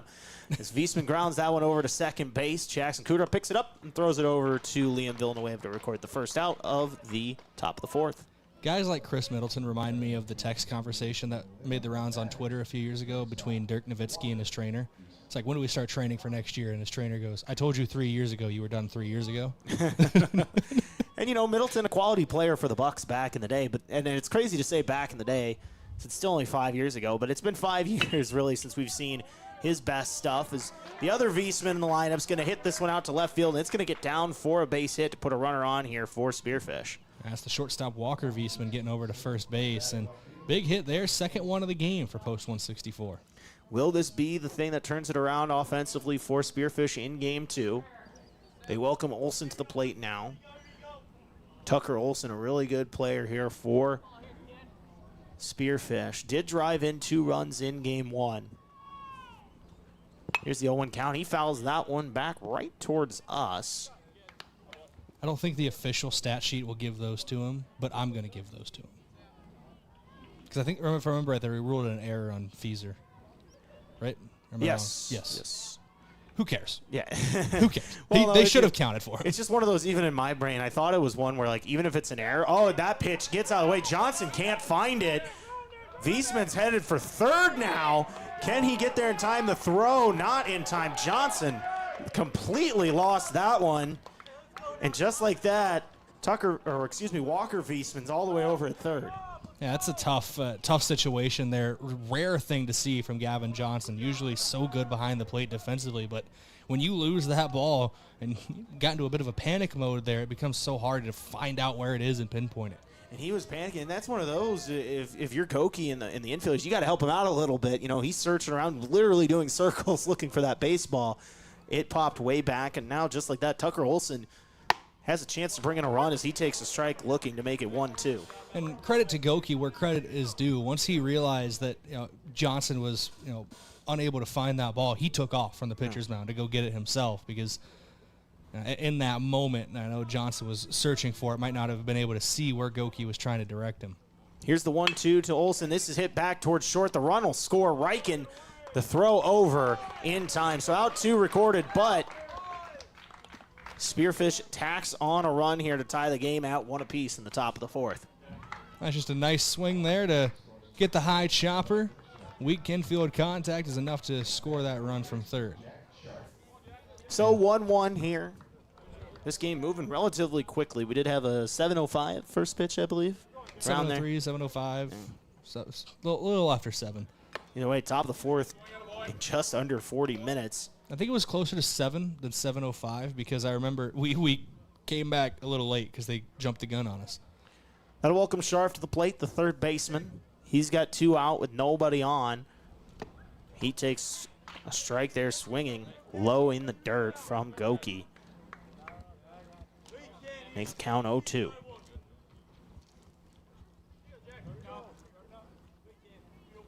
Here's the 0-2.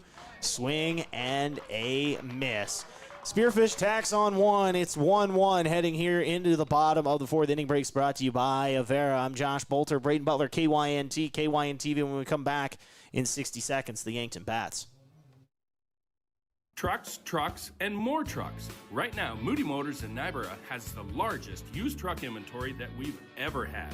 We have a 24 King Ranch and a 24 Platinum, all the way down to a 2006 Ram Crew Cab for just $2,900. New to the lot is a 21 Chevy LT Trail Boss and a 2012 Chevy Crew Cab with a utility box. A huge selection at great prices is what you'll find right here at Moody Motors in Nyborough. You're in the mood for Moody. It's sandal season at Boston Shoes to Boots, and we are fully loaded on new inventory and classic favorites. From popular brands like Birkenstock, Chaco, Keen, Atrex, Dansko, Sorel, and so much more.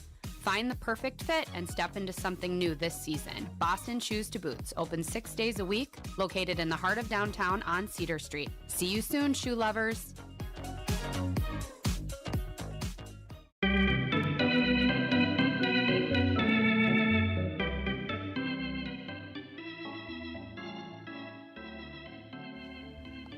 All right, 1-1 here in the bottom of the 4th. Spearfish just added a run there in that top of the 4th frame there to tie it at 1 apiece. And now Tucker Viesman back at the mound. He's thrown just 22 pitches through 3, and Easton Fieser's up. He had a shot out to right field that was caught by Peters Hansen out there on a leap. It's a heck of a play. Now Easton Fieser gets another shot here once again. Both teams have a couple of hits and a run so far. We're moving at an incredible pace here. Just about 40 minutes of play or so, give or take a couple minutes, and we're already in the bottom of the 4th. This one grounded fair. It's going to be picked up by Sewell. Record the first out and bring another quick at bat for this Yankton lineup. That's just been the name of the game for Viesman on the mound so far. I know he was behind the plate in game number 1, and, there's probably nobody who wants to get done with a game quicker than the catcher, especially when it's as hot as it is. So I imagine just he was so done after game 1. We got to get this thing rolling. I'm getting everybody out as fast as I can. That pitch high to Liam Villanueva.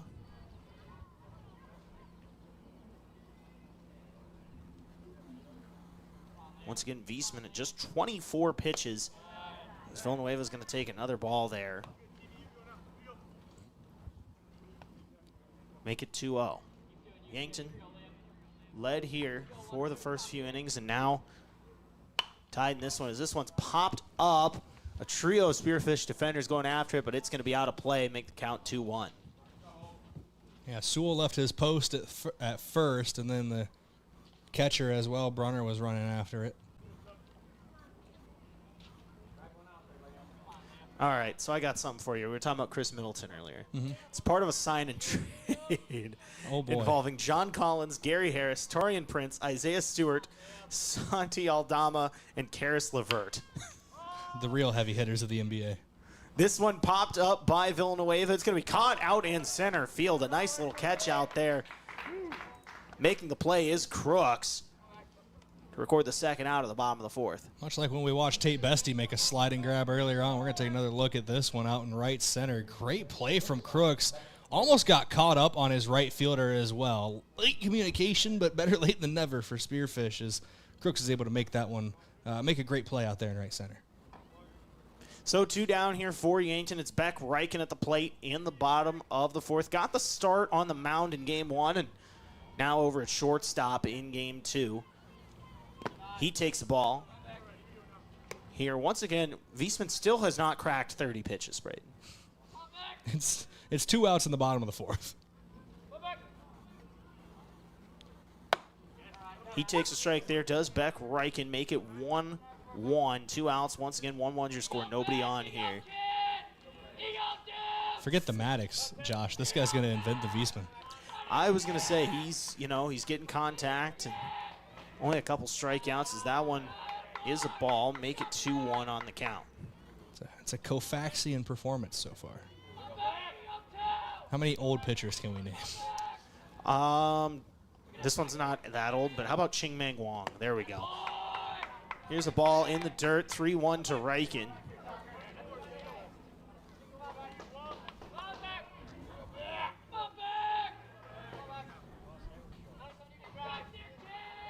Here's the 3-1 to Reichen. He fouls that off, make it a full count.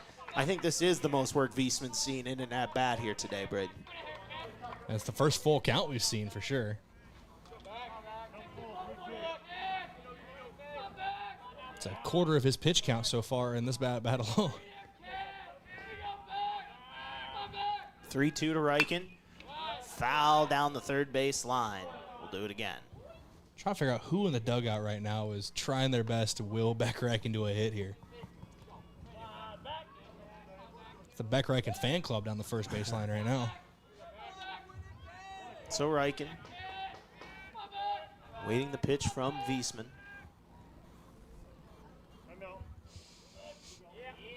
Timeout from the home plate umpire here. Reichen going to step out and reassess the situation.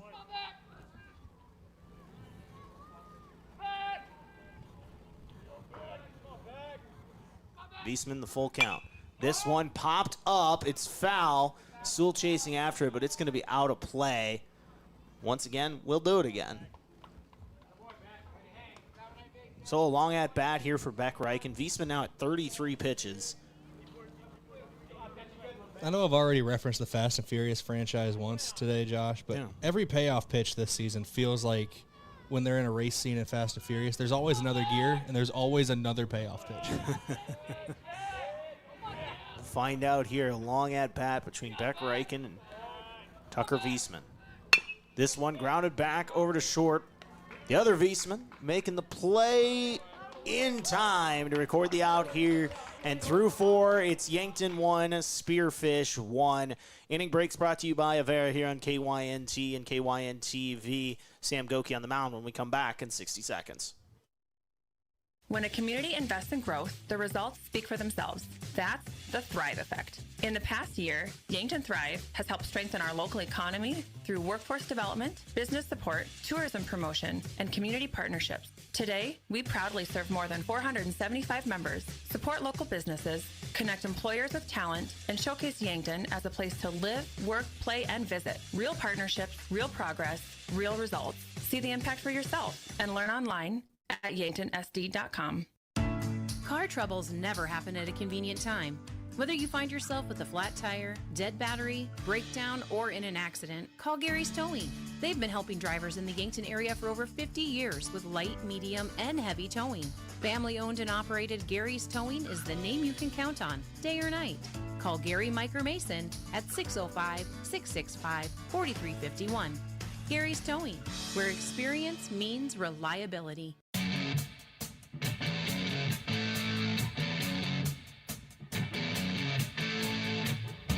Josh Boelter, Brayden Butler, KYNT, KYN-TV. It's Yankton 1, Spearfish 1 here in the top of the fifth, and we've been talking about it. You know, eventually this is going to come around on us, but incredible pace of play here. Both these teams, Wiesman and Goki, just mowing down batters, quick at-bats, and there's another one, a web gem, a heck of a catch from Jackson Kudera. Brayden, let's get a replay on that one from Vision Care Associates. Please tell me I flipped the camera in time for Jackson Kudera, because that was sensational over there at second base.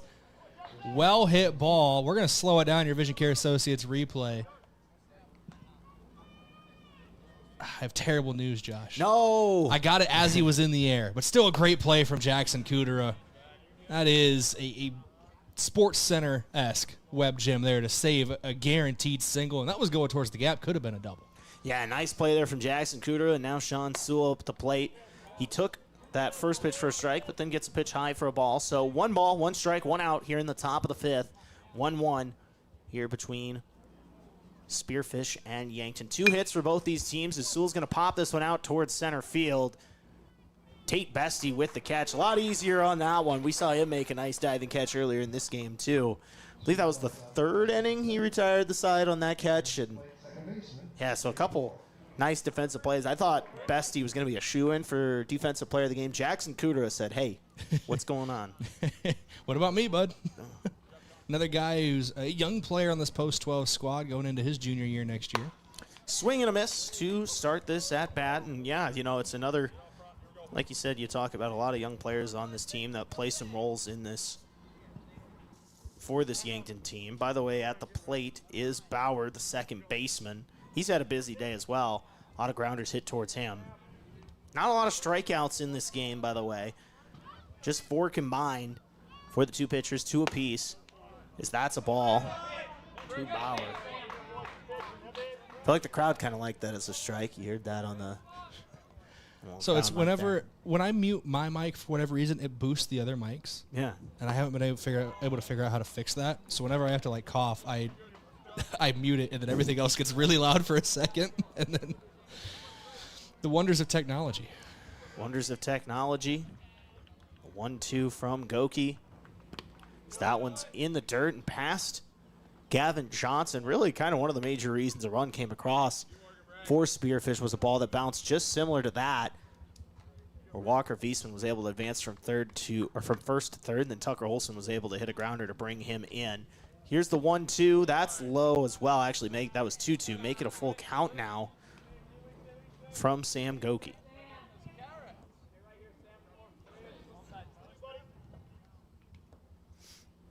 Goki's pitch count's sitting pretty good, too. He's just at 52 pitches. He's going to walk Bauer here, put a man on with 2 outs. Goki's not a guy that issues a lot of walks either, so those free bases at a premium. Spearfish needs to take advantage of this in a 1-1 game. And we'll see if they can here. Once again, obviously, still a little bit of the way to go here. We're in the later stages, but still tied at 1 apiece, and neither of these offenses really able to get a lot going here. Goki, first pitch swinging out there to right and caught. Out there batting was Peters Hansen, and that's going to do it for the top of the fifth. Spearfish strands 1, but Sam Goki gets out of it. It's still Yankton 1, Spearfish 1. Inning breaks brought to you by Avera here on KYNT, KYN-TV. I'm Josh Boelter for Brayden Butler. When we come back in 60 seconds, the Yankton Bats. Mold is something you don't want in your house. FloorTech offers free mold inspections. And if they find the mold, they locate the problem and fix it. FloorTech keeps your home safe and healthy. If you're worried about mold, call FloorTech Cleaning and Restoration for a free inspection, serving Southeast South Dakota and Northeast Nebraska. If your home or floor is wet, call FloorTech. I'm Chris, the plant accountant here with Parker of Yankton. So let's do some math. 40 hours a week, 52 weeks a year. That's 2,080 hours. With our night shift pay differential of $2.35 an hour, that comes out to over $400 extra in your pocket every month. Nearly $5,000 extra dollars a year just for working the same job on a different shift. Same work, same team, just more in your paycheck. Join us and let the math work in your favor. Learn more at parker.com/careers. Parker, engineering your success.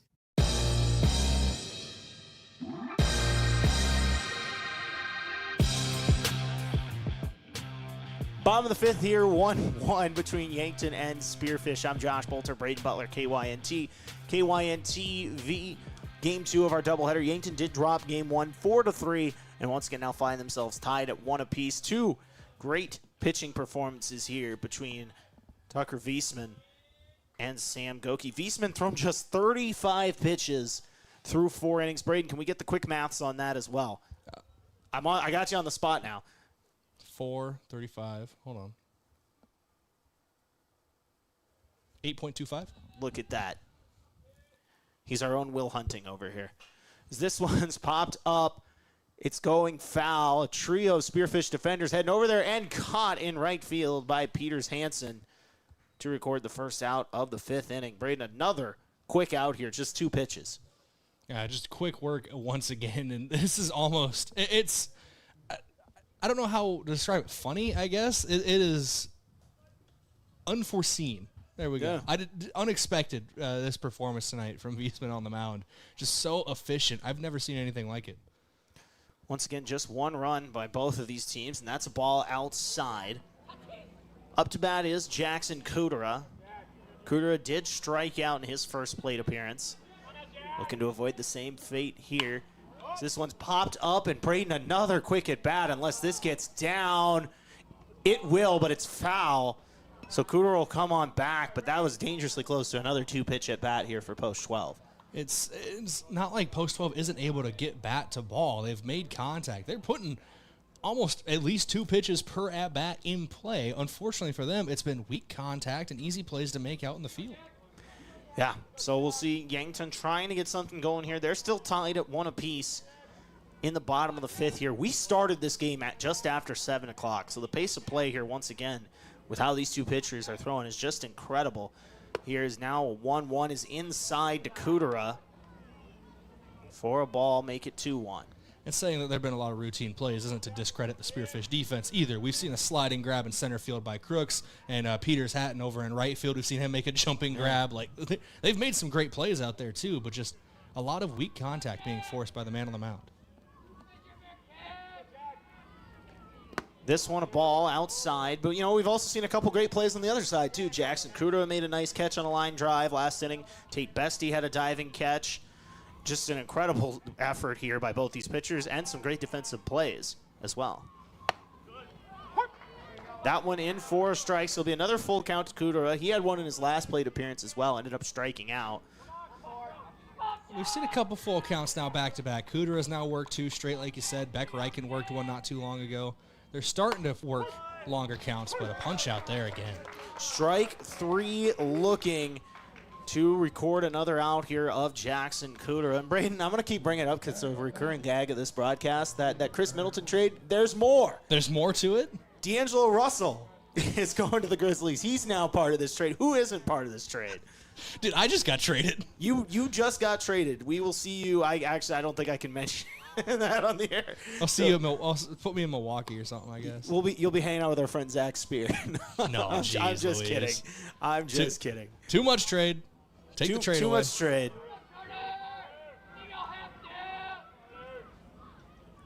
This one outside as well. As I'm still getting the giggles from everything that's going on in the NBA today. This is ridiculous. This trade's gone so far. Chris Middleton back to the Wizards in this trade. Carter Boozman at the plate. He's got a 3-0 count. Brayden Yankton was able to score after he got on base on a hit, stole a bag. There was a bit of a wild throw, was able to take it to third before he was brought in eventually on a sac fly. Already down up 3 on the count. This is not a guy you want to put on here as he takes a strike, make it 3-1.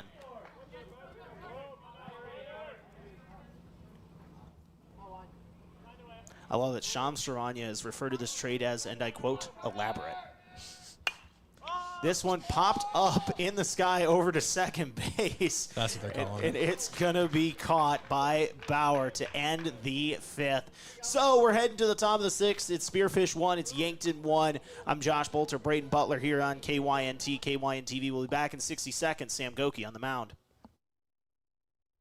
Small businesses are the backbone of our community. CoreTrust helps your business thrive with checking, online bill pay, small business loans, credit card processing, local approval and support for government grants and loans, investments to grow your hard-earned assets, and insurance to protect them. All from CoreTrust, the community bank that's right down the street and everywhere you want us to be. Visit CoreTrustBank.com today. Member FDIC.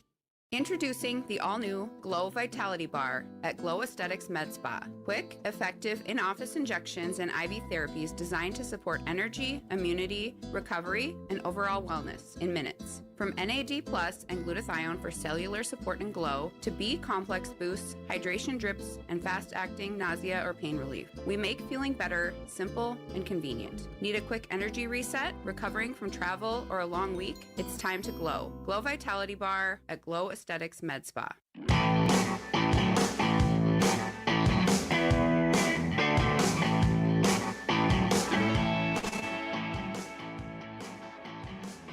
Top of the 6th here on KYNT, KYN-TV. It's Yankton 1, it's Spearfish 1. Brayden Butler with me here as I'm Josh Boelter. And Brayden, we've got ourselves a pitcher's duel at Riverside Field. This has been exceptional between these two guys. Goki, obviously, we know what Goki can do. This is, I don't want to say run-of-the-mill. It's impressive even by his standards, but this is something we've come to expect from Sam Goki. But and a guy in Tucker Wiesman, who I have not got the chance to watch pitch this year, I'm very impressed by what I've seen from him. And, you know, you look at it here, we've played through 5 full innings in just under an hour. The pace of play here has been incredible. These two pitchers, I mean, you look at it, Goki at 54 pitches through 5, and Wiesman, I believe, was at 47 when I last checked. So, you know, an incredible 48 for Wiesman. So both these pitchers just making things happen. And Crooks is at the plate, by the way. So it's the top of the Spearfish lineup, but he's down 0-2 after swinging a breaking ball low. He's got 1 of 2 hits here for Spearfish, and that was a leadoff hit, by the way. So he's looking to make something happen, takes the ball in the dirt outside.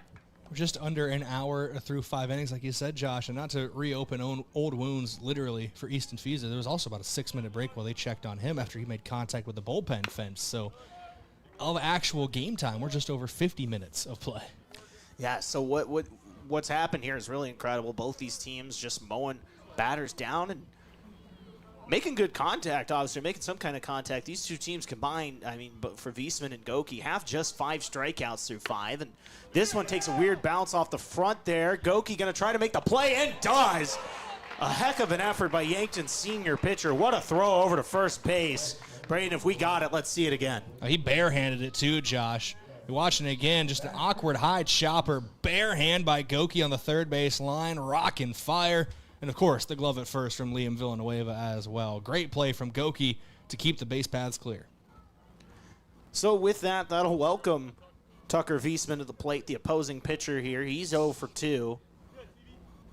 Trying to make something happen here. Can he help himself out? He's going to foul off this first pitch of the at-bat from Sam Goki. So once again, if you're just tuning in, it's Spearfish 1, it's Yankton 1.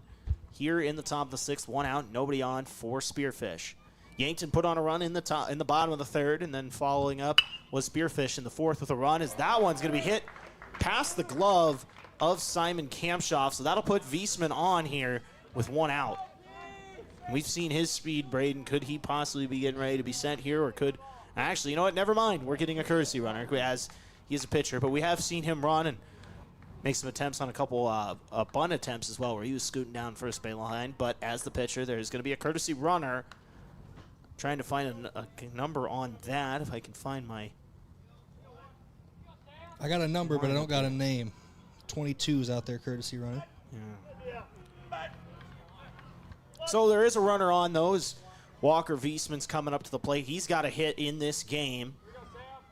Another lefty here for Spearfish. This one is just outside for a ball.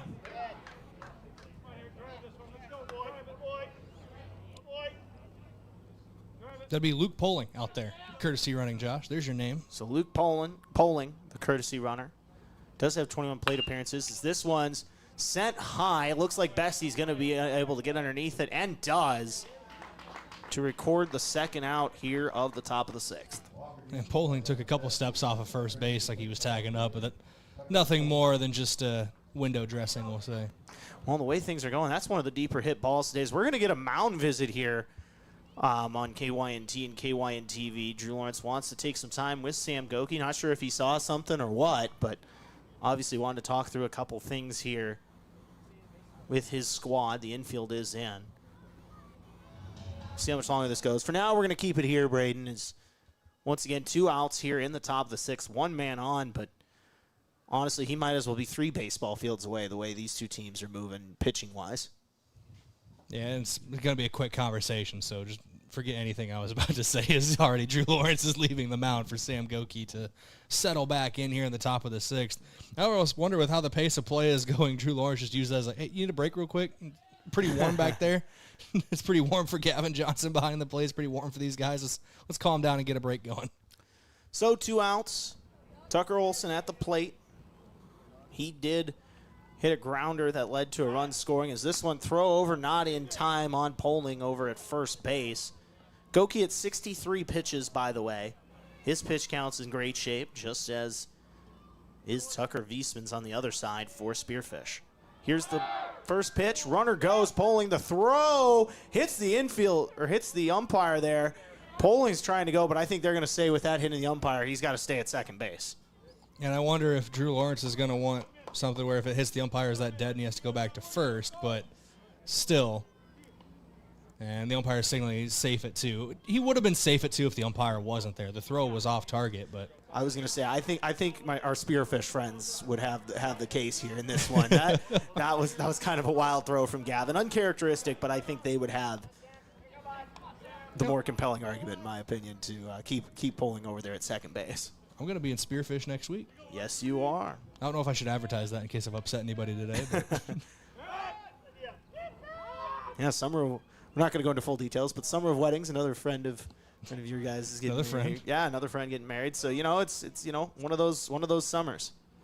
I think that's just a sign we're getting older as we're going to more weddings year by year. This one is fouled off.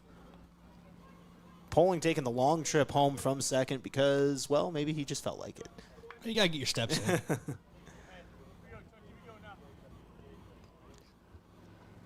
He's a courtesy runner, Josh. Let him run. Let him run. I was running. I'm sorry. You're on one tonight, man. I am. I'm a problem. A real problem. So runner on second, 2 outs here. Once again, Tucker Olson in. That ball in the dirt. Poling's taking off for third. No throw from Johnson, so he'll be safe over there. Runner on third now here for Spearfish. They're just 90 feet away from taking the lead. Go ahead, run. Top of the 6th inning. This is a situation that Spearfish was able to capitalize on in game number 1. They pulled out that close 4-3 win. And we were talking about it, Josh. These are the top 2 pitchers in Yankton's rotation, and Beck Reichen and Sam Goki. Not only to beat a team like Yankton in the standings, but if you could do it against their best, it's a big confidence boost for Spearfish. And they're going to take the lead off a hit from Tucker Olson. It's a single past third base. Spearfish taking the lead in the late stages of this one. It's now 2-1. And Tucker Olson is the guy in this Spearfish lineup throughout the season and throughout the day so far. He has been the catalyst, the difference maker, whatever you want to call him, for Post 164, and he continues to carry a big bat. So getting a second run off of Goki here and now taking the lead. Yankton, all of a sudden the pressure is on as that one in the dirt to Scharf, third baseman batting in the 5-hole today. We're going to get a mound visit here from Gavin Johnson. Just having a conversation with Goki, who's given up a couple hits this inning.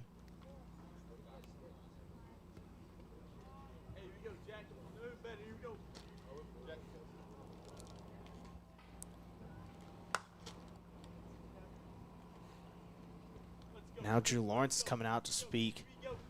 Appears with Gavin Johnson. I don't know what's going on here, Brayden, but we know Gavin Johnson dealing with an injury in the last month or so. I don't know if that's starting to bother him and affect him right now or if it's something else that's happened, but Health is first and foremost. I know winning and everything, coaches want to win, but the health of their players is obviously top of the mind.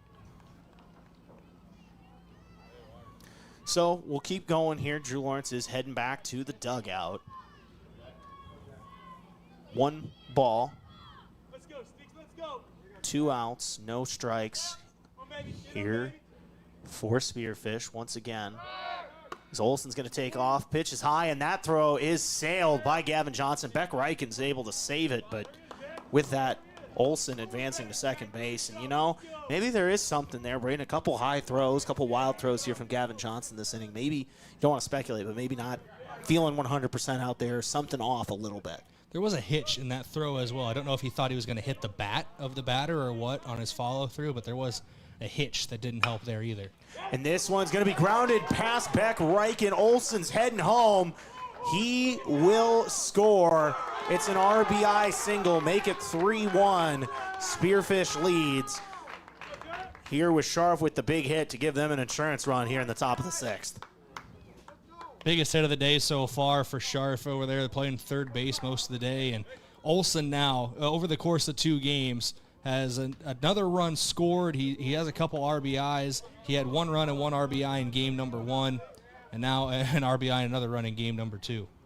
So Scharf with the hit to tack on another run here. Spearfish with 2 in the top of the 6th. It's now 3-1. Check that. Olson has accounted for all 3 of Spearfish's runs. 2 RBIs and now a run scored. Yeah, so he's been on one today for sure. Could be the reason Spearfish walks out of here with an upset sweep. An incredible day of baseball for them so far. And looking to hold on here. Scharf's going to take off the throw from Johnson. Not in time. Runner is safe at second. There was a strike on Brunner, but now a runner in scoring position once again for Spearfish. It's much more what we're used to seeing from Gavin Johnson. Didn't get him there, but made it a close play at second base. And now, once again, Goki trying to get out of this inning here. He's given up 2. Swing and a miss, and he does, but Yankton gives up those 2 runs. Spearfish now leads 3-1 over Yankton heading into the bottom of the 6th. I'm Josh Boelter, Brayden Butler, KYNT, KYN-TV. Inning breaks brought to you by Avera. When we come back in 60 seconds, the Yankton Bats. There's a moment in every real estate deal that matters more than the contract. It usually happens at a kitchen table. Maybe it's a young couple realizing they can actually afford their first home. Maybe it's a family deciding it is time to build something new. At the Move Group, that's the moment we work for. Not the commission, not the closing. The moment a person looks up and says, "We can do this." That's the Move Group. So move with Mason and the Move Group. Move with Mason. That's you trying to fix the plumbing yourself to save a few bucks. Doing things yourself doesn't always end well. The same goes for insurance. That's why Auto Owners works with local independent agents who tailor coverage to meet your needs and offer discounts for life, home, car, and business insurance. Because sometimes you need a professional to get the job done right.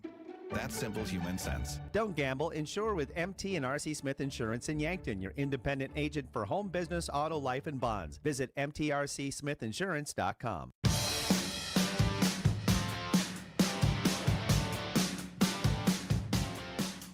Spearfish tacked on 2 there in the top of the 6th to take a 3-1 lead over Yankton, down to their last 6 outs. Trying to get something going here. Tucker Wiesman, just 48 pitches through 5 innings here. And they'll start with Tate Bestie if Yankton wants to rally. Most guys, you say you're at 48 pitches through 3 innings. You're on a good pace to potentially go the whole game. He's pitched almost twice as long with 48 pitches. Just under 10 pitches an inning. By the way, walking down to the bullpen to warm up right now is Boston Frick. He did warm up in the late stages of Game 1. Didn't see him throw, but looking more likely we'll probably see him there in the top of the 7th. An update here, just something to keep an eye on as that pitch goes outside. It is scheduled to be Gavin Johnson up to bat next this inning, but Christian Weir has picked up a bat. Obviously, there was a moment where Drew Lawrence came out and checked on Gavin in that last inning. It now does look like his day appears to be done. I don't know if it's something injury-wise or maybe just, admittedly, we were talking about it, when you're wearing that heavy catcher's equipment in heat like this, and we haven't had a lot of these days over the baseball season so far where the heat might just be a factor there. I don't know, but either way, Gavin sitting in the dugout, we hope, obviously, for the best there, but it appears his day's done. I believe the actual air temperature peaked at about 97 degrees today, I want to say, somewhere close to that. Heat index was in the triple digits. You're down on the turf. That radiates extra heat on you. Would not be surprised if that is part of the issue. And, all the best. Hopefully everything's all good for Gavin Johnson. It is just, it's been a long day for him behind the plate. Yeah, been a long day, and been playing baseball for the last 3 hours now. As Tate Bestie's got a full count, by the way. He pops this one foul. We'll do it again. Yankton trying to rally here. They're down 2. Just gave up a couple of runs there in the top of the 6th. Down to their last 6 outs. Once again, Tucker Viesman, just 54 pitches. As this one's going to be hit, it's going to get down for Tate Bestie. Can that get the Yankton bats going as they have a single to start the bottom of the 6th? Way to lead it off there for Bestie, and then flip the lineup over as well. I know it's Christian Weir stepping in for Gavin Johnson here, but Weir, a very good hitter in his own right.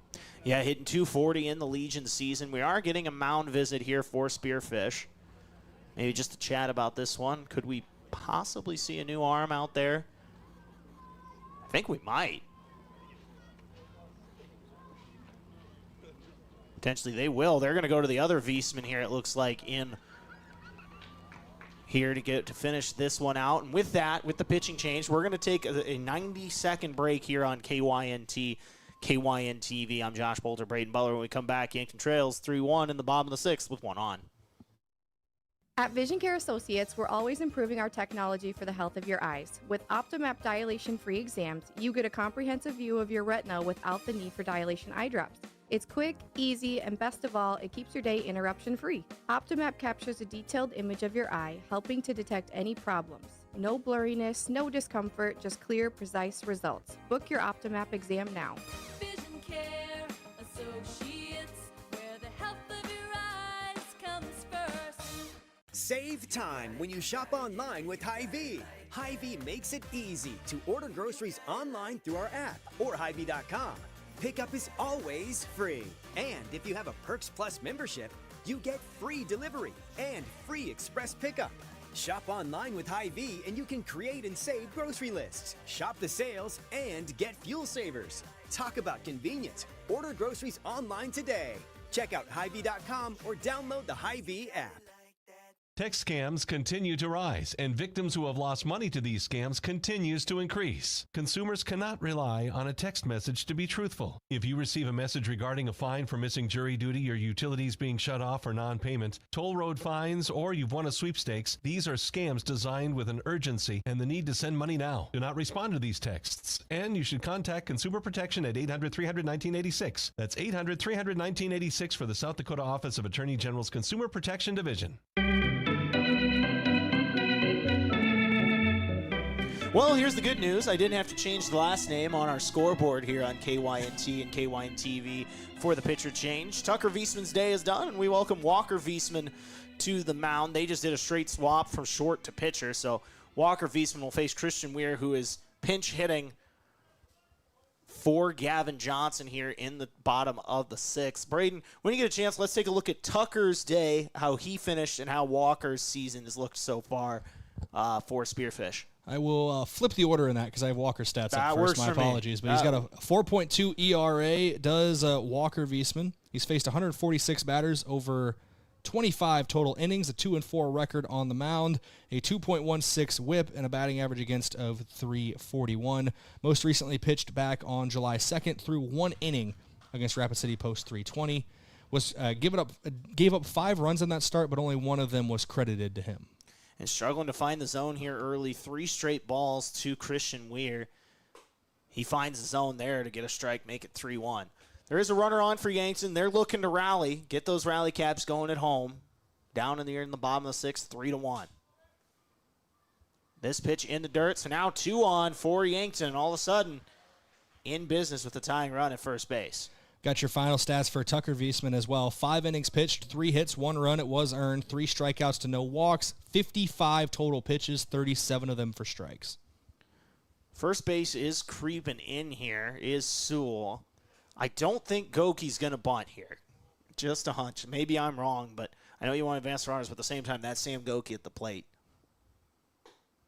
And that pitch is high for a ball. Make it 1-0. Goki does represent the go-ahead run right now in the bottom of the 6th inning. A lot of things could change really quickly for Yankton if he's able to find a gap. 2 on, no out. Yankton down 2 here in the bottom of the 6th. It's Goki at the plate. Takes a strike, make it 1 apiece. I think right now just kind of forcing Wiesman to throw strikes. We've seen him kind of struggle with the zone here early. Taking a couple here and forcing him to put it on the plate.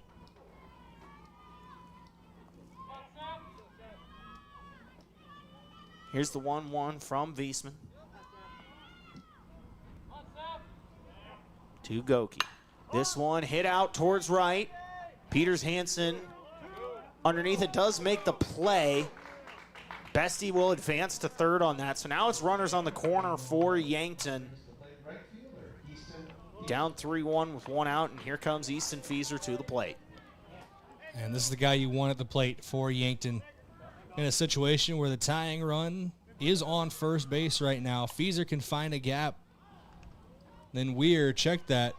Sager coming in to courtesy run for Christian Weir. Obviously, Yankton will take a run any way they can at this point. Got to cut into that lead. Just down 2 here in the bottom of the 6th with 2 on. Runners on the corners, 1 out. Fieser currently has the 2nd most RBIs on the team this season with 15, trailing only Sam Goki. Looking to add to that total here. This one hit out towards short. Will it get down? It will. Easton Fieser with a single. Runner scores. Tate Bestie.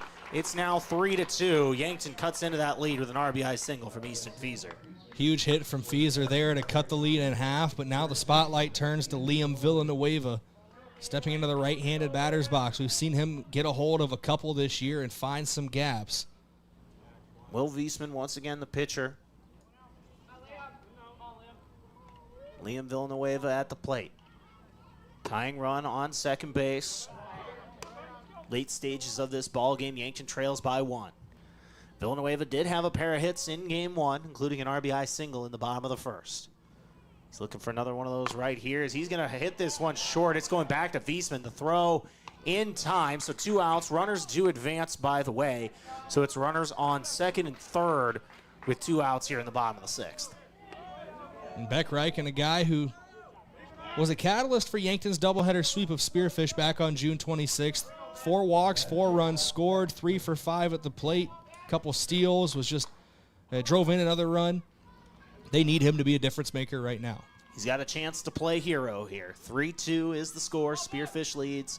Runners on 2nd and 3rd. He takes a strike to start the appearance. Wiesman with the strike, make it 0-1. Yankton will have another shot here in the bottom of the 7th, but looking to take the lead here with a base hit. Runners obviously going on contact with 2 outs. Beck Reichen takes a strike looking, makes it 0-2.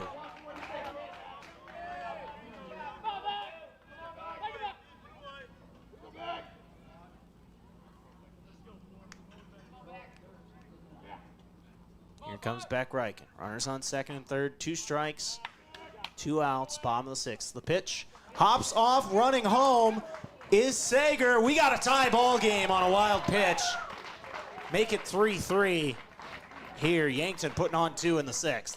Just heads up base running there from Will Sager, and we'll watch him cross home plate again in your Vision Care Associates replay. Is a big play from him and heads up base running again. We talk about how aggressive Yankton is on the base paths, and this is how they can hurt teams.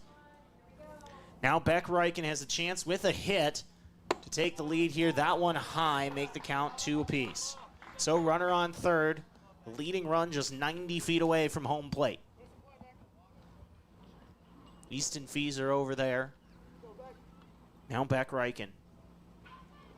This one inside for a ball, make it a full count on Yankton's shortstop.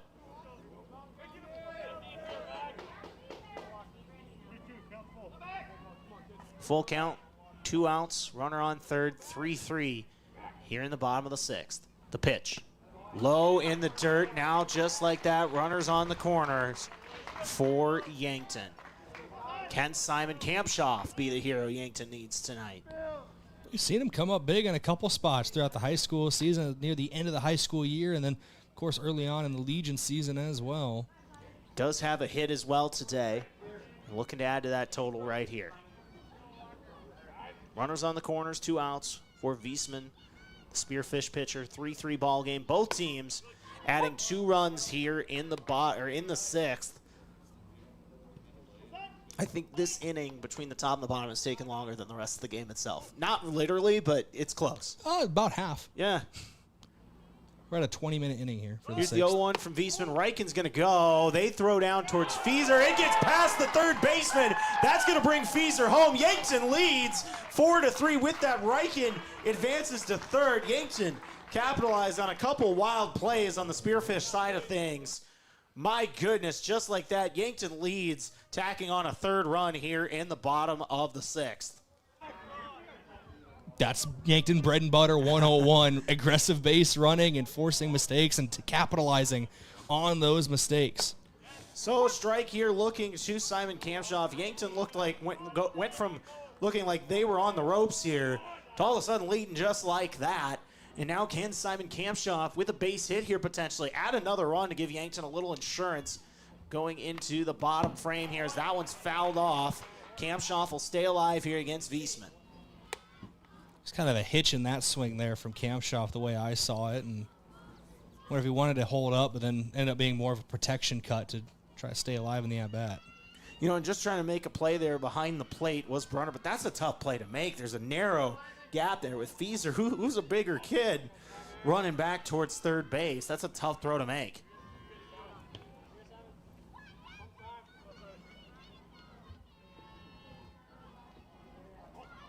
Here's the 1-2. Swing and a miss, but Yankton tacks on 3 to take the lead, and 3 is the magic number. They're 3 outs away from escaping here with a victory and splitting today's doubleheader. So after 6, it's Yankton 4, Spearfish 3. I'm Josh Boelter, Brayden Butler here on KYN-TV and KYN-TV. Inning breaks brought to you by Avera. When we come back in 60 seconds, it looks like Sam Goki's going to try to close this one out. A local business owner came into the UPS store with a large shipment of products for his online store. While they packed everything securely, he asked if they could also handle the international shipping. The answer? Of course they can. For over 9 years, the UPS store in Yankton has been helping business owners with both their printing and shipping needs. Whether you're sending a package across town or across the globe, they've got you covered. So stop by the UPS store in Yankton and ask about them about their shipping services or current print specials. When the community needs support, Mesaba shows up. Whether it's local schools, youth activities, community events, or organizations making a difference, we're proud to invest in the places and people that make this region strong. That same commitment extends to our employees. At Mesaba, you're not just joining a company, you're joining a team that cares about where we live, work, and raise our families. Built on community, powered by people. Apply today at mesabainc.com/careers.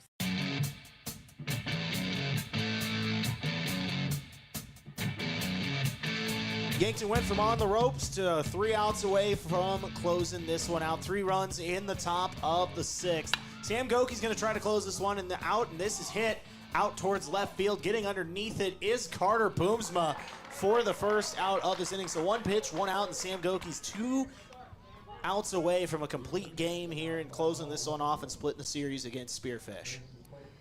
7 combined runs between these two teams, Josh, and 5 of them came in the 6th inning. It was a while before runs were able to get across home plate. I don't want to say the bats woke up because it was just mistakes out in the field, and both teams have been able to make contact so far today, but better placement on that contact, we'll say. Bauer, the second baseman, up to bat here. He's got a walk other than that 0 for 1 and takes a big hack at that one. Spearfish looked like they went from, like I said, having this game won to just like that, a few mistakes and a couple hits, and Yankton with a chance to close it out as Bauer takes strike 2. It's 0-2. Once again, the 7, 8, 9 hitters up here for Spearfish in the top of the 7th. Once again, if you've been tuning in all day, we thank you, as always, for joining us here for this one. A couple of good games as Bauer lines this one past back Reichen to get a runner on there. And, now, Brayden, with that, if you can avoid a double play, you get the top of that lineup back up here at some point, or at least the top hitter there in Crooks. Yeah, you'd love to see Crooks, both Wiesmans and Olsen back at the plate in some way, shape, or form, even down to the 5-hitter and Scharf. The top 5 of the order have been swinging the bat really well over this doubleheader. Peters Hansen now at the plate, the right fielder. He's 0 for 2 with a strikeout, but he's got a runner on with 1 out. Down 1 here is Spearfish.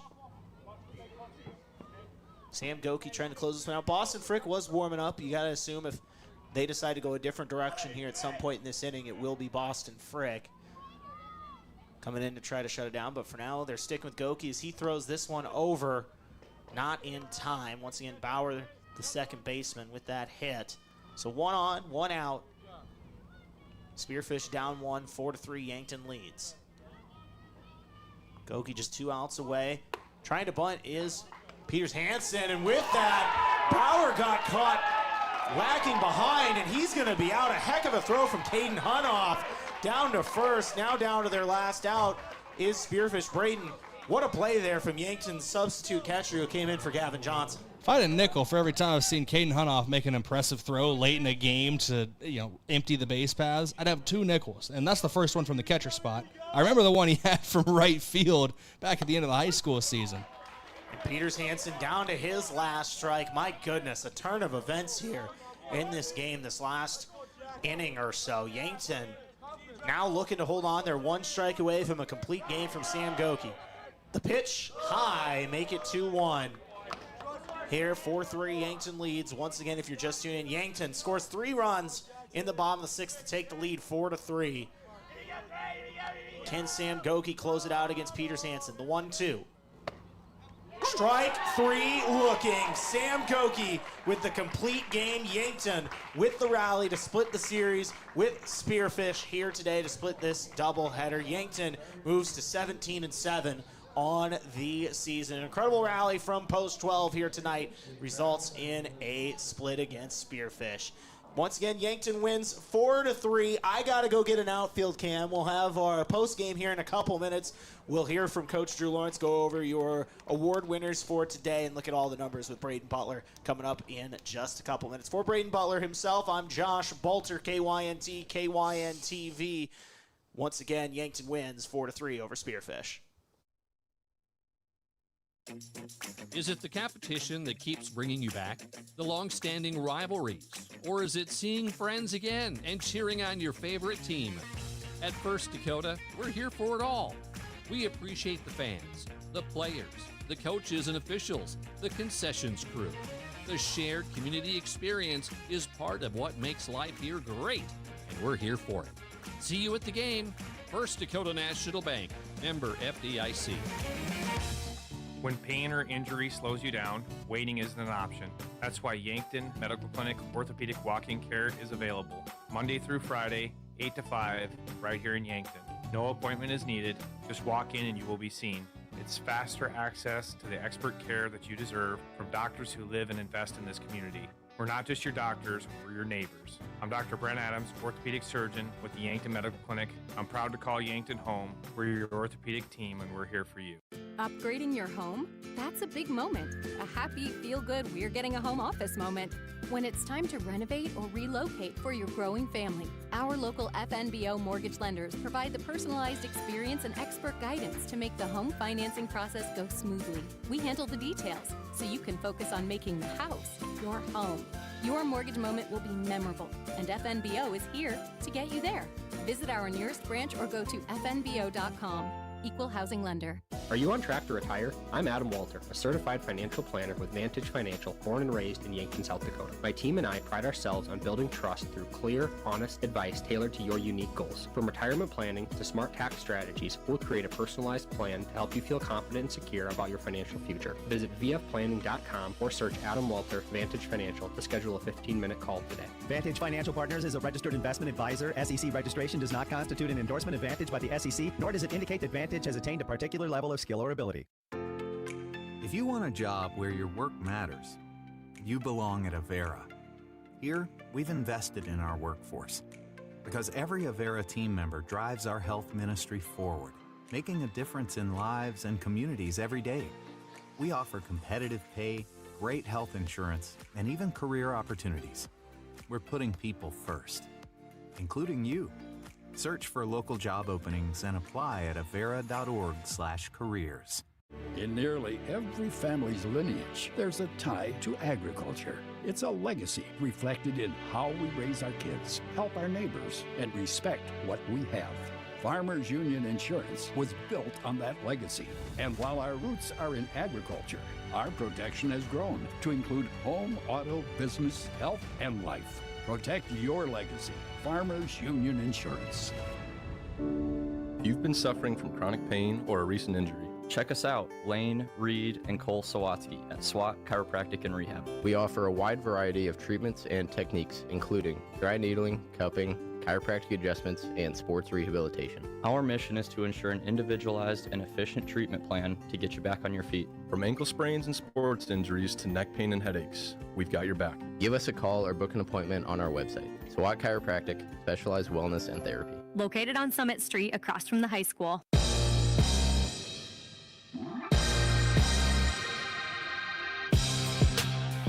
Welcome back here on KYNT and KYN-TV. It's time for your post-game report, courtesy of Mason Schramm and the Move Group. Are you buying or selling Move with Mason and Move with Mason and the Move Group? Your post-game coach interview now, though, from Rhonda West on State Farm Insurance. Let Rhonda review your current home, auto, or life insurance to ensure you're getting the best coverage at the best price. Head coach Drew Lawrence, after a doubleheader split, with Spearfish, both games ending 4-3. It was a bit of a weird day, Coach. Bats, it felt like you're getting decent contact, especially in Game 2, but they were just right at guys quite often. But definitely interesting, I say. I don't know how else to describe it for this doubleheader. Yeah, Game 2, we had some good contact. Wind's blowing in, and it doesn't seem like a lot, but it was knocking it down a lot for Game 2. So in Game 2, I thought we had better at-bats and approaches, but Game 1, we didn't have good approaches. We didn't have good at-bats. We didn't hit the ball very hard. We just honestly weren't ready to play. Despite, splitting the doubleheader, I think both your pitchers did what we expect from Beck Reichen and Sam Goki today. Both of them go the distance in their 2 games, and both of them pitch very efficiently, very well, and not giving up a lot of solid contact. Yeah, Beck did a really good job. I don't know if any of those runs ended up being earned for him. We just struggled to make some plays, which isn't our MO, but it's uncharacteristic of us, and we had a long break there with the off there period, but honestly, we just weren't ready that first game, and we made more plays the second game, but Samuel did a good job as well. Those guys do a really good job for us. Looking at some individual stat leaders from these 2 games, Liam Villanueva had a couple hits in game number 1 for you guys, got our offensive player of the game, and in game 2, obviously a steady approach for your team at the plate like we already talked about, but I thought Liam really was your guys' catalyst in game 1. Yeah, Liam had a good game, game 1. Got a couple base hits. Like I said, because we didn't really have a lot, so he kept us in it there for a while. We had a lead. We have a 3-0 lead, and usually that results in us coming out on top. But Liam had a good at-bats the first game. And then the second game, like you said, it kind of spread out a little bit. Carter Boomswell gets your guys' first run of the game in game number 2, and that's just – it feels like that old school aggressive base running you guys are known for. He gets to second, sees the ball bounces away, and gets over to third. And then a couple errors and missed throws out in the field. You guys are able to sneak home a couple times as well for some more runs. And that base running just continues to be bread and butter for you guys. Yeah, we had to battle for it. I mean, we down 2 going into the 6th inning. We had to figure out a way to do it, and they did, which, they've traditionally been able to do. But, yeah, base running we just got to get on base. So if we get on base, and especially early, a lot of leadoff base runners, then we're going to be a lot more successful in those situations. I know you never want to look too far ahead, but coming into today's doubleheader, you second in the class. We're going to be a good matchup for a potential first-round playoff series, but I think as Spearfish proved to a lot of people today, there's no easy outs across Legion baseball. Yeah, and it's going to change now, obviously. We took a 30-point loss in that first one and then only get a 41-point win in the second one, so we'll drop a little bit. It makes things a little bit tougher for us, but maybe it'll maintain our focus a little bit to where we know we have to show up every single game because I think a lot in this state is anyone could beat anyone, anyone could lose to anybody. So we got to make sure we show up. So it could be a blessing in disguise as long as as long as we don't let it hurt us. Not a lot of games left that count towards the league standings, but you do have the Gopher coming up pretty quickly as well, I believe. Mm-hmm. So yeah, what's the future for you guys? We got the Gopher coming up, and then we come back, and we have 4 games left in Class A, which are going to be really important games. 2 against Mitchell, they're around 500, and then 2 against Renner, who's right around 500. So we kind of need to reboot here, get back in the swing of things. The Gopher will be a good experience for us to do that, to get back to the baseball that we're, used to playing. Well, Coach, I'd like to thank you for coming up and talking today. Congrats on getting the win in Game 2, splitting things up with Spearfish today, and good luck over in Minnesota this coming weekend at the Gopher. Appreciate it. Thanks. It's head coach Drew Lawrence of Yankton Post 12 here on KYNT and KYN TV. We're going to go back to break, come back in a few minutes, and wrap things up from Riverside Field. Switching is easy. We do it all the time. We switch on the lights. We switch TV channels. Some of us switch partners while square dancing. Well, that's a stretch. But what's not a stretch is how you can switch and save with State Farm. In fact, State Farm agent Rhonda Westland, right here in Yankton, can switch you over so you can start saving today. Rhonda and her team are ready to welcome you to the State Farm neighborhood. With Rhonda Westland, it's easy to switch and save. Just give her a call. When you want the real deal, like a good neighbor, State Farm is there. Feeling drained isn't always about sleep or motivation. This is Dr. Mackenzie Erlinson with First Chiropractic Centers. When your body is stiff, tense, or moving poorly, everyday tasks can take more effort than they should. When spinal joints aren't moving well, other areas often compensate. Regular chiropractic care helps improve mobility and reduce tension patterns that keep your body on high alert. Start feeling better with a call to First Chiropractic Centers with offices in Yankton, Hardington, Tyndall, and Wagner, inspiring and empowering others to healthier living. When it comes to Medicare, you deserve local, personal help, not a call center. I'm Jen Great with Missouri River Associates, right here in your community. I'll sit down with you, answer your questions, and help you find the coverage that fits your life. Call 665-6885 to schedule your free consultation. Missouri River Associates, your hometown Medicare resource. There's a moment in every real estate deal that matters more than the contract. It usually happens at a kitchen table. Maybe it's a young couple realizing they can actually afford their first home. Maybe it's a family deciding it is time to build something new. At the Move Group, that's the moment we work for. Not the commission, not the closing. The moment a person looks up and says, "We can do this." That's the Move Group. People before transactions. Visit themovegroup.com.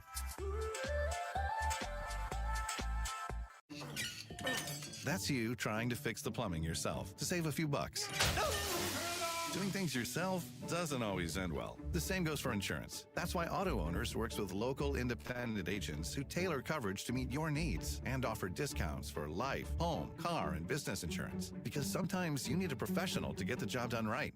That's simple human sense. Don't gamble. Insure with MT and RC Smith Insurance in Yankton, your independent agent for home, business, auto, life, and bonds. Visit mtrcsmithinsurance.com. Does anyone in your family have macular degeneration? At Vision Care Associates, we are dedicated to delivering the highest standard of eye care, utilizing the latest medical advancements to protect and improve your vision. That's why we offer ZX Pro, a new technology that measures the risk for macular degeneration. ZX Pro is a test used to assess macular health before signs of macular degeneration even begin. Be proactive and schedule an appointment. Vision Care Associates, where the health of your eyes comes first. From sprains to fractures, getting the right care quickly makes all the difference. That's why we offer Yankton Medical Clinic orthopedic walk-in care, weekdays from 8 to 5. Walk in and be seen, no appointment needed. It's expert care, faster access, and a team that's part of your community. Because here, you're more than a patient, you're our neighbor. I'm Dr. Benjamin Lancaster, orthopedic surgeon with Yankton Medical Clinic. I'm proud to call Yankton home. We're your orthopedic team, and we're here for you.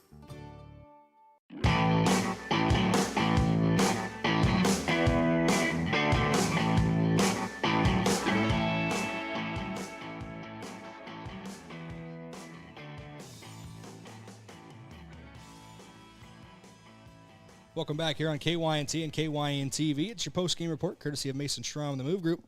You buying or selling, move with Mason and the Move Group. Time for your post-game stat recap from Mayor Signs. They offer all types of signs. Consider the possibilities today with Mayor Signs on 4th and Broadway in Yankton. Talking about Yankton's 4-3 win in game number 2 of their doubleheader over Spearfish. 4-3 in both games. Yankton fell in game 1 and then won game 2. 4 hits as a team for Yankton, 1 each for Sam Goki, Easton Feeser, Carter Boomsma, and Tate Bestie. Feeser added a run scored and an RBI. Boomsma scored a run, and Bestie had a run scored and an RBI as well. Boomsma also with a stolen base, as did Beck Reichen steal a base in this one.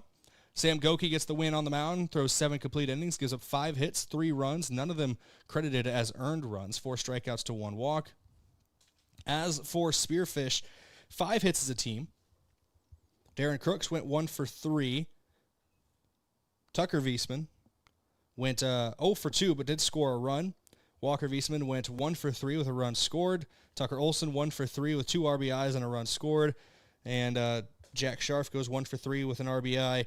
And Bray Bauer goes 1 for 2 in this one. Tucker Wiesman throws 5 innings, gives it 3 hits, 2 runs, 1 of them earned for 3 strikeouts and no walks. Walker Wiesman comes in 1 inning of relief, 1 hit, 2 runs, 1 of them earned, 1 strikeout to 2 walks.